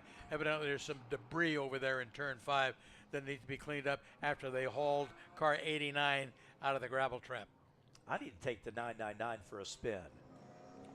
You know, that AMC Javelin, when Penske ran it in the Trans Am, they were so tricked. They had Porsche brakes on that Javelin, but somehow they had a number in the AMC parts book. Those are the tricks of the trade. Those are some of the tricks, yeah. Then there's some acid dip bodies. There's stories I could tell you about that would really make you chuckle. Are the statute of limitations passed? That's expired now. Yeah, okay, so well, you're good it's then. okay. Yeah. You're good. We can get away with that. But time for that'll be for another time and a cold beer. So yeah, they are doing a little cleanup, some gravel on track. They'll get that done. But you know, here's the thing. Right now, if you're Jake Latham, that red Corvette, you got shuffled out of your lead spot at the start of this race. You want as many green flag laps as you can get here to get back in that top spot. Although again, we mentioned there's Latham. You see second car in line. Yeah, Barbieri's in front of him. And actually, they went to pick up. We've had another car that actually looks like a mechanical. You can't see in that shot. There's a car sitting right behind that tow truck that had a mechanical that they're having to pick up. You can just see the wing. In fact, there's the in-car of the car that is sitting there. So I'm not sure which vehicle that is, but a mechanical came to a stop, and that's what has us with an extended double yellow here. I'm trying to figure it out. I think it's turn 4. I'm not sure. I think, yeah. 3 or 4.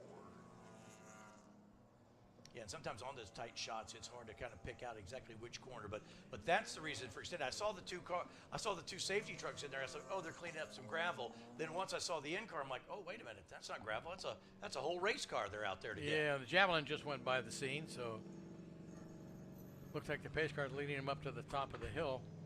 So we're now 13 minutes into this one. That's going to take a little while. And let's go back again. Ian Barberi in the 74, the leader. Latham is in second.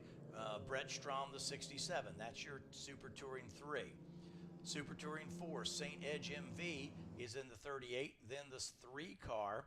And then the 24. So that's Super Touring 4. You know, at the beginning of this race, we stayed a bunch with that Super Touring 2 race because that was the one to watch. Anytime you're 3 sports cars wide going into turn 2 here, you've got something going on. Yeah, and the lights remain on in the pace car. They'll be completing lap 6. And hopefully, by the time they come around again, it'll be green flag. Because I think they got that car, which I believe was over in turn 4, corralled. We'll have to wait until we get a TV shot of that to let you know if that indeed has taken place. But coming up the start-finish straightaway now at a reduced rate of speed, still double standing yellow flag. And, you know, our track crews have been busy today, but usually just a car off here and there they got to go and pick up, and so they've done a great job keeping as much green track time as possible. The only major incident I remember was at the exit of turn 3 where 2 cars were involved and they actually had to go out and repair the tire wall. There's considerable damage out there. They look like they're getting close there now.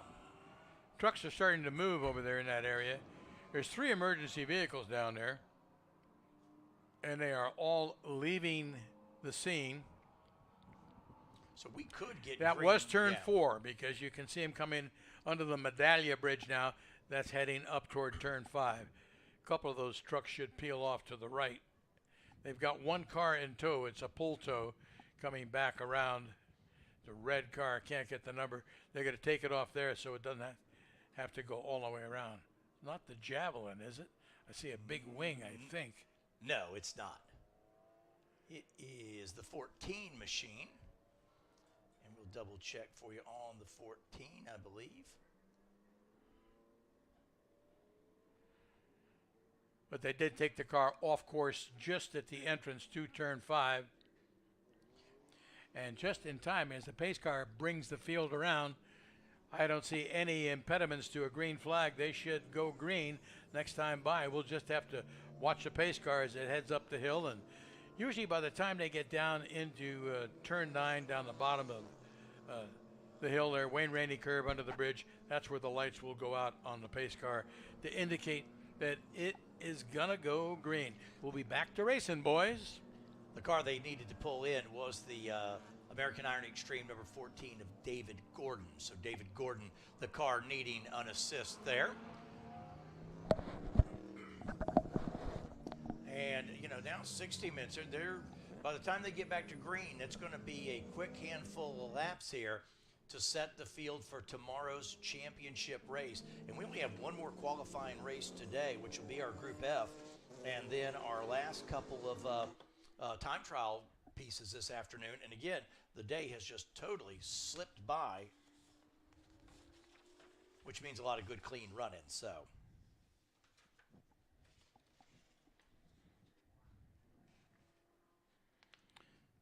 Toyota and NASA first partnered in 2019 to give all GR Supra owners a complimentary one-year NASA membership, as well as a complimentary day of instruction on a track. The program expanded this year to include all GR sports cars, including the GR86 and the all-new GR Corolla, so owners can learn precision driving skills from expert instructors in a track environment. For more information, visit grsupra.drivenasa.com. we are green once again, and there is Super Touring 2. Barberry, Latham, Strom, 1, 2, and 3. Strom tried to look into turn number 2, couldn't get it done. They're single file off turn at number 3, and even the fourth place car right there now, Todd Clark, within striking distance. Barberry will lead them through that right-hander of turn number 4. Latham trying to find a line through, and now they'll make the left at 5, and this is where maybe that 5 car has a little horsepower advantage. As they go up the hill, he'll peek out. He tries to pull alongside as they go up in the 6 as Barberry and Latham, and those two are starting to pull away from the rest of the field that is being led by Strom and Clark, who are having their own battle for a third spot. In the meantime, up at the top of the hill, it's Barberry and Latham as they head up into the corkscrew. It's still Barberry out front, followed by that red Corvette of Latham. Down the hill under the Wayne Rainey Bridge into turn 9, back into our view. And again, a little break between that battle for the lead and the battle for third. The top 4 are also starting to pull away from the rest of the field as it starts to spread out a little bit. Leaders into turn 11, coming up the start-finish straightaway. They're single file off 11. The fourth place car uses all of the curbing and then some. And at the line, the gap is 0.3 of a second as they head into turn number 2. Latham trying to look to the outside. Barberry going to protect the racing line. Latham now back about 3 car lengths. Gets to 1 car length in turn number 2. But it's Barberry is running exactly where he needs to, where if Latham is going to make a pass, Latham's going to have to go way off of that preferred line. And again, the fourth place car of Clark getting into the gravel off that corner. Here they are down that straightaway now. Can Latham get a run? Latham will look to the outside, driver's right. In turn number 5, cannot get it done. Again, looks to the inside off turn 5. He was looking for an over-under because he was driver's right going into 5. That would have been the outside in that corner, not the place to pass. But once they got through it, he dove to the left to go up the hill to see if he could duck in to the left and make the pass where they got to 6. Didn't work. He just wasn't close enough, didn't have the horsepower to do it, and they come down out of the corkscrew. Barberi still leading in 74, being pursued by Latham in 5, and they're both lapping quicker than that battle for third, so they're starting to open up a gap, but that's broken up a little bit too, as the third place car of Strom now in 67 has broken away from Clark.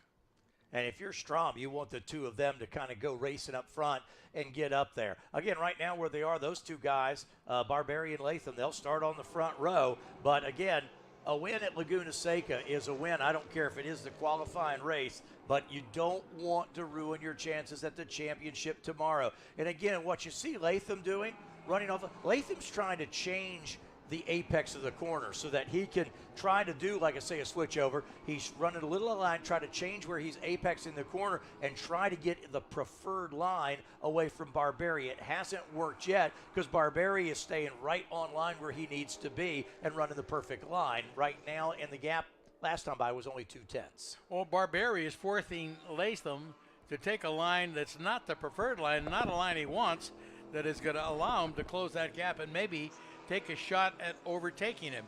And he's a little further behind this time as they head up the hill, as all of a sudden Barberi is just driving a very smart race, and he is just keeping Latham behind him no matter what Latham tries. They head up to the top of the hill one more time. It is still Barberi in that number 74 car out front, leading him down through the corkscrew.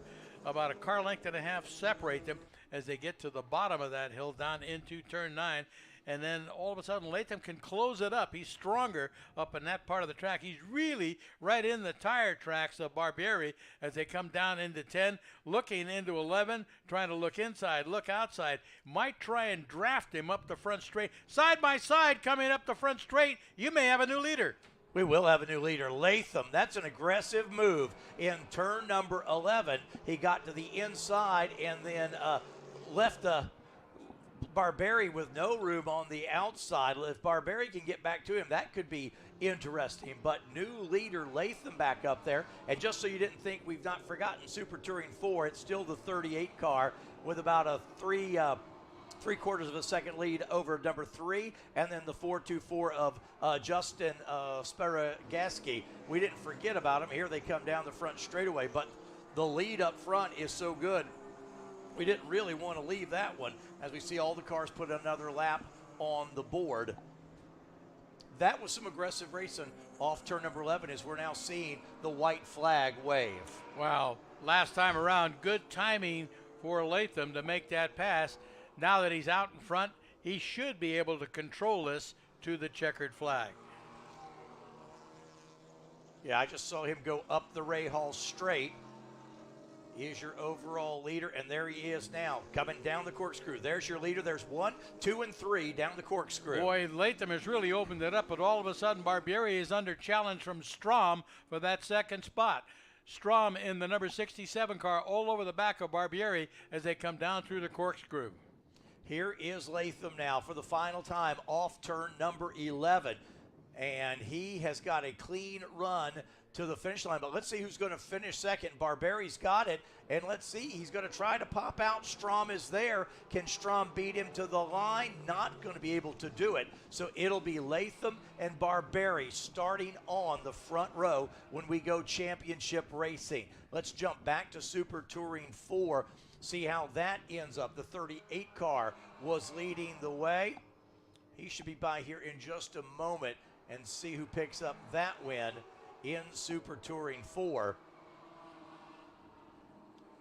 And wow, super close. The 38 car of the ST Edge MV machine held off the number 3 car for Super Touring 4 by 0.07 seconds.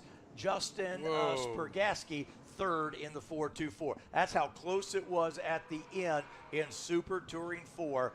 0.071. Nice racing up front, and then going to the American Iron Extreme. Sal Molinari in the 7 car with the win. That race was a little aggressive. Oh, yeah, American Iron, Sal Molinari first. Charlie Bosselman, the 85, E85 was second, and then Richard Hillman, the 999 car, right there, your third place car in American Iron Extreme. That race started with a little full contact racing, and it ended with some aggressive racing down in turn number 11. So that was exciting to watch.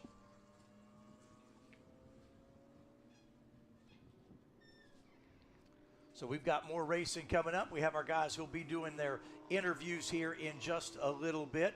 That was fun to watch, Dick. It was fabulous to watch. And we watched that battle for about 3 or 4 laps when Latham just couldn't get around Barbieri. Barbieri was in control, managed to keep him behind, and then when they went down into turn 10 on the next to last lap, he got inside him, late braked him going down into turn 11, got inside, forced Barbieri wide, made the pass, and accelerated up the start-finish area. Once he got in front, he was gone. Well, and Barbieri was, used all of 11, was on the other side of the all of the rumble strips there, and maybe a 2-tire off there into the gravel. So that was fun to watch. That was fun to watch.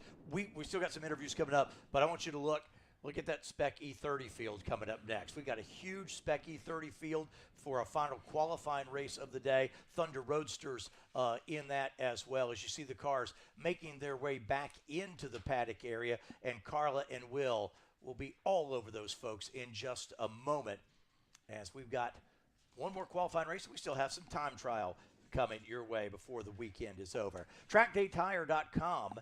Track Day Tire is proud to be the official tire supplier of NASA. NASA members are able to take advantage of TrackDayTire.com's enormous inventory and technical support team focused solely on helping members extract the most from their competition and getting the best from their tires on the track. For more information, visit DriveNASA.com.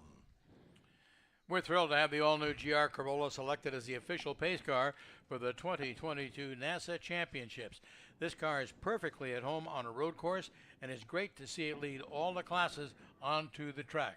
For Toyota, use grtrackdrive.com. So they should be catching up with our winners here. Carla's been busy tracking down the leader and the winner here. So we'll give her a second.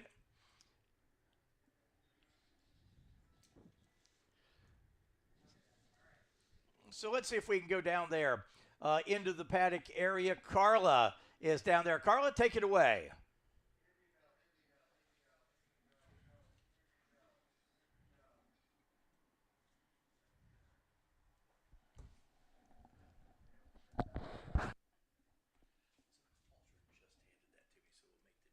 Yeah.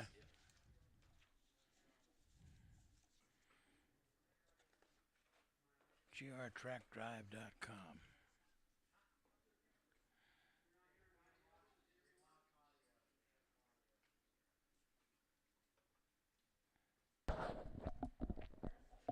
Okay, so Carla is saying you did really good, and Jake is saying thank you. I think I did pretty good. And she goes, you're going to start on the pole tomorrow. And Jake's like, yeah, I'm going to start on the pole tomorrow, and I'm going to do really good. And she's like, man, that's awesome.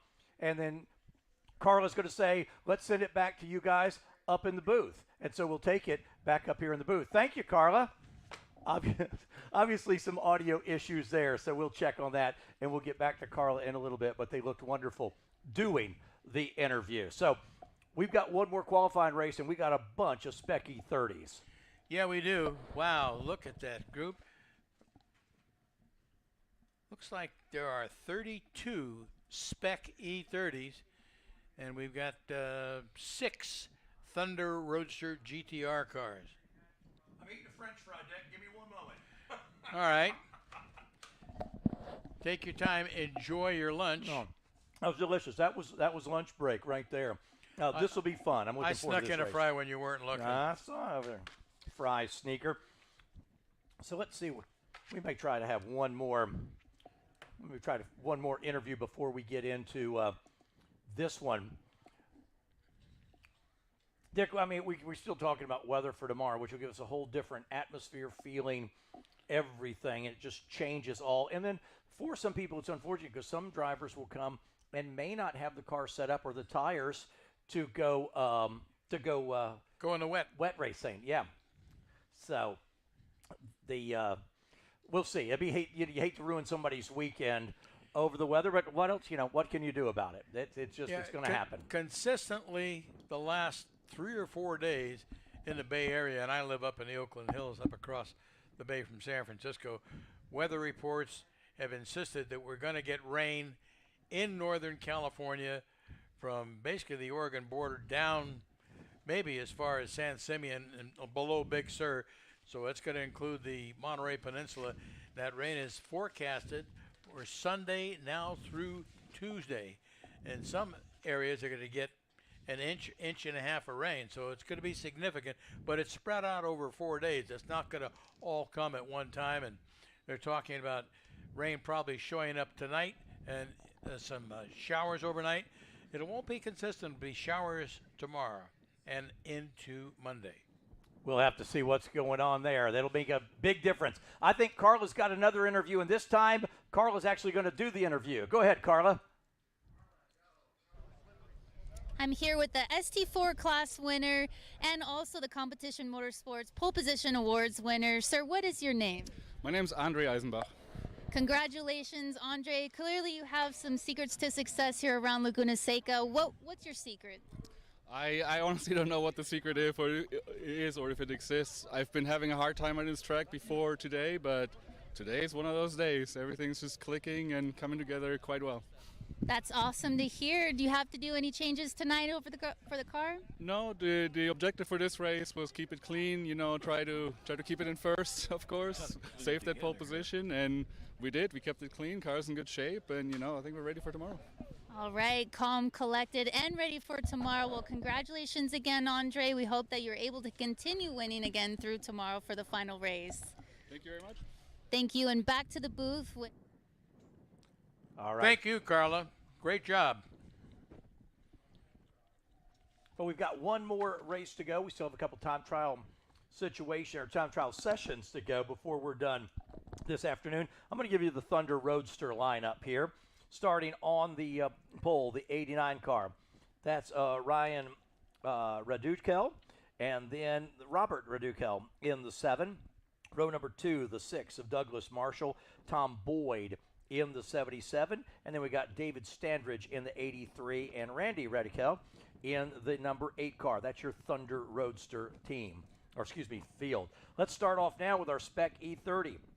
Row number 1, the 37 of Sean Lovett, and then J.P. Cadeau in the 63X. Row number 2, that's Raymond Zanato in the 119, and Silas Montgomery in the 71. Next up, it's Ethan Wilson in car number 49, and Mickey Miller alongside in 88. Mick Shawan in car 2 starts in the next row, with Nick Thyman in car 21 completing that row. Row number 5, Andrew Clark in the 13 and Sean Aaron in the 33. And row 6 is Bennett McMicking in the 17. And the 15X is Team Omega. Car 66 next on the inside. Team Ed Sukchai alongside Ben Winter in 42. Ezra Burke leads off the next row in car 18 with Tom Shiflett racing 7X right alongside. Then comes car 219, Marcello Calcagnato, and the 23 car, the Team JMP machine. Car number 100, that's Sebastian Bacon, and let's face it, everyone loves bacon, and Michael Omelko in car number 76. Yeah, this is a split start. About 30th on the grid will be Will Hudson in car number 3, Joseph Nagy in car number 92 alongside.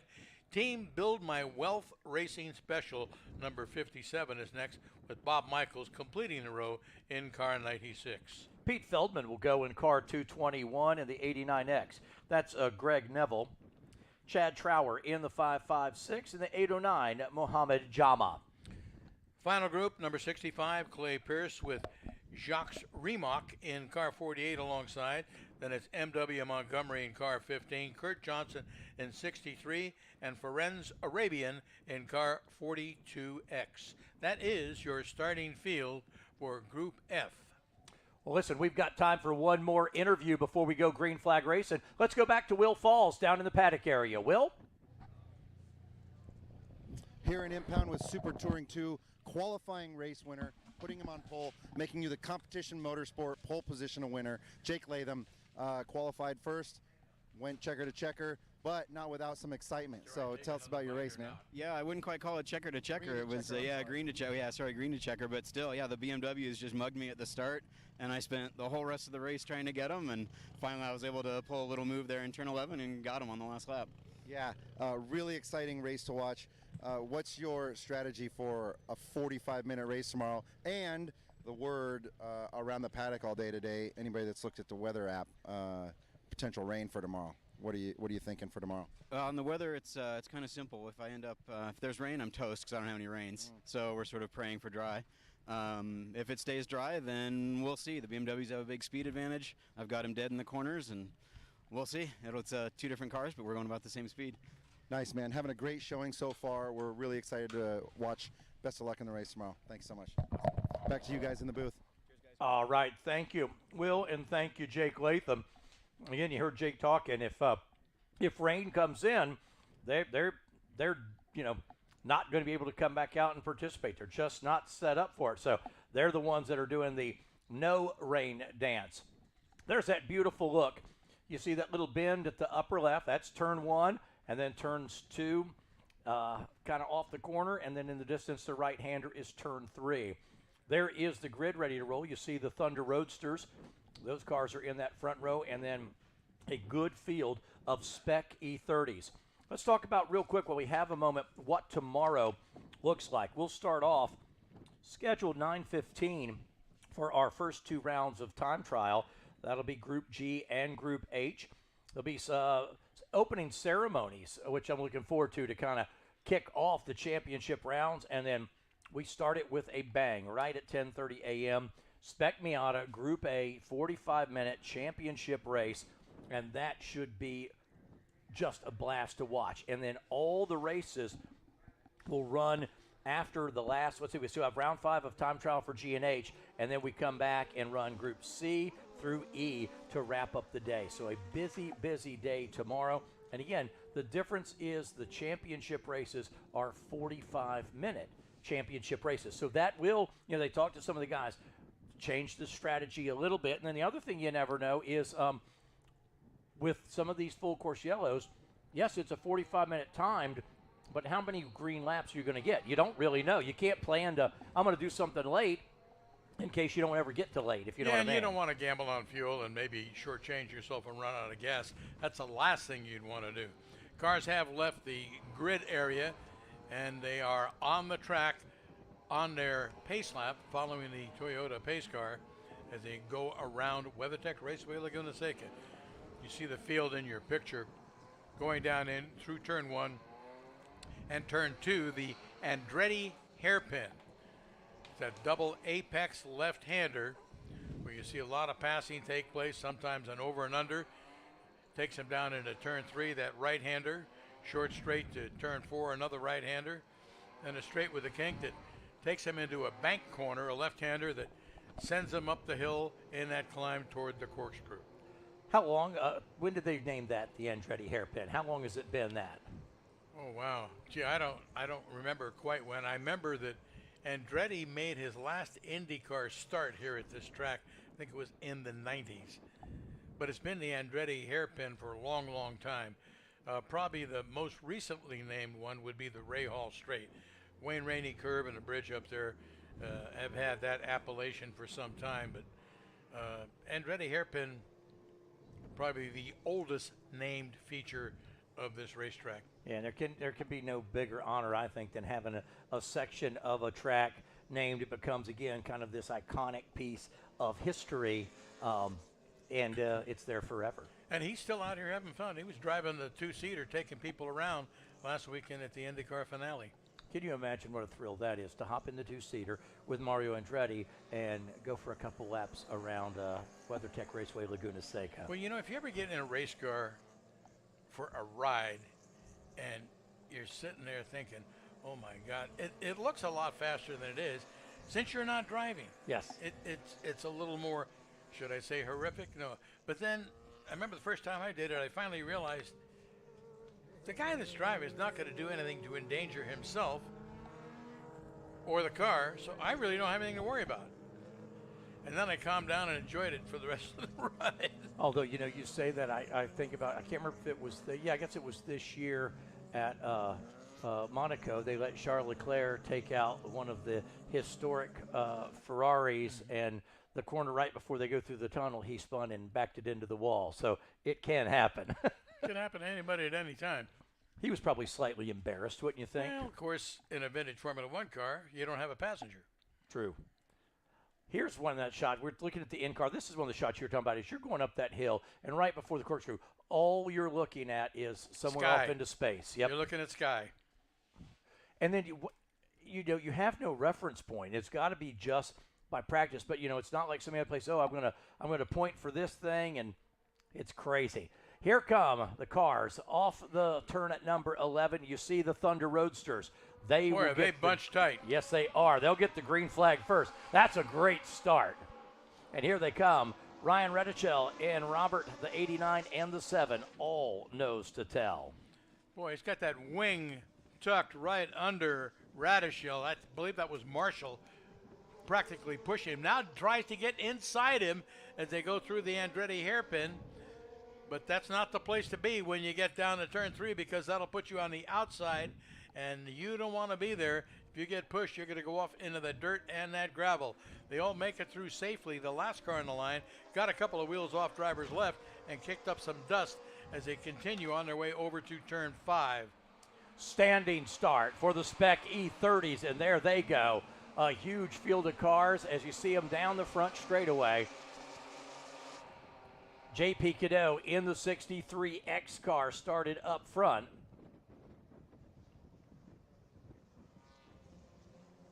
Well, look at that. Tight racing down off turn number 2. The leader's got a little bit of breathing room, but he's the only one. They're still 2 by 2 into turn 3. Here they come now. They'll single file back to about 6th spot. They'll want to sort it out as they get into turn number 4. But it is the 63 car. J.P. Cadeau going to lead them as they go for turn number 4 and 5. And he's got maybe 3 or 4 car lengths. That's a good jump as tight as they are behind him. I'd say back about 10 cars back. They're still 3 wide as the Spec E30 cars go up the hill. And here come the Thunder Roadsters. They're about to complete their first lap coming out of turn 11 up the start-finish straightaway. It is your pole sitter, Ryan Radichel, in car number 89 out front, followed by Robert Radichel in car 7, 0.3 of a second back. Then it's Douglas Marshall in car 6, David Standridge in car 83, and Randy Radichel in car 8. With the final Thunder Roadster, Tom Boyd, car number 77, only a second behind the first place car. Very tight group. Thunder Roadster's putting on a spectacular show. Yeah, they're fun cars to see on track, and you see, you get the whole Radichel family out there racing today. As you see them now, little gap has opened up between first and second place, as now our Spec E30 field is back down the front straightaway. Let me set the running order for you there. J.P. Cadeau in the 63X. Sean Lovett in the 37. There's a battle. Second and third, the 37 car. Lovett getting some pressure. I believe that's Montgomery to the inside. Can Montgomery stay as it becomes the outside and throw Zanotto in it now? Zanotto there in 4th place. They'll go back single file.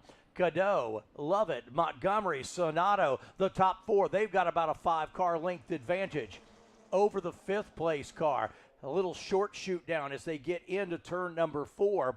Cadeau going to hang on to the spot in front, the front 2 now, with maybe 2 car lengths back to 3rd and 4th, but that is Sean Lovett in the 37 car. Lovett onto the gravel. Two car battles at the head of this field, and plenty of action still going on behind them as we wait for the Thunder Roadsters to come by, and that battle is just as hot as ever. 0.3 of a second separating Ryan Radichel from Robert Radichel. 89 still leading, 7 in pursuit in second spot. Then it's Marshall, Randy Radichel, and David Standridge. That's your top 5. Tom Boyd still is the caboose in the Thunder Roadster train. You see those cars working. And again, we talked earlier about the Legends cars. the same company that started the Legends cars started the Thunder Roadster, so they're from that same shop. And boy, those guys are using every bit of racetrack they can. And you see one car kind of went off there and spread the field out, but here they are into turn number 5 as now we go back to the top of the corkscrew and pick up some of our Spec E30 cars. Let's ride along with Tim Barber in the Spec E30 car. Great view from Barber's machine. See him there grabbing a gear as he comes down the front straightaway. And by the start-finish line, that is Barber in the Spec E30. He's in the middle of the pack right now, back there in 18th spot. He's going to work his way to the front as the Spec E30 field goes by. And beautiful shots from inside that car. The leaders are back coming off now of turn number 4, coming through 4 right now. The leaders are, there they are. There's your leading Spec E30 car of J.P. Cadeau. He's held on to that spot, but he can't get away from the rest of that field yet, Dick. No, that's become a 3-car battle as they pulled away from the 4th place car. Good, tight 3-car battle. The 4th place car is falling back off the pace from those cars as they head up through turn 6 and onto the Ray Hall straightaway. In the meantime, the Radical family pretty much has things their own way in Thunder Roadster. Ryan leading in 89, Robert second in car number 7, 0.2 of a second back, followed by Randy in 6, and Douglas Marshall in Randy's in car number 8, I'm sorry. Douglas Marshall's in car number 6 running 4th, then David Standridge in car number 0, or car number 83 running 5th. A lot of radicals in one place. We've got a good battle for Spec E30 lead. Cadeau has got some pressure, and now we're seeing a double yellow come out. I see it on timing and scoring, and there it is displayed at start finish. So we've got a double yellow displayed, and that'll kind of freeze the field as they are. But there's pace cars, so they're not delaying pace cars car coming has pulled out, so it's a serious incident. It's not something that can be cleared up in a lap or two by moving a car slightly. We still haven't seen the incident. It should pop up on our screen momentarily. Yet Spec E30, funny, it was a 1-car battle, then it was 2 2-car battles, then it was a 3-car battle. It's kind of accordioned back and forth, but through it all, Cadeau has been able to hang on. And you see the pace car giving those cars the wave around. He'll need to pick up the Thunder Roadster, Radical, as the overall leader. So, again, they'll wave some cars by to reset the field. Yeah, Spec E30 is now going to become a 30-car battle all over again. Yeah, it will. And as they get bunched up. Yeah, pace car is going to let them go. The let's see, the Thunder Roadster leaders just went by start-finish, so they'll catch that pace car here in just a moment. And we're looking at our cameras just trying to pick up for you what brought out our full course caution. But again, the track crew will go out there. They've been exceptional today, taking care of any issues that that crop up. Yeah, and hats off to the turn workers and all the course personnel, flaggers and maintenance people. Done a yeoman job on all the emergencies that we have had in getting cars out of harm's way and getting the track ready for green flag racing again. They work real hard and do a tremendous job, very efficient and very quick and expert in what they do. Well, you think about it, you've got drivers who come from all over North America. They want as much time on track as they can get, and so the quicker those crews are, take care of the information, we get back to green flag racing. If you're driving the car, you're happy. If you're watching the race, you're happy. And so hats off to those folks. Like I went to the flagger meeting this morning, just listened in. Those folks who are stationed all around the track, making sure we've got a safe racing environment. There's so many people behind the scenes to make all of this work properly. Yeah, the flaggers are the ones that communicate the course condition to the drivers. Without them, they could not race. And sometimes the racers actually pay attention to the flags. Well, that's true. Sometimes. So you see, I'm glad you qualified it. Yeah, you see our safety vehicles on track, so they're going to go seek out that car that needs some help. One of the drivers, one of the safety vehicle, the tow truck's going up toward turn 6 now with a sweeper truck right behind him. So maybe there was some fluid spilled on the track, because that's the truck that has some absorbent kitty litter, grease sweep, whatever name you want to attach to it, to pick up any liquid that is on the pavement. Pace car has picked up the leader, the Radical clan being led now by Ryan in number 89. So you got Radicals running 1, 2, and 3 overall and in Thunder Roadster. So about 10 minutes into this one, pace car leads the way, doing a wonderful job today. Remind you that Hagerty Drivers Club makes the experience of owning, driving, and loving cars better. Enjoy exclusive offers from brands you love. You can get unlimited classified listings on Marketplace and more. Ready to ride? Join the club at Hagerty.com. Of course, all the sponsors also, if you don't have those business partners to put it on, you know, it's quite an investment to put on a broadcast like this. A lot of folks working. You see camera folks all around. And tip of the hat to Aldrin, who, producer of the whole program, does a superb job. Yeah, so. Shout out to all our sponsors who help make this possible. And this is the best coverage. This is my first time with NASA at their championships, but the best coverage they've ever had with 7 cameras, a drone, 4 in-car cameras, and 2 live pit interviewers. So they're doing a superb job, and this is being live streamed on the web. Absolutely. You can go to nasachamps.com and check it out. And again, we'll be on tomorrow, and also some bonus coverage. We'll tell you more about that tomorrow. We've got some bonus coverage for you coming up on Monday, but we'll tell you more about that tomorrow. Don't want to get too far ahead of ourselves. Now, you see the Spec E30 field. They're going to try to come around and, you know, catch up to the tail end of the Thunder Roadsters, and that's going to be a wild restart. I hope you brought your rain gear, Edwin. You may need it tomorrow. So let's talk. You know the area. This is your backyard. Let's say typically, what does the rain look? Is it a heavy rain? Or do you typically get, you know, sort of that coastal shower? You get the coastal showers. You very seldom get a heavy rain. Over 3 or 4 days, they're looking at maybe 1.5 inches, where some people or some places can get 1.5 inches in 15 minutes. But I don't think it's going to be a continuous downpour. You'll get some rain overnight, then you could have what they call scattered showers. Yeah, just enough to keep it damp. And like you said, without rain for a long time, it does tend to want to bring up all the oil and other stuff that's down in the racetrack. And we did find our issue. It's up there at the top of the corkscrew. So that's where they're working now. There you go.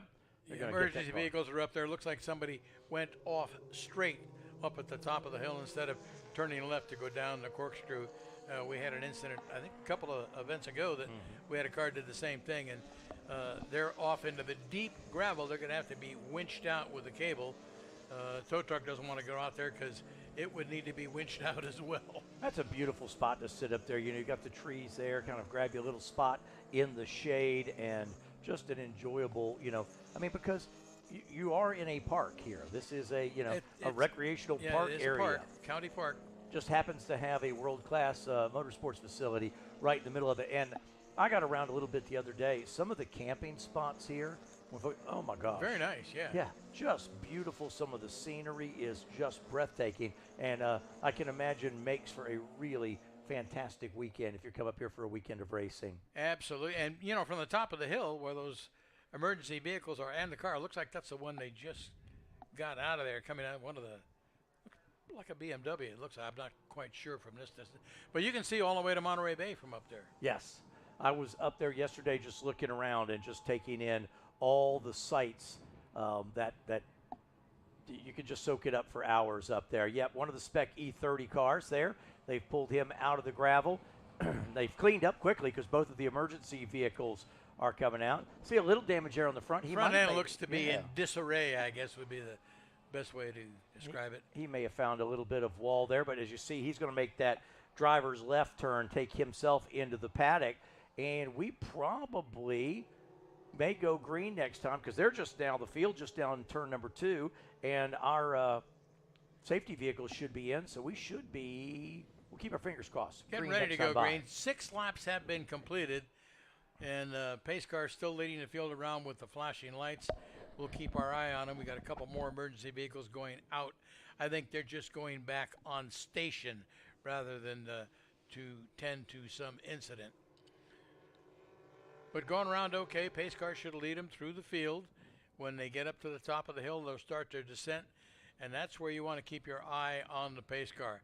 When it gets down to the bottom of the corkscrew down there into turn 9, you'll see those lights go out generally if they're getting ready to go green. And there's a car being towed. Looks like car number 13 coming down off the hill on the hook. And that's going to be going to the back paddock. So it looks like we've just cleared all the wounded, so to speak, as pace car leads the field up the hill for the last qualifying race of the afternoon here at the 2022 NASA National Championships. A little front end, more than a little front end damage to that car as he comes through. Looks like he punted someone or something. Pace car leads the field now up the Ray Hall Straight. Don't see any tire scrubbing, but I would think that they're going to go green this time by. We've got a view up the corkscrew. Here comes the pace car leading the field through. Left, right, left, down the bottom of that hill, that reverse camber corner down into turn 9. We'll catch the pace car as they come through. And the lights appear to be out, which means we're getting ready to go green flag racing. And the Radical family must have got the message as those Super Thunder cars are scrubbing their tires back and forth, trying to get some heat into them before they go green flag and head down into the Andretti hairpin. That's going to be really interesting as we got a big bunch all gathered up single file behind. Pace car is off. Here they come out of turn 11.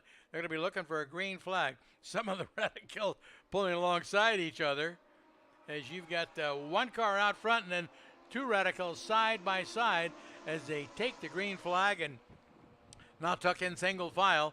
Someone's going outside, trying to sweep around the outside. Can't do it. Tucks in behind the leader, which should be Ryan Radical in the number 89 car. Everybody safely through the Andretti hairpin.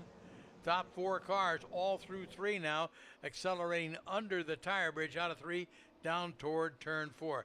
Somebody gets a wheel or two off driver's right, kicks up dust on the exit of turn 3. As they're going through 4, already through 4, little kink to the right, takes them up to turn 5, that banked left-hander that will launch them on their climb up to the top of the hill and the iconic corkscrew turn here at WeatherTech Raceway Laguna Seca. Single file they go up the hill. Here's the field behind them of the Spec E30 cars. They're having a great battle. Some of them 3 abreast now as they go up toward turn 6. They're going to have to single it up when they get to the top of the hill at the end of the Ray Hall Straight. Action continues as the leaders come down a little unconventional line. Looks like somebody looped it up at the top of the hill in turn 7. Went off driver's right, did a 180 and is facing oncoming traffic, looking for a break so they can pull back out on the course. Great battle in the Spec E30 category as they come on down the hill. But the Radicals with their Thunder Roadsters are dominant in this group. That family must have a ball racing amongst themselves.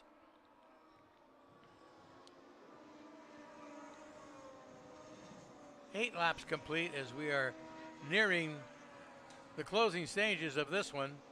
Good E30 battle and a good battle between that family up front in those Thunder Roadsters. Let's set him for you. It's Ryan Radical in the number 89 car leading, followed by Robert in the number 7 car, then Randy in the number 8 car, David Strandridge 4th in 83, Tom Boyd 5th in 77. Leading Spec E30 is Sean Lovett in car 37, followed by the number 63X of J.P. Cadu. Then it's Silas Montgomery in car number 87. Ninth spot is Raymond Zanato in the number 119 car. And 10th is the final Thunder Roadster, Doug Marshall, in car number 6. That's your top 10 as we have them unofficially here. You see that Spec E30 field heading up, the purple car. That's the 88. Mickey Miller, that's the 6th place machine. Spec E30 still really tight. Lovett has taken over that spot from Cadeau, but Cadeau still is tucked right in behind as those leaders now are, oh man, aggressive down through the carousel for the Spec E30 leaders. That's great racing. There you see the rest of that Spec field up the Ray Hall straight.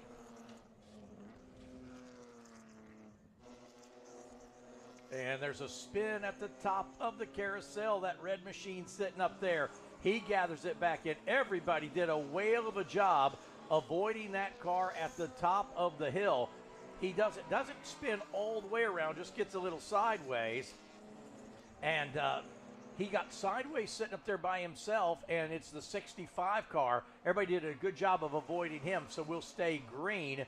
And he did it right at the top of the hill and continue. So good racing. Lovett, Montgomery, J.P. Cadeau has now fallen back to third in Spec E30. Cadeau led a bunch early and now's lost a couple spots. Yeah, that's the second car that's lost that up at the entrance to turn 7. The last one did a 180 and was facing oncoming traffic, which is rather daunting. I was going to say, that can be a bit hairy sitting there watching the field come at you. Accelerate towards you and say, please turn left, please turn left. And they did, fortunately. Well, 65 cars back up and rolling, but lost a lot of spots. That's Clay Pierce in the 65 car. So Pierce has lost a bunch of ground. Running back there, where's Pierce? Back in 13th spot in the Spec E30 field. See if we can catch up with the Spec E30 leaders. They should be coming to the top of the corkscrew here in just a minute. Should be Sean Lovett in 37. Keep an eye out for him. Because Lovett's got the lead, but still very, very tight. Last time by, only 0.3 of a second at the start finish. The leader's now already down the corkscrew, and they'll head for turn number 10.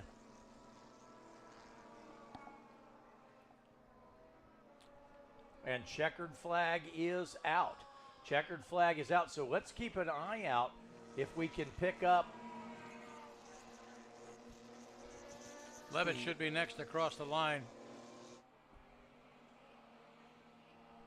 And there they go. So it's Lovett, Montgomery, Cadeau, the top three in Spec E30. So it's Lovett, the 37, Montgomery, the 71, and J.P. Cadeau, the 63, the top three in Spec E30. And then it was Ryan Radical in the 89, Robert Radical in the 7, and Randy Radical in the 8.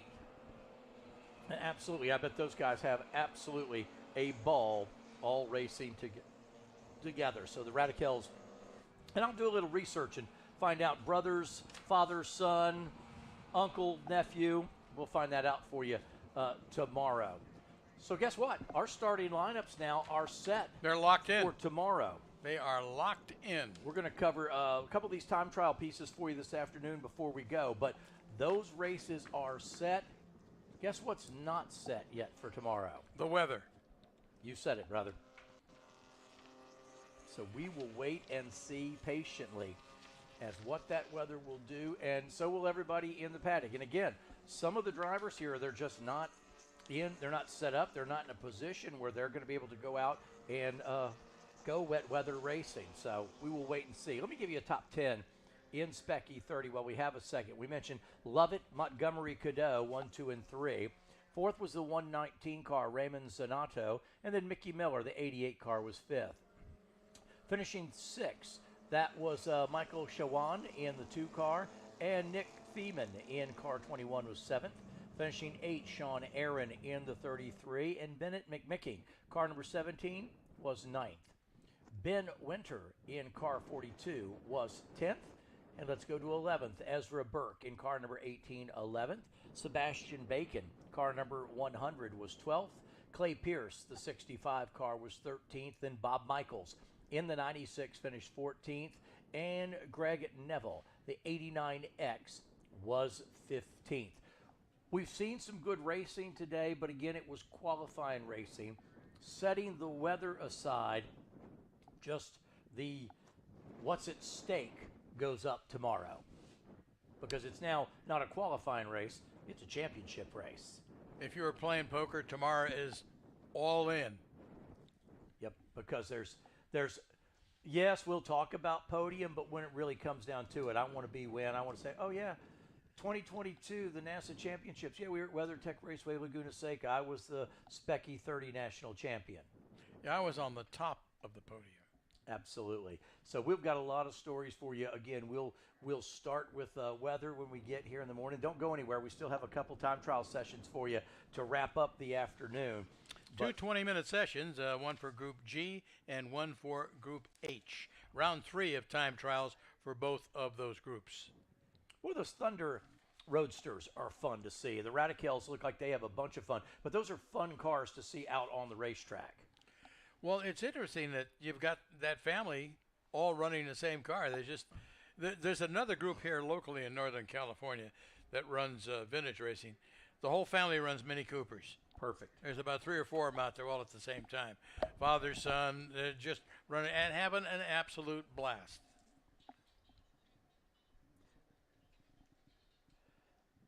So we should have some post-race interviews for you here in just a little bit. They're getting the drivers out of the cars down there in the paddock area. Maybe Carl or Will can find out what the relationship is between the Radicals. Right. Yeah, we need to figure that one out. There is one car they would have to go catch up with. So we'll get that car picked up. Well, it just turned out to be, like I say, just a beautiful day today, but a little cloudy this morning, and now it's been great. We've had sunshiny weather all day, and you cannot beat weather like this. Again, there's a little bit of track maintenance to, a little bit of track cleanup to do before we go with our time trial session coming up in a little bit. And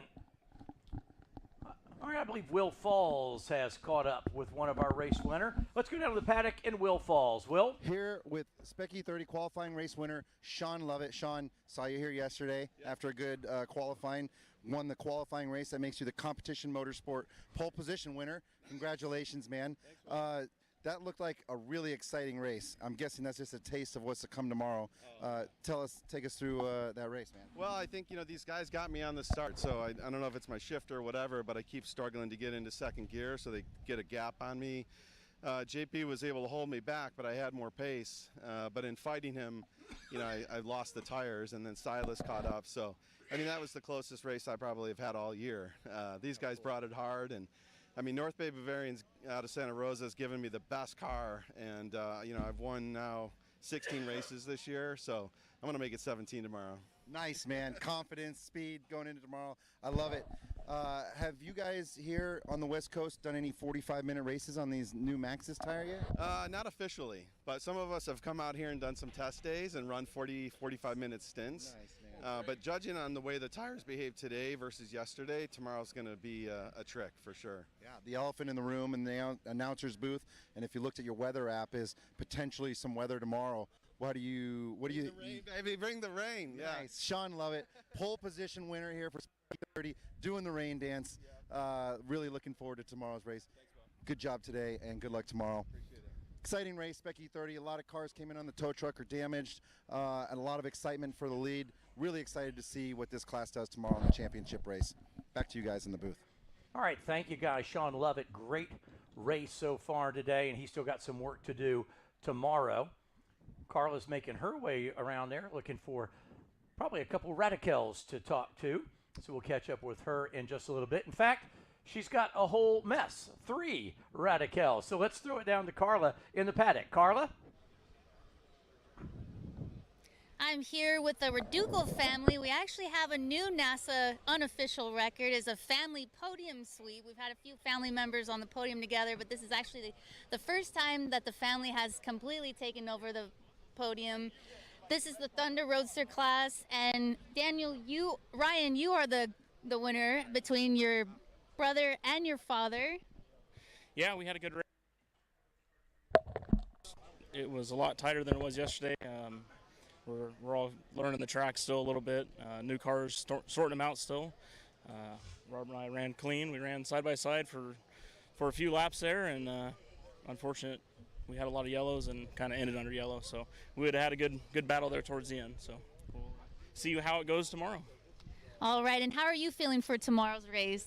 Good. We worked on the car last night quite a bit. We had some issues yesterday with some braking problems and some missing, and it actually didn't start before the race, and it was dying, and I finally got it started, and it was like I let it run for about 20 minutes on pre-grid just so it didn't die, and happy that worked out. And tomorrow we're going to be looking for another podium sweep and hopefully a lot more green flag racing and side-by-side racing and finish 1, 2, 3. And hopefully a car that starts. Hopefully, yeah, we're gonna do a little work and try to figure out what that was. I think it might be a bad ignition switch or something, but we'll figure it out tonight and go from there. All right, and Dad, what's your plan tomorrow? Just to finish. I just want to beat these guys. So all I got to do is work harder to catch them. All right, well, it's awesome to see the family out here racing together, battling back and forth. Hopefully you're able to fix your car and everyone else has without any car issues tomorrow. So congratulations on being the Competition Motorsports Pole Position Award winner and the Thunder Roadster class winner for the qualifying race, and hopefully we'll see a similar podium style tomorrow's race. As long as all three of us are up here, we'll be good. Yep. All right, so I'll send this back to the guys up in the booth, Edwin and Dick. Thank you. Thank you, Carla. So a happy family down there. 1, 2, and 3. They might want to mix that up a little bit tomorrow, but we'll see. But that's a great piece, and you know we see that so often in motorsports where we see a family out here spending time together, racing together. You couldn't ask for anything more than that. So we still have a couple time trial sessions coming up here to wrap up the day. And again, tomorrow we open with Group G and H time trials. That's about 9:15 local time. Some opening ceremonies, and then we kick off our first championship race, Group A Championship. So we're going to take a quick break. When we come back, time trials for you. You are watching the NASA Championships 2022 live from WeatherTech Raceway Laguna Seca.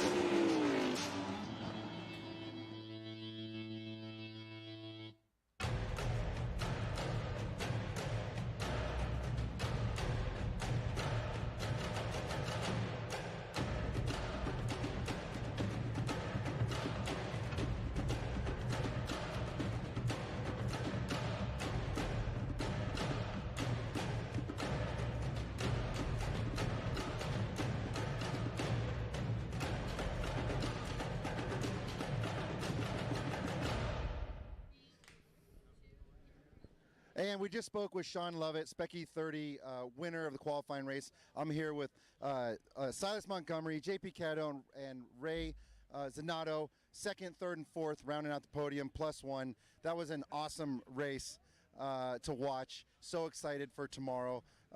Tell us what that was like for you, Silas.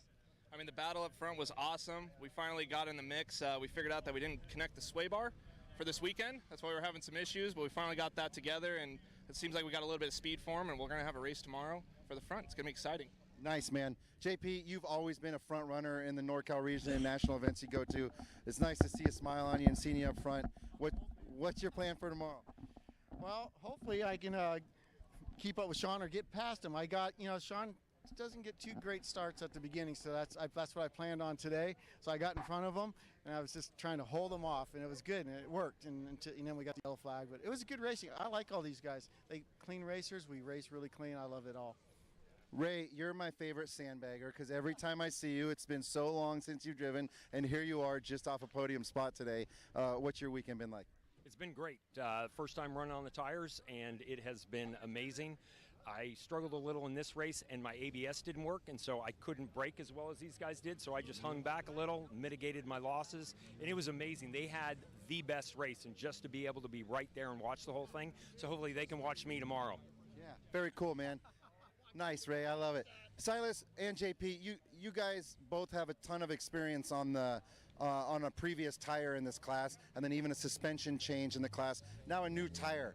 Tell us your thoughts on the new Maxxis and their support of the class. Running the new Maxxis has been awesome. I helped them with some of the earlier testing with it. I think it's a great tire for the series. It's really going to help some of those mid-pack guys.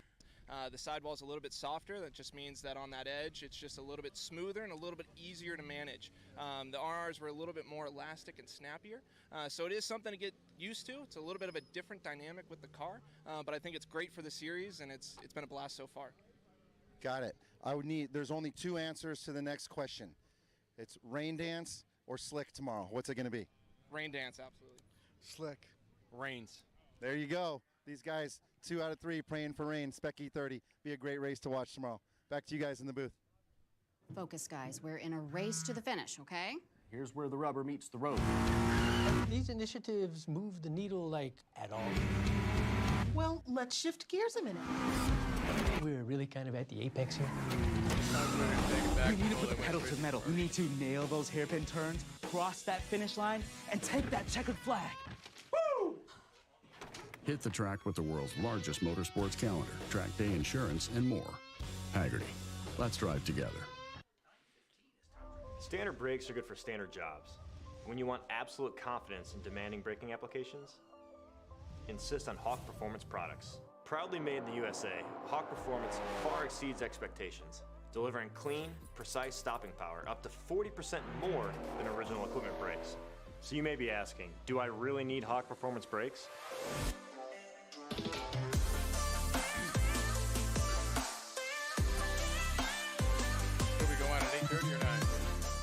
Well, if you're into street performance and bolting on massive horsepower, the extra stopping power is a must. If you drive a truck and pull or carry heavy loads, Hawk will give you the power to safely bring your rig to a stop without breaking a sweat.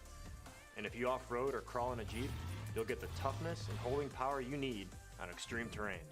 Hawk Performance packs 100 years of friction dynamics into every product. Backed by Carlisle Brake and Friction, the world's premier innovator of industrial brake and friction components, Hawk leverages R&D tools and motorsports experience to deliver uncompromising performance on the street.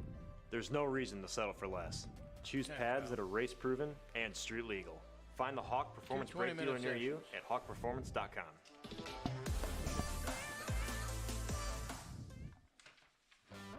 The more power you have, Yeah, Valdring the can more get his grip grid you sheets have. for tomorrow like he did for today. That worked out the more well. you push the limits,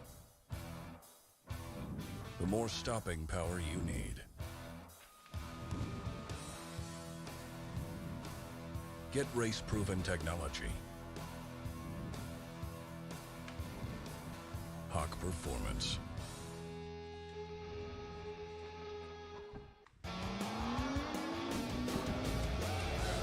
Tires require run rain tires with the good hands of business.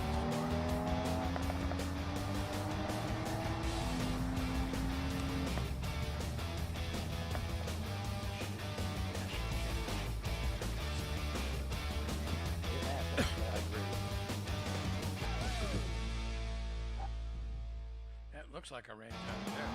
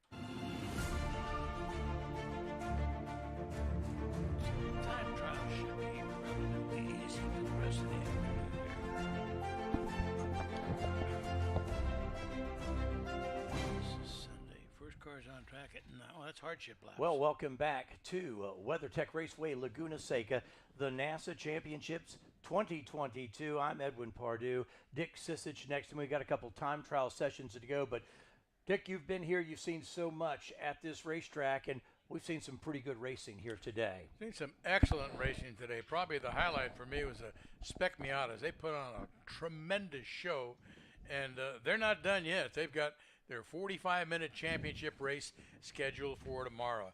That's worth coming out for alone. Yeah, and if you can't get here, you can watch us. Absolutely. You can go to nasachamps.com and pick it up. The Spec E30 race that we just saw a moment ago, that was good as well. We'll see. Guys will make some changes. They've got some opportunities to do some stuff to the cars and come back. And again, we've talked about it. Weather will be part of it.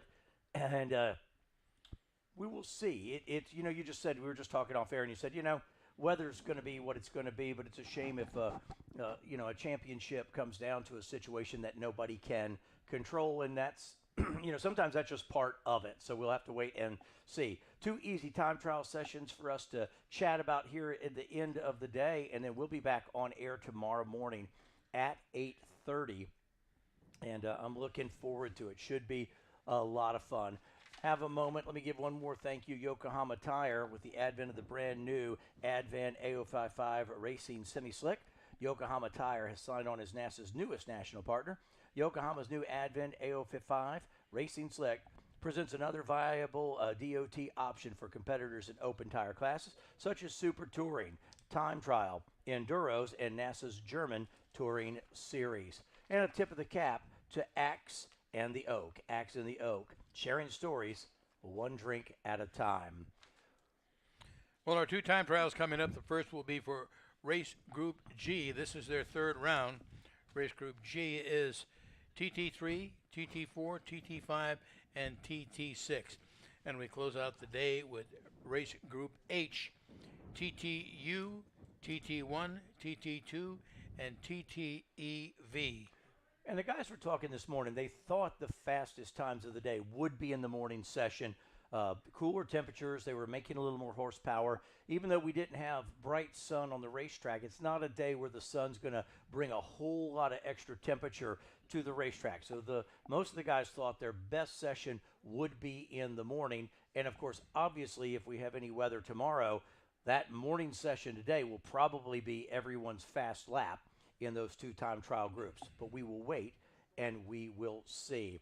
Will and Carl will both be back tomorrow as well, and tomorrow a bit more festive because it'll be championships. Also some opening ceremonies tomorrow, so join us for that. And we just hope everybody is in a position where if the weather causes an issue, they're still here. They still can race. That picture with the sun starting to set here is always such a beautiful view of this place. When you see the shadows starting to get long across the racetrack, and especially this time of year, they get longer a little bit earlier in the day. But it's been beautiful, and the hospitality here has been just fantastic. I thank you, Dick, for a lot of that, because this is your home you've invited us into for the weekend. Well, you're very welcome, and I'm very happy to have you here, and love to have you come back and join us again. Don't wait so long next time. I'll try not to. It's only taken me 55 years to get here. I promise I'll do it again before the next 55 is over. Again, great job by all the crew and staff here at the track. All the flaggers around the corner. Our track crews have been they've been busy, but they've been very speedy in their work and gotten the track cleaned up. And then, of course, all of our folks doing camera. There's a whole room next to us of technical people who are much smarter than I, doing things that I don't know with computers, but whatever it is they do, they've done it well. A first grader could do more with a computer than I can. Those guys have been low bar, pulling it all together for us. So they should go. We had a couple track trucks went out just to do a track sweep, a track check. So we shouldn't be far away from those cars sitting on the grid rolling out for this session. And I imagine you're going to see this afternoon. They're going to know right away if they've got a quick lap in the car. I think you're going to have a couple cars go out, bust off a couple of quick laps and come back in and park it. Yeah, that's what I think. And if they had a decent lap this morning, they're going to kind of sit on that lap, I think, because they know that might be the best they can do all weekend. Well, this is their third time out. Yep. So do they get to choose? Their fast lap. It's their fast lap, irregardless of what session it was turned in. Yeah, because like I said, tomorrow you're going to have if it's a wet weather session, nobody will set their fast lap tomorrow. So that's another thing. That's a little strategy in this as well. Is you say, oh, we've got 5 sessions. I'm not going to worry about the later sessions. Well, there's no guarantee there's going to be a later session. Yeah, or that the track conditions at a later session will be conducive to turning your quickest lap of the weekend. So sometimes you just get out and really try to get a good lap in that very first thing. It's the same way you watch the Formula One knockout qualifying. Go out first thing.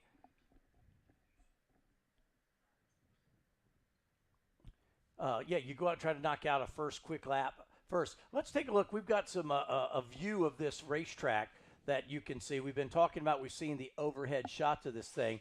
And while we're waiting for those guys to roll out, let's take a quick look. So take us around, Dick. Here we go.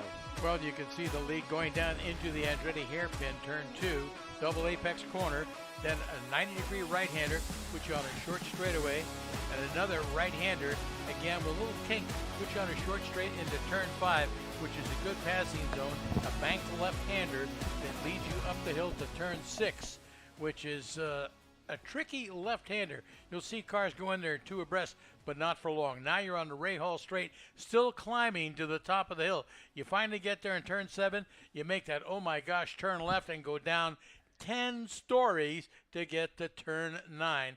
Then a right-hander at turn 10, banked and into turn 11, the final corner here at WeatherTech Raceway Laguna Seca.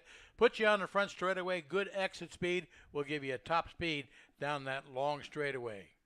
And that's a lap around WeatherTech. Well, and we saw Latham make a great pass there in turn number 11. And, again, some of those drone shots have been so good at letting us see the layout of the track. But, for you to take us a lap around like that, really understand. Now, that's great animation there to show it to you. And then you add in the elevation pieces. And, these drivers have their hands full to make all this happen. You see, we're looking, those cars should appear right underneath that pedestrian bridge here in just a moment. But gives us a great idea. But, a lot of the drivers told me their first time here this weekend that it was surprisingly a handful to understand the first couple of laps. Yeah, but after the first couple of laps, you get familiar with it, and the newness wears off. It is a lot of guys have been practicing this track on videos too. The only thing on the videos and the iGames is you don't get the elevation changes, and that's what can really throw you off because it's a steep drop, 100 feet almost, 90 some odd feet from 7 down to 9. The world just drops away from you, and you catch it somewhere at the bottom of the hill there. And yeah, I mentioned earlier there's some camping spots up there on the hill that are just beautiful, and if you happen to have a race going on, that's even better. I did see one of our ground squirrels just make a quick pass across the racetrack there. So yeah, hats off to the tech crew. They've just done a magnificent job. Supplied us with 7 stationary cameras, 4 in-car cameras, a couple of roving pit reporters, and just flooding us with information, timing, and scoring. We've got everything we need to tell the story as it should be told of what's happening here at the 2022 NASA Championships. Well, and it's been great having Will and Carla down there because they're telling those stories even deeper. The Redukel family in the Thunder Roadsters, they're able to kind of get some of those other stories about where people have come from to be here. And it's when you understand the personalities involved, it makes what you see on the racetrack even more important. Or you've got you've got some buy-in to it. You understand the characters involved. So thank you to Carla and Will for all their extra help. Gives you some depth to help understand what's going on with the individuals that are involved in this championship run. Well, I don't see any. Oh, I said that and I just saw one go by. Oh, there's a famous shot. The corkscrew itself up there on the hill. I remember seeing that hill just elbow with people during the Can-Am days. The crowds were just stupendous. Looks like they're completing a course check. I just saw one of the vehicles come down through the corkscrew on their way back down the hill towards start finish. So we should be just moments away from releasing the cars in that first time trial group, Group 8G. And there's that track truck making its final check, and these cars are going to be, these are some of the fastest laps of the day, so they want to be sure the track is indeed ready, clean, and good to go. So once that driver gives his thumbs up, we should see him release the cars out of the paddock area, or they're just so much enjoying doing a lap around the track, they're just going to take a couple extras. Take another lap. And, that felt so good. It was so much fun. I think I'll go around one more time. I like that. Coming up the front straight now. Ah, there we go. Turning off. Hallelujah.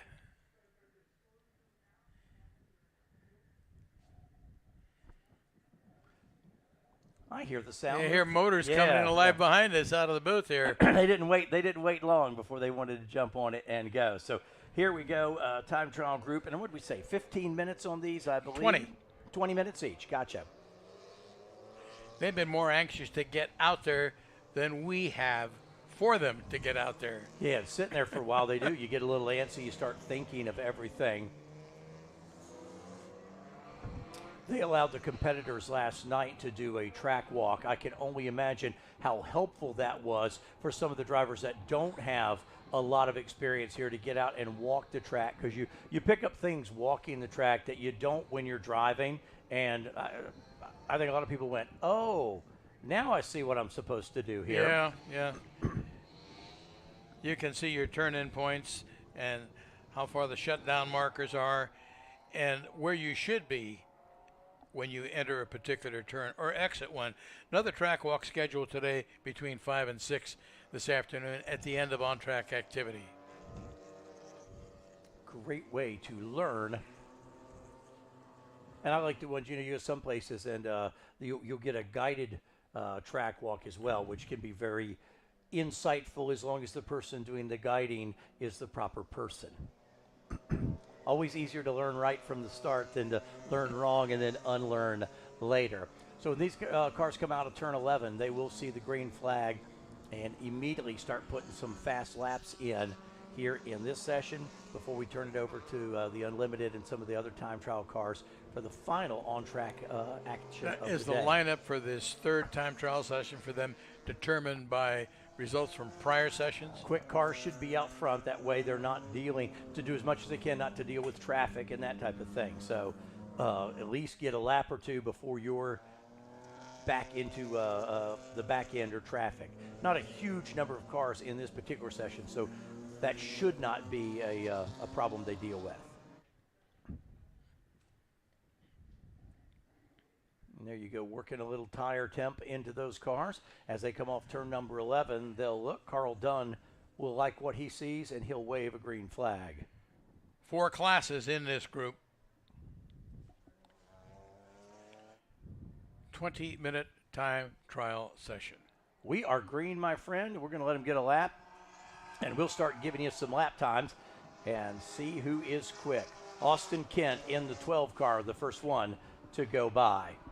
What'll be interesting to me is, as I'll look at the timing and scoring, as to how much quicker that first lap is than the second, how much of a drop-off you have. And is a quick lap going to be lap 1, lap 2, or maybe even lap 3? Yeah, I mean, my guess would be lap 2 because they're just taking the green on the front, and if they use up all the good there on lap number 2, but not going to be anything left for 3. Yeah, we saw this morning, though, in one of the groups, it was like lap number 6 was their quick lap. And again, maybe that just had to do with could have been a traffic situation. Traffic issue. Yep, absolutely.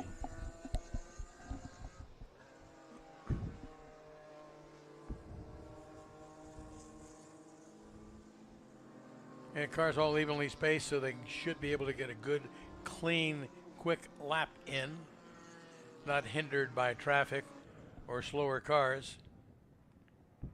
Yeah, and the crew did a long time track check, just went around, did a course check everywhere, so the track should be in great shape. And they're just now at the corkscrew. We'll get our first flying lap and see from there. Again, 20 minutes for Group G, TT3, 4, 5, and 6. First car going through turn 10 now, heading down into turn 11. It'll put him on the front straightaway and the completion of lap 1 of this 20-minute time trial. Here he comes. Austin Kent at a 1:37.4. And you got the Edge Motor Works TT4 car 38. He's a 1:38.6, so he leads that TT4. TT5, it is Stephen Young in the 1:46, a lap of 1:41.5. And I don't think we have any TT6 cars in this, just the TT3, 4, 5. I think Kent will do better than 1:37 as well. I think he was quicker than that this morning. Of course, conditions were slightly different as well.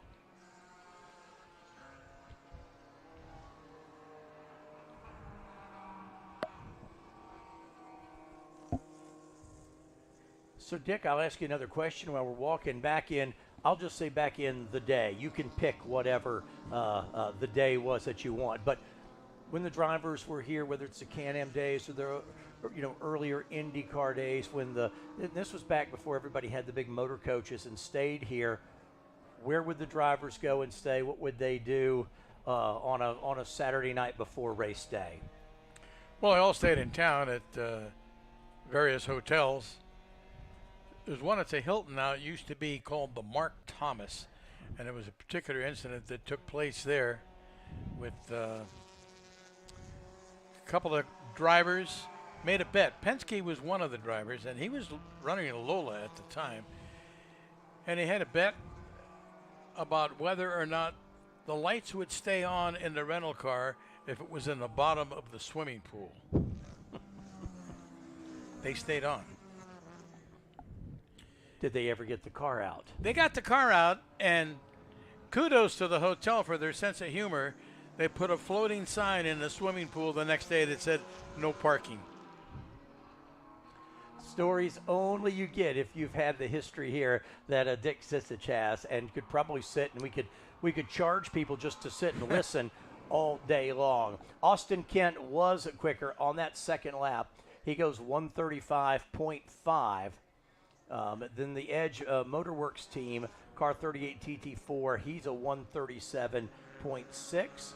And then the quickest right now in TT5, I see Stephen Young still with the 1:41, but he did that on lap number 1. So TT3, TT4 are both the quickest on lap 2, and the TT5 car, he's still sitting on his one lap of a 1:41.567.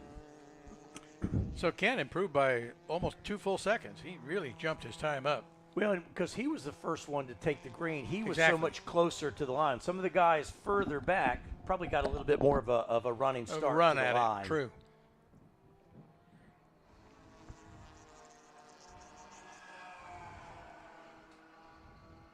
And there's Kent's third lap, and he goes a little slower, 1:37.43. So he probably used up all the good on lap number 2, but we'll see if he does another lap or so before he goes to the pit area. Not seeing anybody improve their time right now.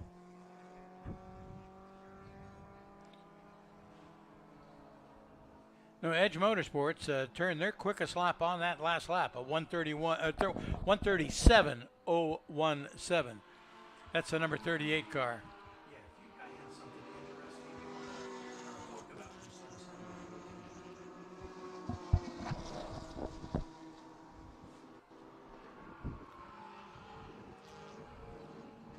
Yeah, I'm looking at if 66 also turned its fastest lap at 1:40.897.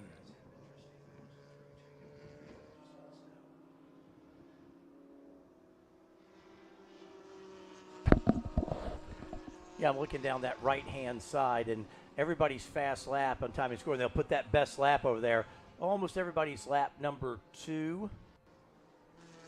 And again, Austin Kent with the 1:35.5 is the quickest in TT3. Edge Motorworks 1:37, and then Stephen Young 1:41 for the TT5 spot.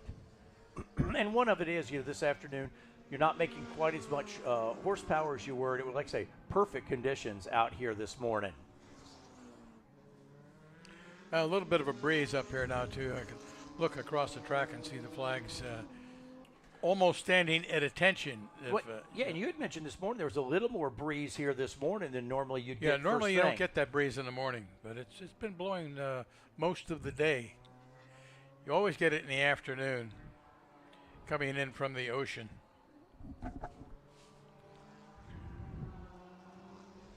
And it's pretty consistent from the same direction. I know at some tracks it can do a 180. And, you know, that can totally change also if it switches on you quickly. All of a sudden, if you've got a tailwind into a corner where you had a headwind before, you're carrying more speed there than you thought. So, yeah, I remember talking to a couple of Indy cars drivers that got caught out like that at a particular track.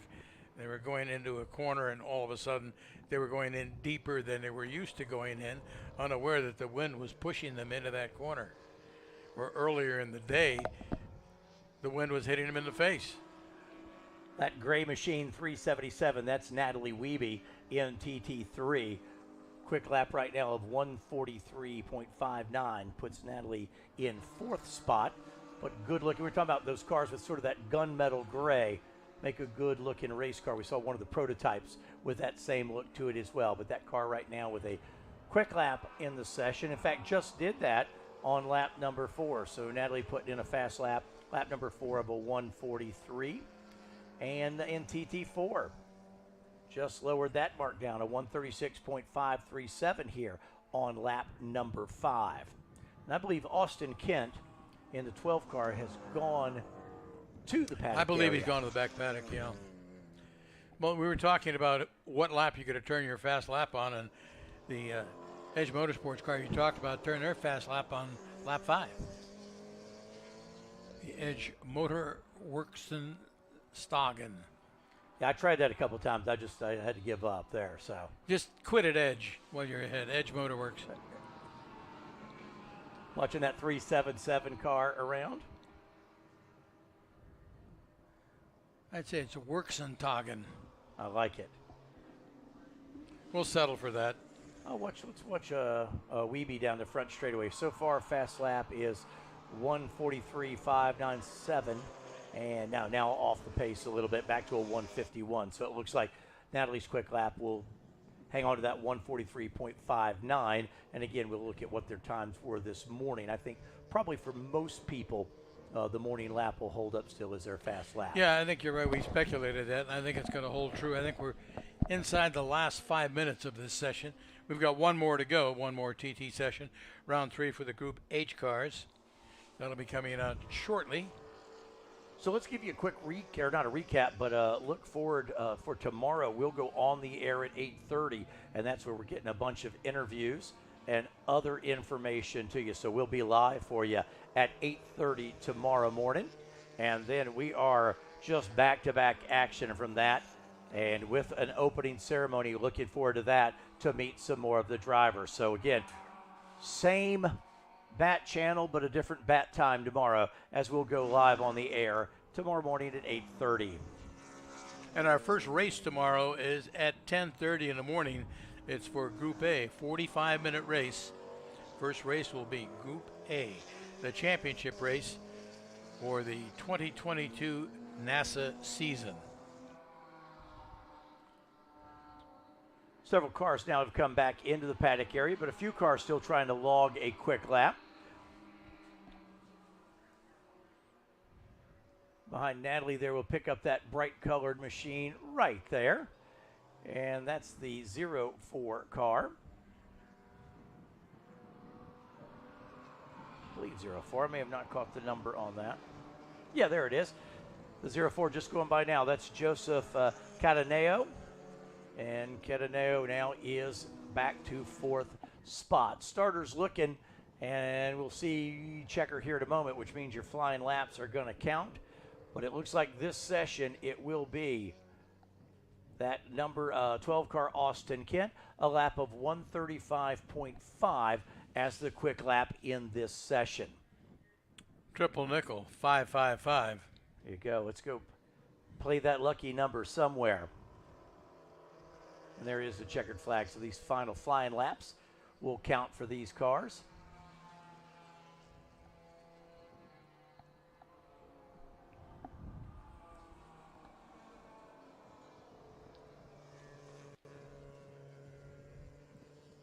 I think while we're rounding up this session, it looks like we may be able to throw it back down to the paddock here in just a little bit. Carl is caught up with somebody else, so we'll wait for that in between these two sessions.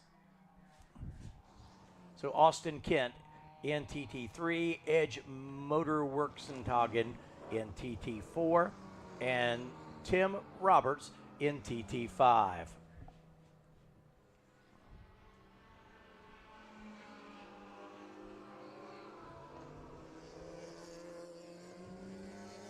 So yeah, I think we'll check with Carl in a second. I think Carl's caught up with somebody down in the paddock area, so we'll check in with her in just a moment.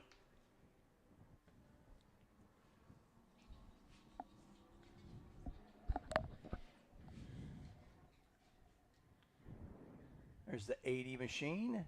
Everybody with a fist in the air says, I am coming into the paddock this time by. So our final on-track session coming up. Should be some quick laps. I think, what was this morning? A 122, I believe. Was somebody might have gotten into a 121. Okay. So we will see if they can top that this afternoon. We'll know. Or match it. Yeah.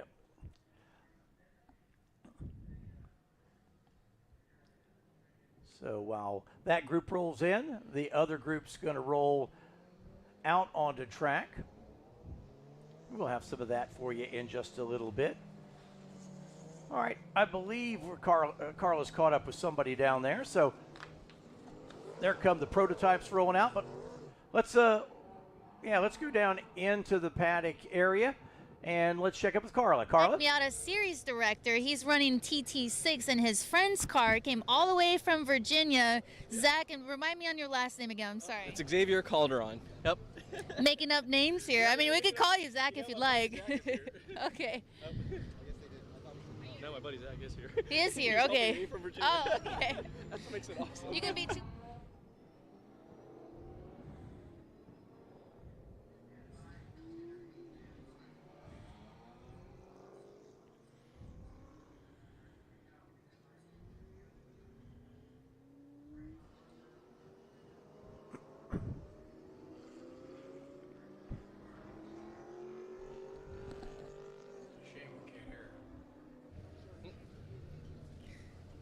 All right, so I found the Spec Miata series director, Xavier, and remind me on your last name for the fourth time again. It is Xavier Calderon. All right, so he came all the way out here from Virginia. He's running TT6 in his friend's car, and his friend's name is Zach. Is that correct? My friend's name here, I'm driving, is Tony Sinise. He's a good buddy. My friend Zach came from Virginia. He's assisting me on some of the compliance stuff also.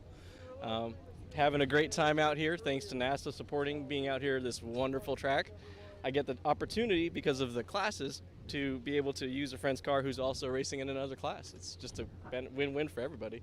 That's great, and that's the great thing about the NASA time trial rules. You can run time trials, you can run sprint racing, and you can even run the same car in endurance racing on Monday as well for the 6.5-hour endurance race. Are you ready for that? I can't handle that. That's it. I'm good. After this was my last run, and tomorrow I have compliance for all the Spec Miata folks.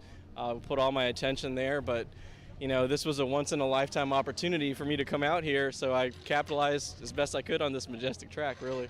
So I understand that you're the hot shoe, and so you're just going to run time trial only. It's okay. I mean. Oh, okay. Yeah, that's I need to figure out who your sources are, because you might need to get your money back. Well, I won't tell you who my sources are, but I will say thank you for taking the time to talk to me today, and I hope that you had fun behind the wheel in time trial. I had an absolute blast. Thank you very much, and thank you very much to NASA. It was great. All right, I'll send this back over to the guys, Edwin and Dick up in the booth. Thank you very much, Carla Postotnik. Should be getting your first laps in this 20-minute final TT session. Jonathan Finstrom, first car out, followed by James Paul, Timothy Bidwell, Craig Coker in that Tesla, Joe Kellerman, and MFG, and Jake Latham's back out in this one. And there's a shot of Coker going up the hill right now in that machine. And just if you get down, if you're here on property, you get a chance to come over and look at it. Be sure you put some eyes on it. It's a very, very cool piece. Question I have for you: this late time of the day, are there any places where the sun gets low becomes an issue for the drivers? Yes, it can be. Yeah, right in your eyes. Figure maybe coming down this front straightaway possibly. There's Coker, and we'll see as the first couple flying laps will be on the board. There's Fenstrom. Fenstrom comes in a 127.214. So Fenstrom, 127.214. That's lap 1. .133. Coker now at a 130. Remember, he was hoping to get under 130 into the 29s. He's at a 130.025 in the Tesla car number 11. And it's Bidwell, third quick, followed by Kellerman, Latham, Pacheco, Sensoli. Well, Coker's got to be pleased with that on his first lap. Open lap, yeah. Yeah. If he can get it down into that 129, that'll be a win. Yeah, the only driver under 120, under 130 actually is Finstrom. He's at a 127.7 on that opening lap. Everybody is, aside from Coker, at a 130. They're in the 33s, 34s, and up. So there's Coker up the hill. We'll follow him. Right now, like you said, working on a 130.025. So close into that 129 bracket. Fenstrom goes down now 127.214. 127.214 for Fenstrom. Now Fenstrom 122.436. So Fenstrom even a little bit quicker. Yeah, we thought maybe he would get down to 121. I think that's where he was this morning. 22.4. He's just, what, half a second off. Yeah, he is close. All right, Will Falls has caught up with another person down in the paddock area. So we watched time trial. Let's go back down in the paddock area and Will Falls. Will, take it away, sir.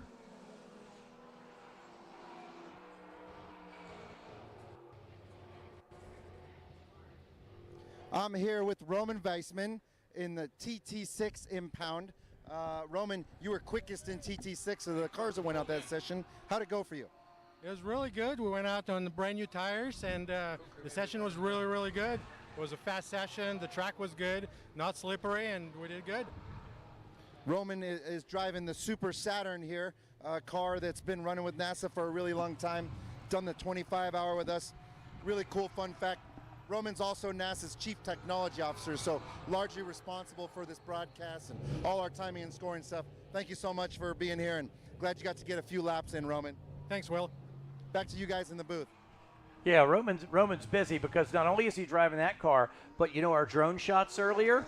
Roman, he's the drone driver. He's the drone driver as well. So he's doing some TT today, and he's driving the drone, and like Will was saying, handling a lot of our technical stuff. Didn't he drive a bicycle around here last night, He too? also drove a bicycle around here. So that's another vehicle in his stable. Bicycle, drone, and race car all this weekend for Roman. Well done, sir. Watching the 44 car now out on track. And again, we should see a couple folks take a few more laps, and then I'll imagine you'll see people bank a lap and kind of call it a day there as they work down the front straightaway. Coker, I believe, has put it in the bank. He's done one lap, and that was that 130.025. Has not completed another lap. Finstrom's done two. His second was his quick one at a 122.436. People who are busy this weekend, Jake Latham is one of them. Latham back out there in the number 5 car, and he leads the way in TT2. His lap of 132.347. We're watching that 40 car out there on track right now.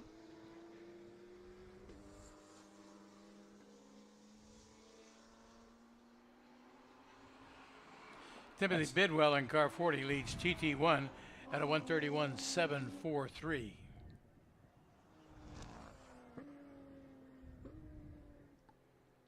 And Jordan Priestley in 25 is your quickest car in TT EV at a 140.499.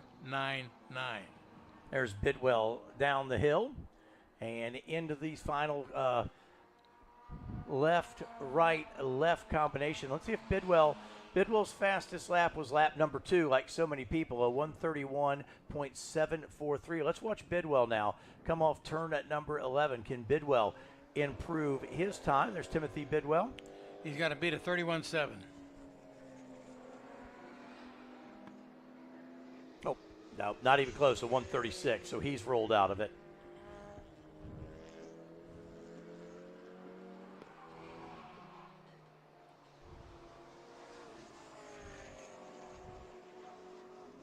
So a couple of people are going to bag a few more laps here and really kind of wrap up what's been a really great day. I'd like to see a little more green flag racing tomorrow, but other than that, very, very pleased. And sitting here and looking at what we've got right now, you can't imagine that it's going to be anything other than beautiful tomorrow, but I may find myself slightly disappointed. Well, as I mentioned to you earlier off mic, the weatherman has an ideal job. He only has to be right half of the time. Half the time he'd be doing well, so. This is one time we hope he's wrong. Let's hope so.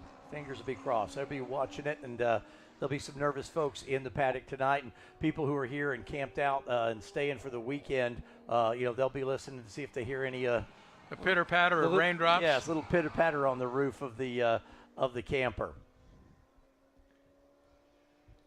Not too much left in this session, right around the halfway point here. But again, I think a couple cars have said, that's our best we can do, we're done. I got a question for you, Edwin. As these drivers compete in these different classes, is there a limit to the number of classes that they compete in on a weekend other than their pocketbook? I would think it would be, the two big would be pocketbook and then also time. You've got to be able to look at what groups you're going to run in. What does the schedule look like so you can get from one to the other? So I think that's the biggest thing is, yes, pocketbook, but also what does the schedule look like, and can we make it work? I think that's the biggest part of it, because otherwise it's a workout driving here, and so at some point you need to give yourself a little bit of a break as they keep going back and forth. So, all right, I believe we've got one more interview for you down in the paddock area. Carla, take it away. I'm from SoCal also. Natalie's from SoCal, so they're driving the same car. They're both from SoCal. Who's faster? This guy. A little bit. Fulton, you're faster. All right. I like the spirit. How's your day going so far? It's been going great. Had a lot of fun. Unfortunately, I used really, really good tires this morning, and they made it about 4 or 5 laps, and then they went a second slower. So I'm doing other tires and having a great time. All right. And fastest lap was this morning. And what was that time? My timing said 38.9. They said 39.01. Right in there. We'll take the faster of the two. I'll take my 38.9. It sounds so much better. I like the way that sounds. Natalie, is this your first time at Laguna Seca, or are you a veteran of this track? It's not my first time, but I've only been here a few times, so it still feels, I'm used to it, but it still feels fairly new. Right on. Well, we're so happy to have both of you guys out here from SoCal, and also great to see you guys running time trials as well. Fulton, I've known you for a few years myself, so I know that you're badass behind the wheel. So thank you again, guys, and we'll pass it back up to the booth to back Edwin and Dick. Thank you, guys. Thank you, Carla. Nice job. We're going to keep you busy tomorrow, too. You can count on both you and Will. Appreciate the support. Yeah, they've done a great job giving us, like I say, some of that background. Let's walk you through real quick. TT1, the 40 of Timothy Bidwell, a lap of 131.743. Jake Latham in TT2, a lap of 132.197. As we see the checker flag flying, Jordan Priestley in TTEV, his lap of 140.499, and Jonathan Finstrom out there early with a 122.436 in TTU. As the cars make their final lap around, checkered flag is waving, and we have come to the end of what's been a very, very full day. And it's going to be even fuller tomorrow. We get an early start tomorrow morning. Get an early start tomorrow morning, and because we're running the same number of races, but Everything tomorrow are 45-minute races. Today, the qualifying races were a 30-minute format, and so it'll be a whole lot more track time. Again, dependent on what happens on track. Timed races, so also, if we're dealing with rain, slower laps, and so you're going to see a lot of these, races, even though they're longer, may not even be many more laps than what It'll they be shorter completed laps, today. yeah, because it's a time constraint.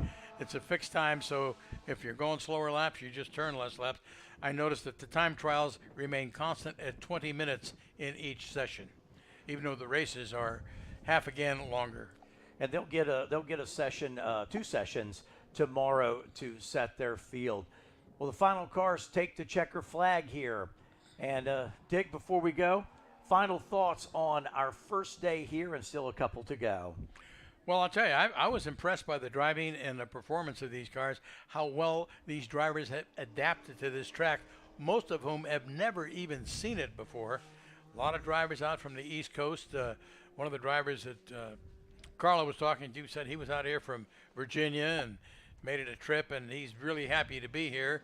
And hats off to everybody that has come out to this national championship. So far, they put on a tremendous show, and there's more to come. It will be an exciting day tomorrow. Join us right here at the same place, nasachamps.com, as we'll have all the championship races for you. So we mentioned we go on the air tomorrow at 8:30. We've got all the championship races, 2 more time trial sessions, opening ceremonies as well. I want to say thank you, Dick. Thank you so much. It's been just amazing just having your insight and the history you bring. So thank you, and look forward to tomorrow. Well, you're welcome, and thanks for NASA for inviting me. I'm really enjoying myself.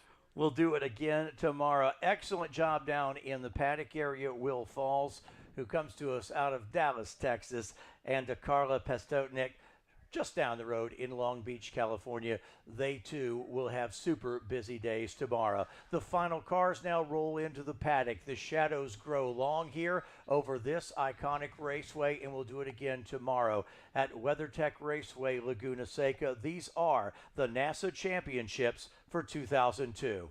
Good night, everybody.